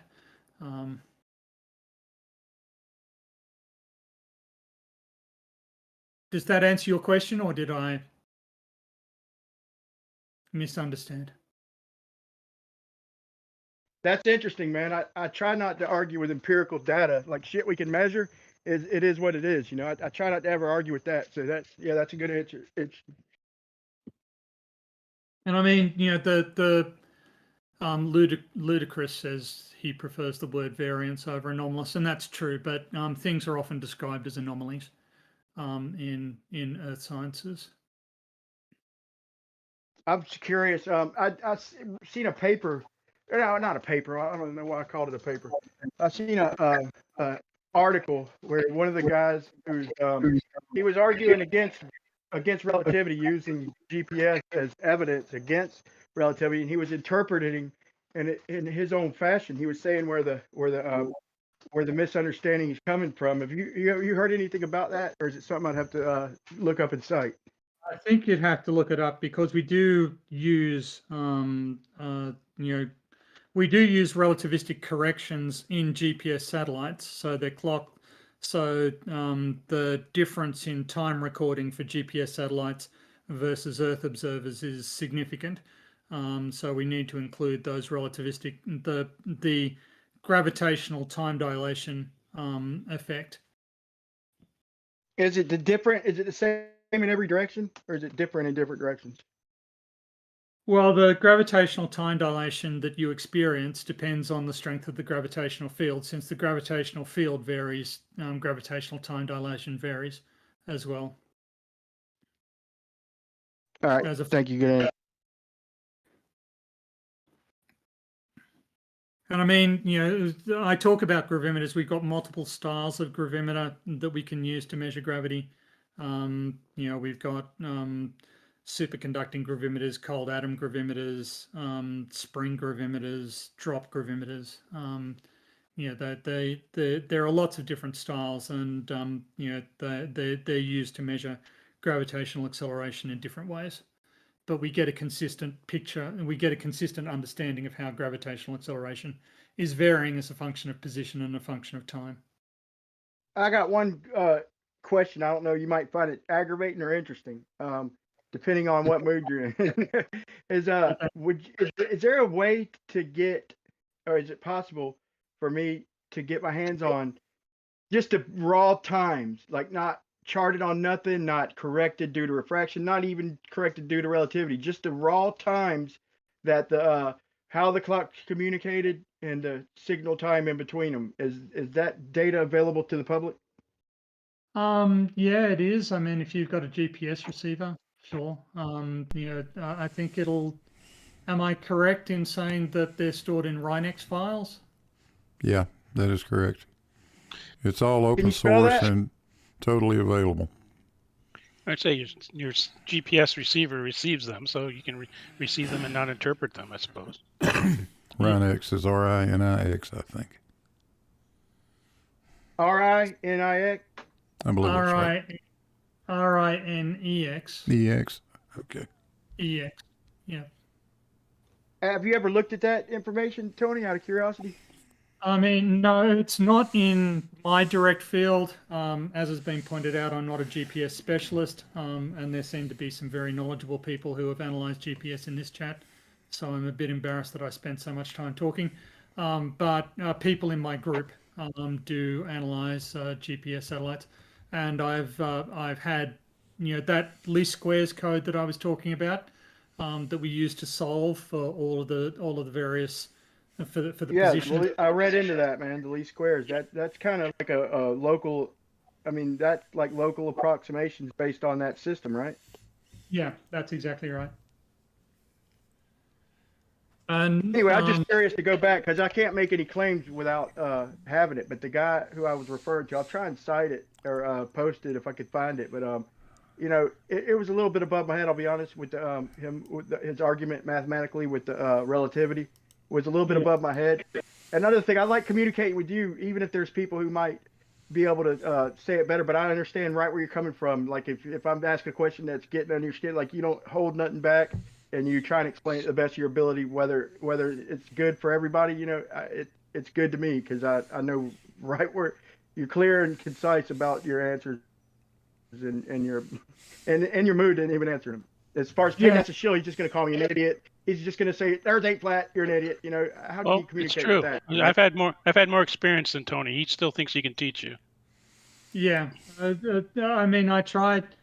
What I get from you, Brian, is you're honest, and this is actually something you do seem to sort of insert your own obstacles to learning stuff. I don't want to learn that, so I'll put a question in. But you're at least honest in that you're willing to learn. You're willing to get information, and it's. And so while I do get angry sometimes when I'm being interrupted, you have a level of intellectual honesty that puts you, I think, on a different tier and in a different category than most flat earthers. A lot of flat earthers, I think, are simply dishonest, but you seem to approach it with a degree of honesty that I don't know. It means that I'm very willing to tolerate you and conversations with you because you seem to be trying to learn, and you don't just turn around and call everybody liars. So yeah, I don't think everybody's lying, man. And I say that if we don't face the debate head on, then there's never going to be any solution. And I'm not going to I'm not going to put myself in a box and say I know for sure exactly how this works, how it happens. I'm trying to learn, and it's always my argument is more or less questions on the understanding, because the world is not as simple as some people make it out to be, man. yeah. So the point that I would make is that there are a lot of very clever, very highly educated, very highly trained experts, of which there are several in this chat. Who have dedicated a lot of time to understanding the GPS system and how it works and how it relates to the shape of the Earth, and trying to rebuild from the ground up how they know all this stuff and what they know all this stuff. It's an enormous undertaking. It will take you many years of full-time study to do, and the question needs to be asked is it that worthwhile for you? I think it is, man. Tony, I'll even concede this. If we know for sure that them satellites are in the orbit, and we know exactly where they are in the orbit we say they are, and we go by that information, yeah, then I would say that would prove the signals we're getting and the data how we're interpreting. I would say it would prove sphericity. I think what I'm trying to point out is I'm trying to prove the positions of the satellite in reference to each other was what I was trying to get at with all my line of questions, just so you know. And that we do solve for, when you get down to these very precise measurements that my colleagues are trying to do, which is extract crustal motion and determine where earthquakes, what regions are likely to experience earthquakes and the rates of continental motion, you need to be extremely precise in that. And getting back to what the speaker was saying earlier, for that purpose, you can't treat the satellite positions as known. You have to solve for them. You need to you need to treat everything as unknown. You don't know the center of mass of the Earth. You don't know the ionospheric correction. You don't know this, that, and the other, and you need to solve for everything, or as many factors as we can reasonably include. If you include too many, you'll just end up modeling noise. But we do the best that we can with the data that we have available, and we do treat the satellite positions as unknowns in that process. So in that process, we make an initial guess at where the satellites are, but if they aren't in that position, the least squares is going to tell us. The least squares is going to give us say you're not even close with your current guess. If we're guessing that they're distributed around a sphere, and in fact they're sort of above a flat plane, the least squares is going to go. You guys need to wake up to yourselves. It'll Can I, tell us. Yeah, did you know that can I have 20 seconds? The Can I LIGO have survey and 20 data use least squares also, man? Sorry, Can I have Jose. Can I have 20 seconds? I just want to thank Blue Marble Science for having a live show and creating content for us weirdos on the internet to join and talk to each other. It was a very lively show today. Thank you for allowing me to troll responsibly. I know I might have stepped over the line a tiny bit, but I'll try to keep myself in the down low. Thank you, everybody. Stay safe out there. I'm heading out of here. Boom. Yeah, thanks for showing Brian, up. I got a quick. See Oh, you later, sorry. Jose, man. I have a quick question for you, Brian. Have you ever looked at? There's a couple of nice videos out there that give you the basics of GPS. Have you ever watched those? Just the basic primer to how it works. I mean, that's kind of a provocative question. Here's where my contention came. So I was trying to come up with a proof mathematically by designing designing a bridge from scratch, and deciding whether it's the ground that's curving underneath or whether it's the bridge that's curving on top. So in other words, design a bridge, the exact measurements of Earth curvature, and deciding by comparing it to the water. And what I kept getting caught in a loop in is that there's no way to fucking distinguish which one is which. Even if you build a bunch of bridges next to each other, you could build a straight bridge, what you call straight, with the water flat. Then you could assume the water's curving and the bridge is straight. You could fucking build the bridge concave, and you could do them all on top of each other. But they mathematically fucking interpret the same way, unless you start talking about infinite size bridge or infinite distances like stars and shit. But locally, the math fucking works out no matter how you do it. So that's what I was talking about with the satellites curving. Yeah, if the satellites are curving in reference to each other, then yeah, with that assumption, we can prove whatever based on that. If we say that the satellites are going straight overhead and the ground is flat, it's the same math, man. Brian, Yeah, that doesn't seem to answer the question that I asked at all.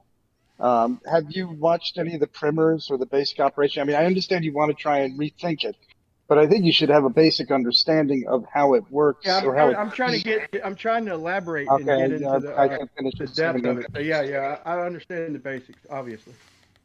I don't know if you obviously is not there because I don't see how you I can know say you don't think that. I know you don't think that. What's your interpretation on drawing the bridges, determining whether it's the water that's curving or the bridge curving? If I you have to draw tell a you, straight line, since it had how would you almost figure nothing to that do with out? what I asked, since it had almost nothing to do with what I asked, I didn't listen. Okay. Well, I'm just trying to see if you can think for yourself, man. Like, can you Okay. think on the lines of drawing a flat line over the water, then drawing a concave line over the water, then drawing a convex? All in the concave and the convex both mimic Earth curve. How would you mathematically prove? Use your own brain to prove which one's the true straight one, and which one's the one that's curving. Well, this gets if provided gravity behaved the right way, you're right. You could have concave, you could have flat, but gravity doesn't behave that way, and we know it doesn't behave that way.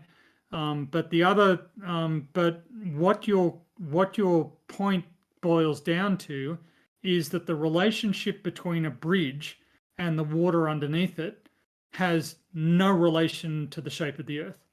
You can't use this data to determine the shape of the Earth. And I would agree with that.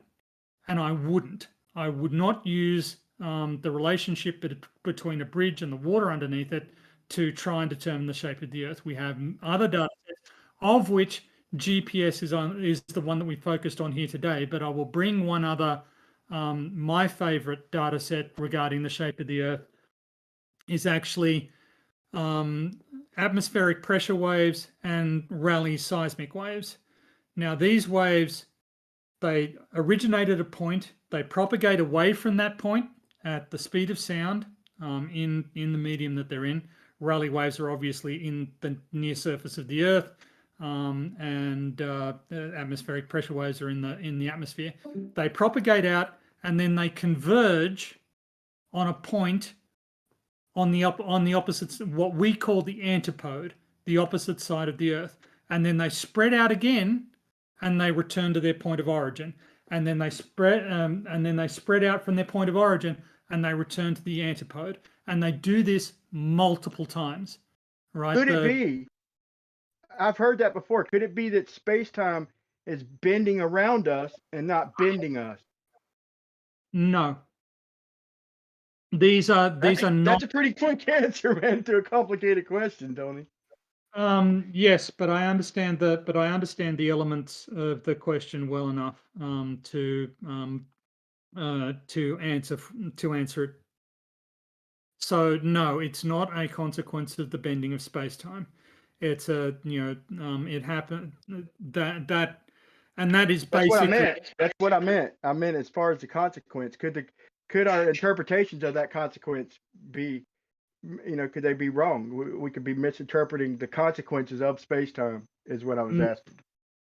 No, not in so fundamental a fashion. If we had such a poor understanding of the nature of space-time, then none of relativity would work, and yet relativity does work. Demonstrably, we can measure, we can validate the predictions of relativity in across enormous length scales and in a variety of physical processes. It's one of the most successful physical theories that we've ever developed. If our understanding, but it's not without its assumptions. It's not without its assumptions, though, man. But I understand what you're saying. Not without its assumptions, but if our understanding were that bad, and we do know that it's a theory that needs revision, but if our understanding were that fundamentally flawed, then we would be fucking up everything. And we aren't fucking up everything, so our understanding can't be that bad. I don't completely agree with that. I don't think we'd be fucking up everything if our, like we've used different systems in the past that didn't fuck up everything, If we couldn't tell the difference between, if we couldn't correctly interpret, actually, let's go onto this. So we interpret earthquake travel times, and we interpret tsunami travel times, and we interpret the relationship. We get distances between points on Earth that are always in agreement with the spherical distance formula. Regardless of which points you pick, any 2 points, measure the distance between them, and as long as you're doing it reasonably accurately, you're always going to get something close to the spherical distance formula.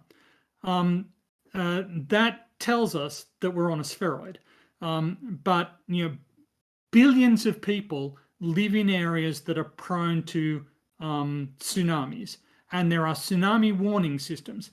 These warning systems depend critically on our ability to understand and interpret seismic waves and their relationship to tsunami threats. Billions of dollars. Man, but if you're using longitude and latitude, then of course they're going to agree with that. Why wouldn't they? Because that's spherical based coordinates. So if they didn't match that, you'd have a problem. But the fact they do, if you're mapping the coordinates as it's converging at 2 poles, then yeah, of course it's going to match. I don't see the proof of that. Okay, but let's assume that the Earth is not in fact spheroidal. In that case, the velocities predicted for seismic waves and for tsunamis would be wrong, right? Because sound waves propagate from a point source in a circular pattern. They just radiate out from their point of origin, right? And that's the assumption that we're using to understand seismic waves and tsunamis, and we always seem to be right. But if the Earth were in fact flat, then that wouldn't be the case. The waves would be. Well, let me give you an example. Here's an example. If there was a massive earthquake at the pole, like if there was a massive earthquake at the North Pole, just for simplicity's example, it would radiate out, and sure, and the question is when you got down. If there was one in Australia, way down south, you'd have to then it would all determine the distance away from the places that were receiving it from.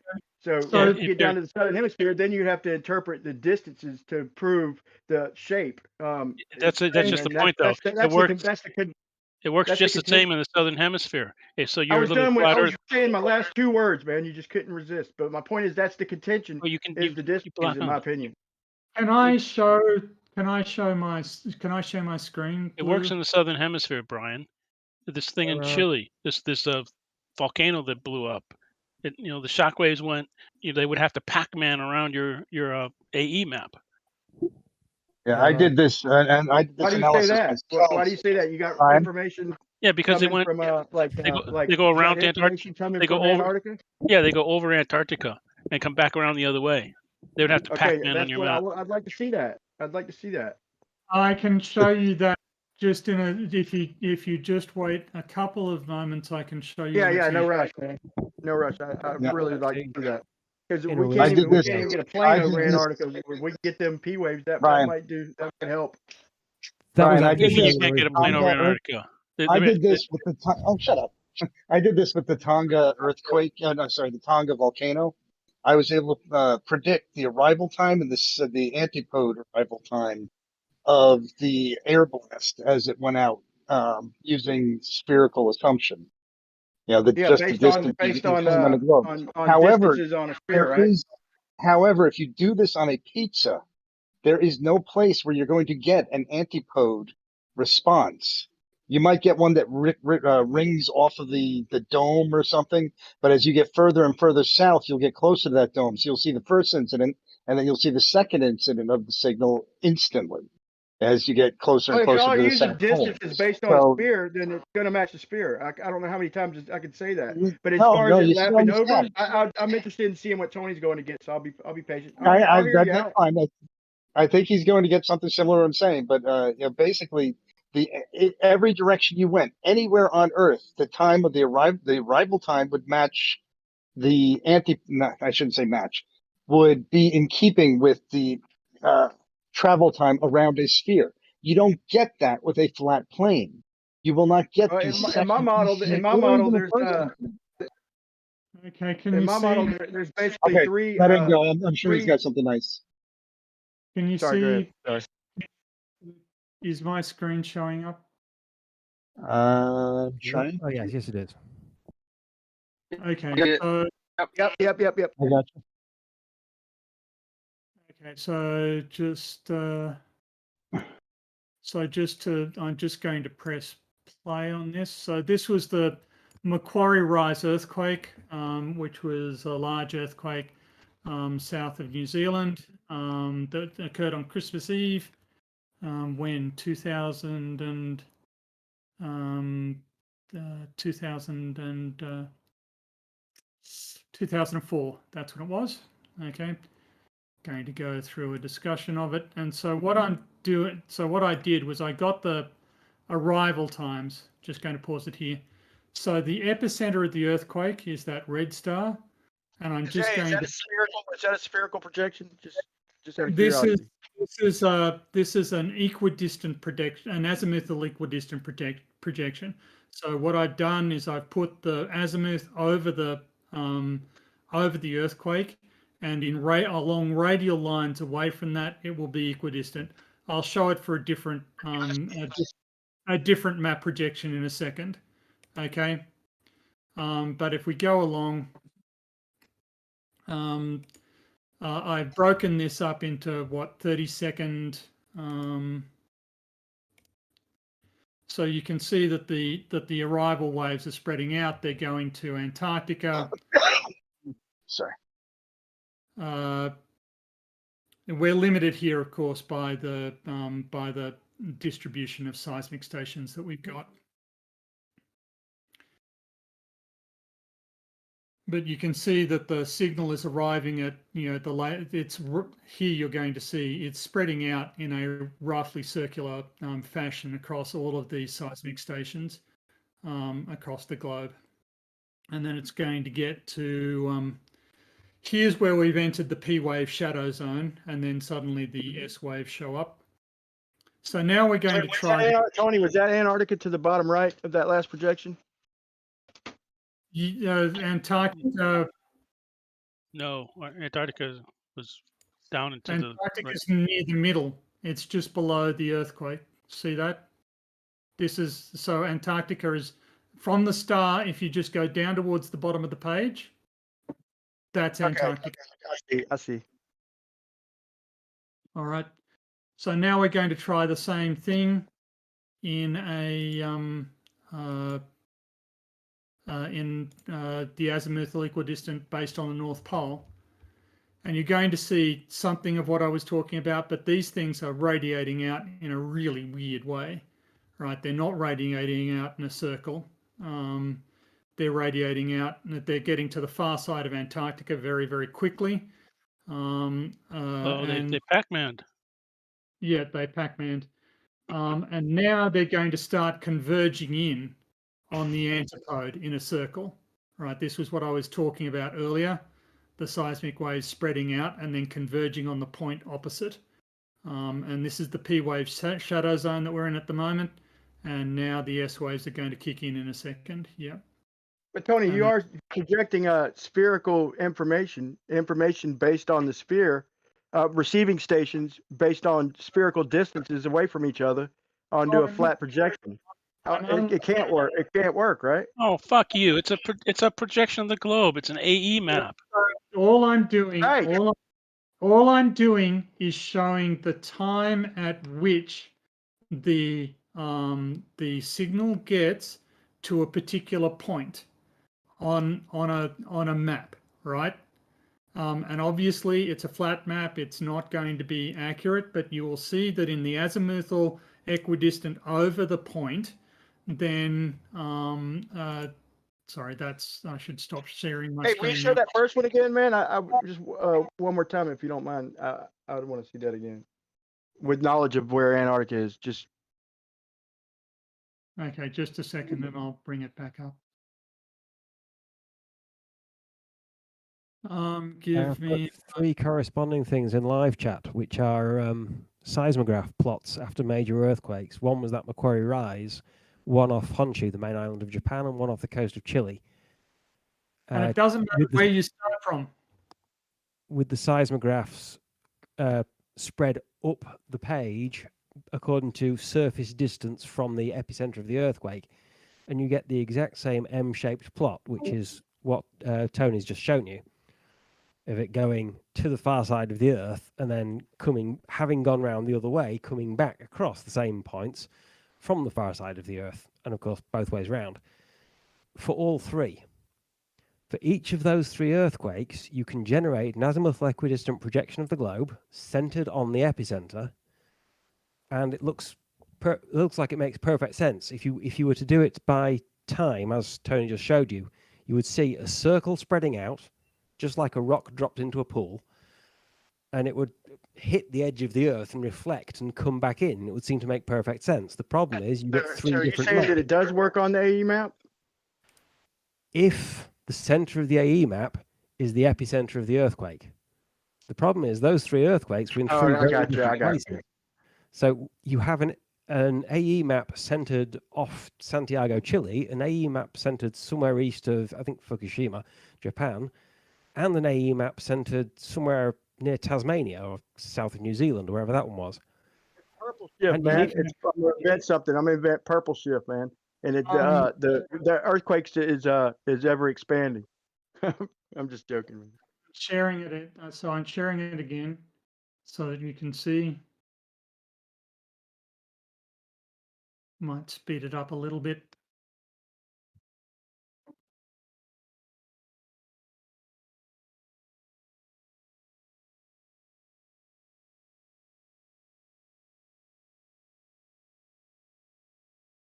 And you can see, the wavefront progressing across Antarctica in a smooth fashion. Like when it hits the west coast of the United States and all the sensors there kick in, you can really see. Yeah, that's right. That's the density. The density of the stations really kicks off. Here it goes. It hits west coast of the United States. Yeah. That's a hard one to argue, man. I have to look into that to pose any kind of contention. It's a hard one to argue. And it works. It works, for any earthquake. If you put this plot over the over the epicenter and you plot it, it'll always radiate out like that. It doesn't matter where the earthquake is; it's always the same. This is my sphere. This is the evidence that I would use. Yeah, would you call that better evidence than GPS as far as bringing it to the table? Yeah, Easier to understand. Yeah, this is much easier for people to understand. It's much easier for people to visualize what's going on, what they should expect, and if they want to explain alternative hypotheses, if they want to explain alternative hypotheses, it's easier for people to have a discussion. It's kind of like GPS, really, but instead of the satellites being in a place of contention up in space, wherever, it's a spot here on the ground that. Yeah, exactly. Yeah. So it's Tony. Could you also include the fact that they did the same thing with Krakatoa over 100 years ago? Yeah. Before NASA, before GPS, all of that. Absolutely, and this was the other point that I was going to make is that the air pressure waves do the same thing, and the big source of those is volcanoes, and in fact it was one of the it was something of a shock to discover that the air pressure wave from Krakatoa circled the Earth almost a dozen times. People were getting multiple signals because air pressure normally varies very slowly and smoothly, and you would see these bumps, and they'd keep on going. And you can plot them like this. You can see where the air pressure, how quickly the air pressure wave spreads out, and then it returns back to the center, and then it spreads out again. And it went, through. I think they got like 12, 14 signals or something, which was 4 orbits. I can't remember the details exactly, but maybe 7 circuits of the Earth for that. Yeah, wave. I was stunned with the Tunga blast. I did the numbers on that one, and I crunched them to where they arrived all over the world. And I picked 10 different points. And I was able to do the arrival time of the first and the second wave. But what I also found out was interesting was that it would take. You could map out the whole world with that one blast. Exactly. It's kind of like a lunar wave, right? If we take the lunar wave, like how you see it, it starts at the bottom and it works its way up, and then it starts. As soon as it gets into the top, it starts back at the bottom again. And there's usually a few of them, just projecting upwards and outwards. I don't know what you're talking about. It'd be hard to. I had to really look into that to even come up with an explanation that's down to earth. You're talking about that. You're talking about that. Tony, what's the most interesting? Let me ask Tony something real quick. What's the most interesting response you got to that, as far as from a flat earther, as far as an explanation? What's the most interesting explanation you've ever got to that? Well, the most interesting response I got was earlier in this conversation about curvature of space-time, which is not one I've encountered before. Some people do say that there are variations in the propagation properties of the Earth that make it look like that. But if that were the case, you can explain away one earthquake with that. But we've got tens and tens of thousands of earthquakes monitored at thousands of seismic stations. So that explanation isn't going to work for all earthquakes. You can explain away one earthquake, but you can't explain away all of them. The other one I've had is that it's reflection, but it simply doesn't behave in the way that reflection does.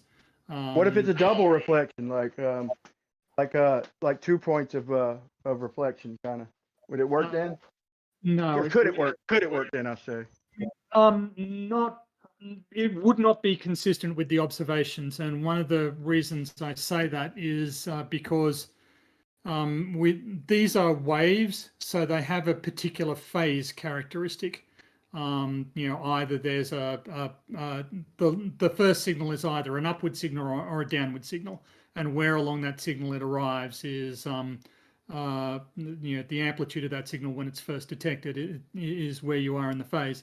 Now, if there's a reflection, that will impact the phases, right? And it will impact the different seismic, there are various classes of seismic waves, and they react differently to reflections.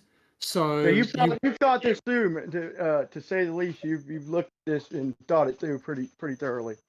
So I mean, yeah, this is a huge body. This actually adjusting. My PhD thesis was about using flat Earth seismic models, adjusting them.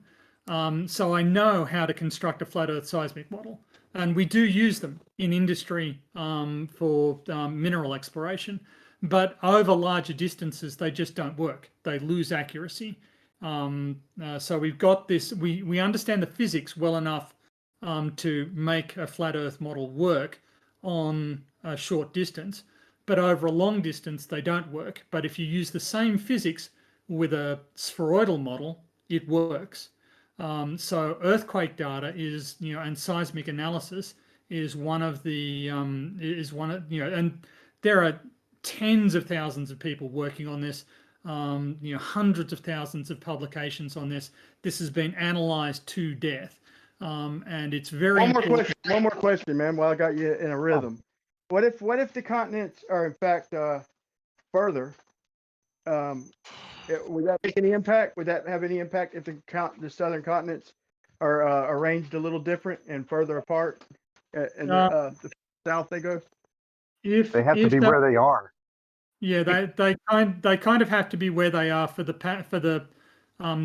pattern to work. If you start changing the distances, then you'll start messing with the models. You can't just kick that spoke out. If you've got an earthquake at a particular location, we can make predictions about what seismic phases will arrive and in what relative order. As a function of distance away from that point. We can predict. You just tell me how, the size of the earthquake, how deep it was, and I can tell you what order the phases will arrive at some distance away, some angular distance away from it. I can predict that every time. But if the distances were different, if the Earth was some different orientation, that would not work. That would fall over. We would not be able to do that. So the intricacies of our understanding, there's so much data here that we can use, that we can really rule out the possibility of a flat Earth. One other question. What if if the earthquake itself is coming from a place under the ground, deeper than we've ever been or know, just a whole different theory here. It's coming from a uncentered place underground and then hitting the surface first at the spot where we first acknowledge it, and then radiating outward as it comes up from the ground, radiating outward and then reverberating. Instead of lapping around the Earth, kind of reverberating down from underground. Have you ever considered that? Well, again, because a seismic event sends energy rippling out in a circular fashion. The waves propagate in every direction at the speed that the medium allows. So the idea of energy propagating in a straight line upwards and then propagating outwards is not how we understand energy to work. Energy doesn't do that. These are mechanical. You would need to change completely the nature of mechanics, and indeed we solve for the depth of the earthquakes. So it's not just a case of all earthquakes occur at the surface. We solve for the depth of them because we can tell from the travel times between points on Earth whether an earthquake was deep or whether an earthquake was shallow. So we solve for the depth of them, for the depth of the earthquake as part of our analysis. We know within certain within the limits of uncertainty how deep these events are, precisely because. I was just going to point that out with the depth. There's a volcano on the border of China and North Korea, which was interesting enough that North Korea let a British seismologist and volcanologist team get in to study it, which has a folded piece of the Pacific plate, which instead of getting subducted and going down into the mantle, got subducted and went down and then leveled out, going along underneath it, which makes it a really weird volcano. And the reason we know that plate is there is that we can monitor the depths of earthquakes, and with enough seismology stations, enough seismometers, you can actually tell how much faster or slower the waves are coming up through different parts of the Earth between the earthquake focus, which is where it actually happened, and the earthquake epicenter, which is the point on the surface above where it happened. Exactly. And from that, you can tell how liquid, or solid, or how dense the rock is, and actually figure out that there's a really weird shaped piece of rock down there that you don't find anywhere else in the Earth. Yeah. Like a four-dimensional rock. I'd like to see. I'd be interested though, and just hearing this information, like mapping it from coming from deep underground, and like in the energy spanning out like in a toroidal type of shape and reverberating. But that'd be tough, man. Depths like hundreds of kilometers. Never mind, 9 kilometers that the Russians drilled. It's hard to imagine that you can get from. So earthquakes are mechanical processes, right? So you've got two bits of rock together, and they snap, right? You know that there's a physical motion associated with these,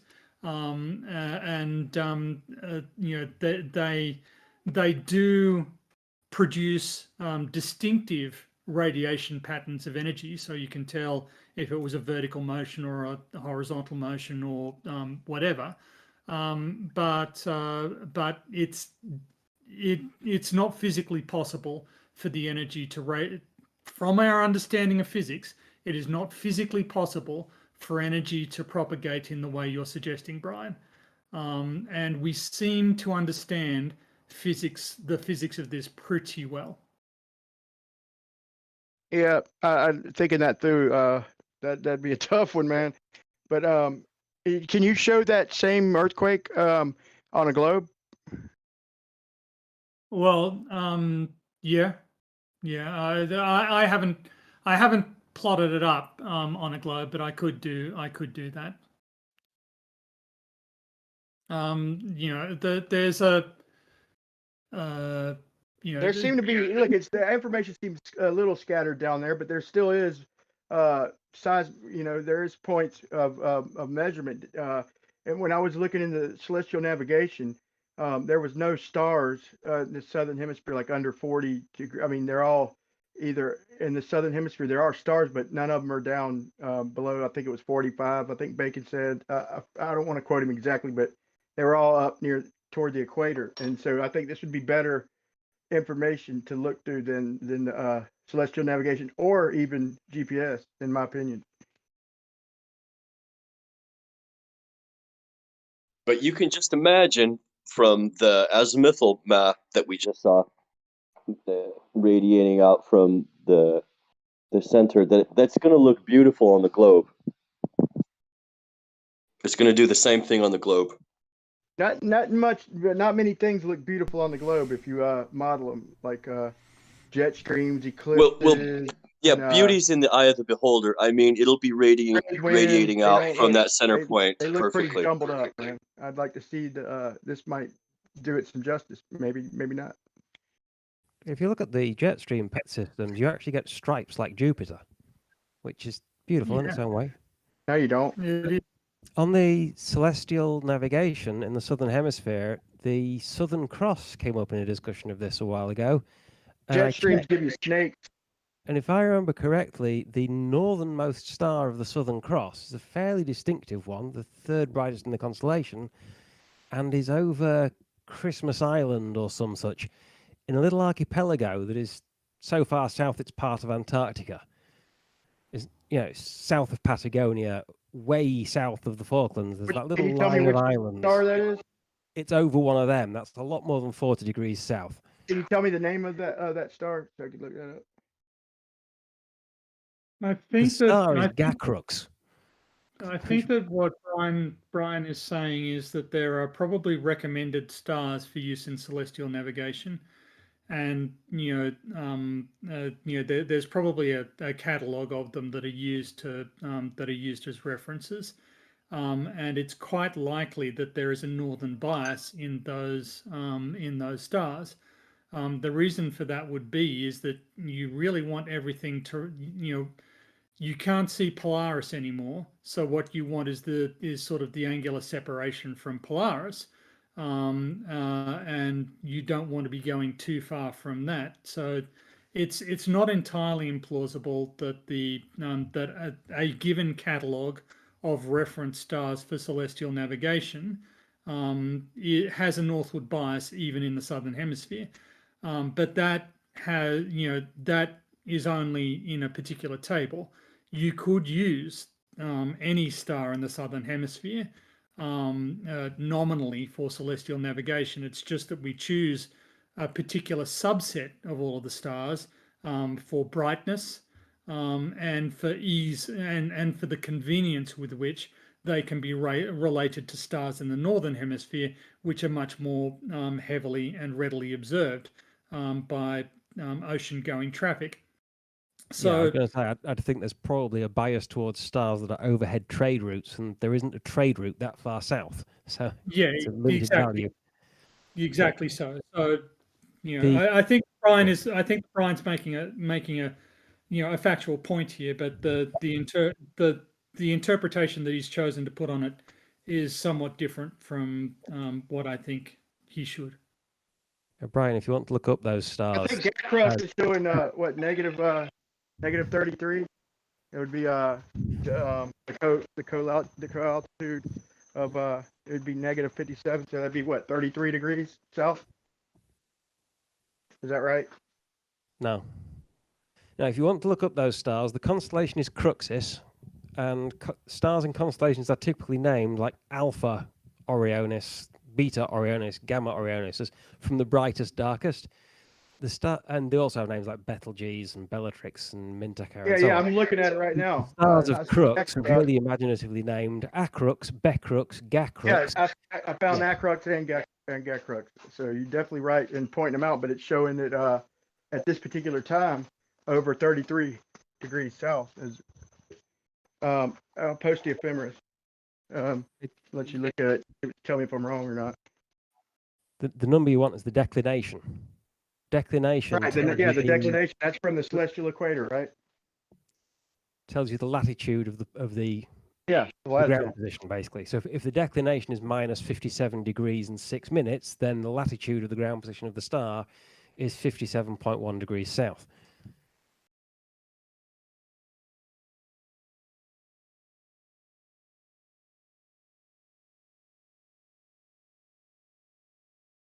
So its declination is minus 63 degrees.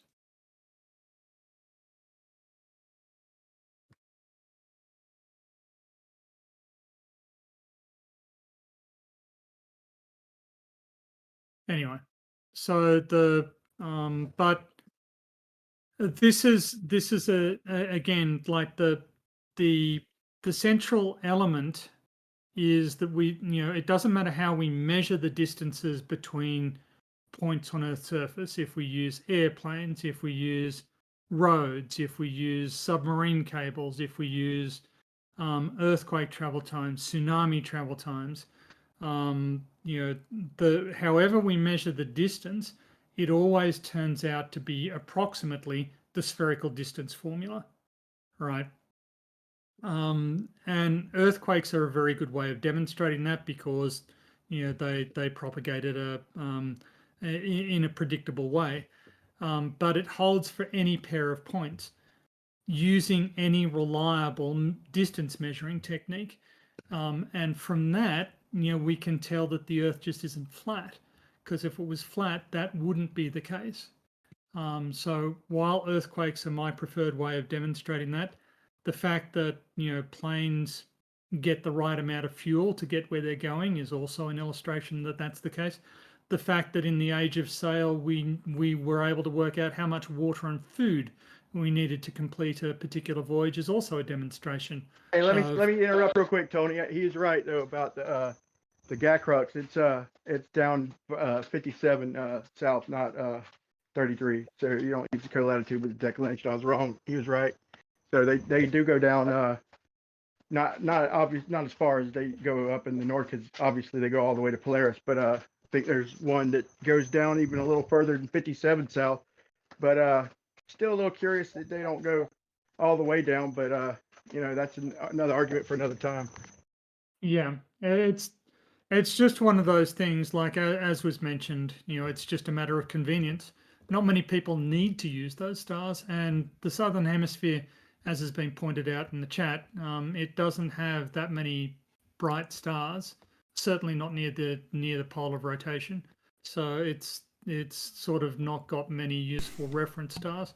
For that purpose, you want to have something that is close to the northern hemisphere to another reference star that you can deal with.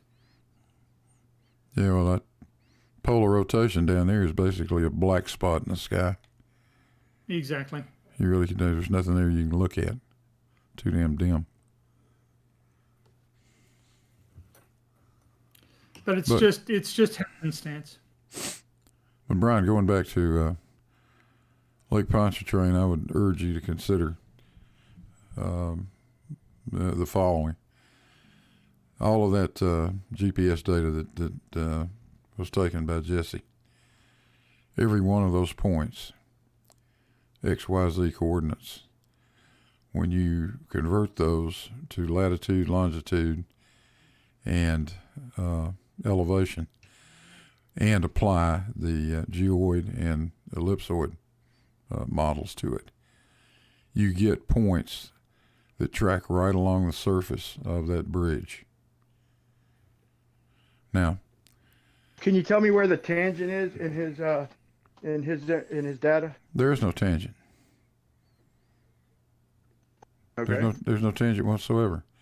Those are points on the surface. They every one plot exactly to a point on that bridge, usually in the right lane unless he was passing someone. That should tell you that the origin of that XYZ coordinate system is where it has to be. It can't be anyplace else. There's no other point you could put it at and get those results. It just can't happen. Well, that when I try to visualize that, besides my argument about the satellites and where they're at, and it all comes down to what you plot them on, in my opinion. But I understand your argument. But my thoughts on that is I picture, instead of the bridge, I picture a basin. Like I picture Lake Pontchartrain as a, basically as a gradual bowl, like bottom of it, not the water, but the bottom of it. And I picture it like 300 feet deep in the middle, or let's say 132 or let's say 120 feet deep. Let's say what it is. Let's say what it is. 17 feet deep. That's all it is. Yeah, I know. But anyway, when I picture it, when I picture in the globe and the flat Earth to try to distinguish, I picture the basin of Lake Pontchartrain as basically a straight line. So a bowl. I mean, not a bowl. That's kind of a freaking provocative description. Let's say a straight line of gradual concave and a comparison to the water. So I try and picture in my mind is that basin where it's 130 feet deep in the middle and then starts coming back up on the end. Do I picture that as the straight line, or do I picture the water above it on the straight line? And that's what I would set out to prove. We talk about the bridge and the water, but think about it in terms of the basin being the inverted Earth curve, basically, or we'll call it a straight line. And in y'all's model, it's the water that's curving, so that basin is technically the straight line, right? No, not at all. It's not at all. And seriously, Lake Pontchartrain is literally only 17 or 20 feet deep. I don't even think of it as a lake. I get that, Blue. I get that. And I think of it as literal. Hey, I'm telling a fucking joke, guy. Can I at least have a second? Jesus goddamn Christ. I don't think of it as a lake. I think of it as a really large puddle. Okay. Well, that's a That shit description. wasn't funny, man. No, I'm just kidding. But sorry God for damn. interrupting. My It is fucking a big channel. I puddle. can't even tell a joke. Okay. Sorry, man. Very sorry. That shit wasn't funny, But though, Blue. Very yeah, it sorry was for that. funny. Well, it would have been. It would have been funny if you'd kept your goddamn mouth shut. Jesus Christ! Stop You're probably right, interrupting. man. Holy crap! But you It's can't not- put well- you can't put the you cannot put the origin of a coordinate system any place other than where it is, and have those and be able to pinpoint points along that bridge. Now, the only reason it gets as accurate as it is because that's a real-time kinematic type GPS system that Jesse's using. There's more to GPS than you know about. Okay? There's another whole aspect to all of this. When they do it on when they do it on a job site, they'll have a base station situated out there over a known point. So that base station knows physically where it is, and it's receiving the same satellites, and it can give an XYZ correction to the mobile GPS systems. That system that Jesse uses was using a different type of. It's not a base system that he had to erect. There's a station over there somewhere in New Orleans that transmits the same kind of correction data. Otherwise, you're only going to be within meters maybe with your handheld GPS. But when you go to the RTK stuff, now you get to millimeter accuracy. That's how it's done. But you can't come up with any other coordinate system that would work and put the origin any place other than where it is. Just try it. It will not work. And now take the end, any 2 points on either end of it, and a point in the center, and it will not form a straight line. And mysteriously, it forms an arc with a radius of about 6,400 kilometers. Right. And how many satellites does it take to do that? 4 minimum. So the 4 arced satellites are showing an arced line, right? No, not an arced line. They're showing. They're showing. Fine. Okay. Yeah, they're showing. Flying level, like curve level. No, you're just coming up with points in space, Brian. That's all. That's what I'm referring to. I was thinking of the plane, like flying around the globe or flying over a plane. I think that would make a difference. I mean, I'm saying that it wouldn't. I'll look into it, but I think the position of where the signal's coming from would make a difference. I think if the planes are mapped out arcing around the ball, then yeah. I think if they're flat, it would show it different. That's my opinion. But if we assume that they're arcing, yeah, you could use that as proof for a globe. That's as far as I'm willing to go at this moment. Can I interrupt? Can I interrupt for 1 second? I got to ask. Who was the guy who was speaking earlier about the earthquakes? Well, there were 2 of us, but I'm one. All right, I posted a video of the Hunga Tonga. I think this is an analysis very similar to yours. It addresses it on Pizza Planet and Globe Earth. And I just thought it was a wonderful video showing all different aspects of that one. Yeah. It's something that I've been asked to do myself, but I've not been feeling well, so not been up to it. But yeah, it's fairly easy to do, and it works the same for all earthquakes. It works the same with the pressure waves. It works the same with the seismic waves. And isn't that weird? Yeah. And there's only one shape that'll do that. So this is where I would come at, and I think that I think that Brian, sort of trying to understand how, if you have that tetrahedron arrangement of points on Earth's surface, the Earth cannot be flat, right? It just can't. And if you have that tetrahedron arrangement of satellites, the satellites can't be level, right? So, just from knowing the distances between 4 satellites, we can tell whether or not they're coplanar. We can tell whether or not points on Earth are coplanar. We can tell whether or not points on Earth are collinear, or whether or not they're or whether or not they're on a great circle arc. We can tell the difference using distances. We can measure that, and so we can tell the difference between flat and spheroidal just using the distances between points. We can tell the difference between 2D and 3D just using distances. And I think this is the central point that kind of needs to be internalized. Yeah. All right, guys, we're 5 hours and 16 minutes into this. And I think for the YouTube crowd, what we ought to do now is a quick round of final thoughts, and we can stay here in Discord all night if you want to, but I want to wrap up the YouTube stream. So let's see. Alan Evans, are you still around, buddy? Alan's probably sound asleep by now. I would hope so. Brian, I'm going to save you for the end, okay? Roger that. Earth is life. What's up, B-Ball? Any thoughts? Oh, what's going on, Nate? Hey, good show. I would just say, Brian, take all this information that you're hearing, go back, look over it, and maybe possibly reconsider your position. If not, I mean, just keep on searching, I guess. That's all I got. Thanks, man. IB Hunter, you're up. That's pretty much it. It's like, just keep searching.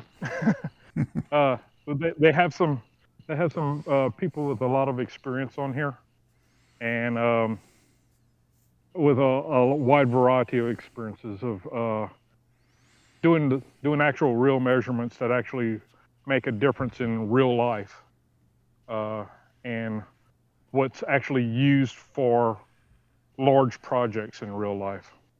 And if their measurements didn't work correctly, the projects wouldn't work correctly. So just kind of take that in a little bit. That's it. Yeah, thanks, man. Moyog Man, batter up. Brian, gotta pick on you some more. I think that the way that you're coming at this, just drives me nuts. I really wish that you could try and understand the basic concepts before denying them or trying to find alternatives to them. That's it. And no names at work, so he's unavailable, but thanks for being here anyway. No name. Oh, Alam. Yeah, actually, my comment is kind of similar to that one.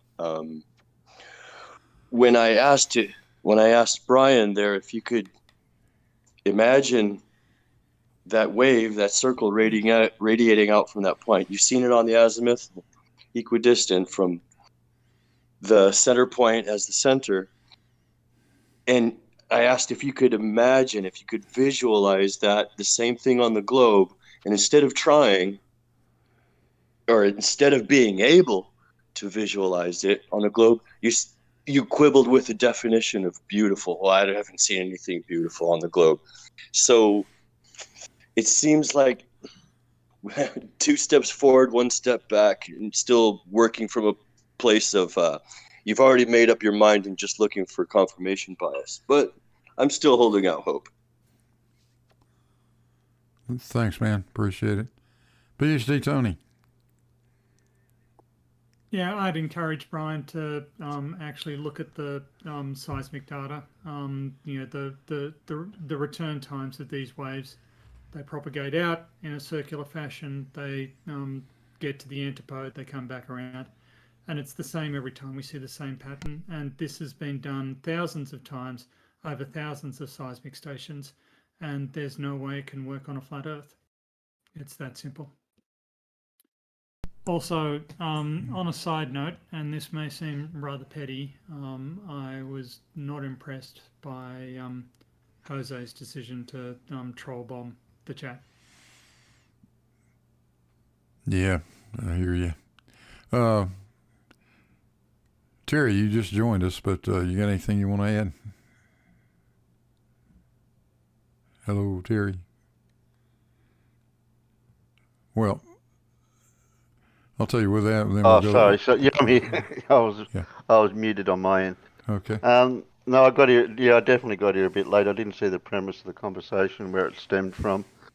I was just watching PhD Tony's analysis of earthquakes with the P&S waves that do show what the shape of the Earth is, because those waves only work on one shape.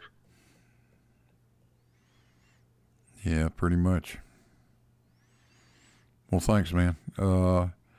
Brian, thanks for being here. I'll let you have the last word. All right, I appreciate it.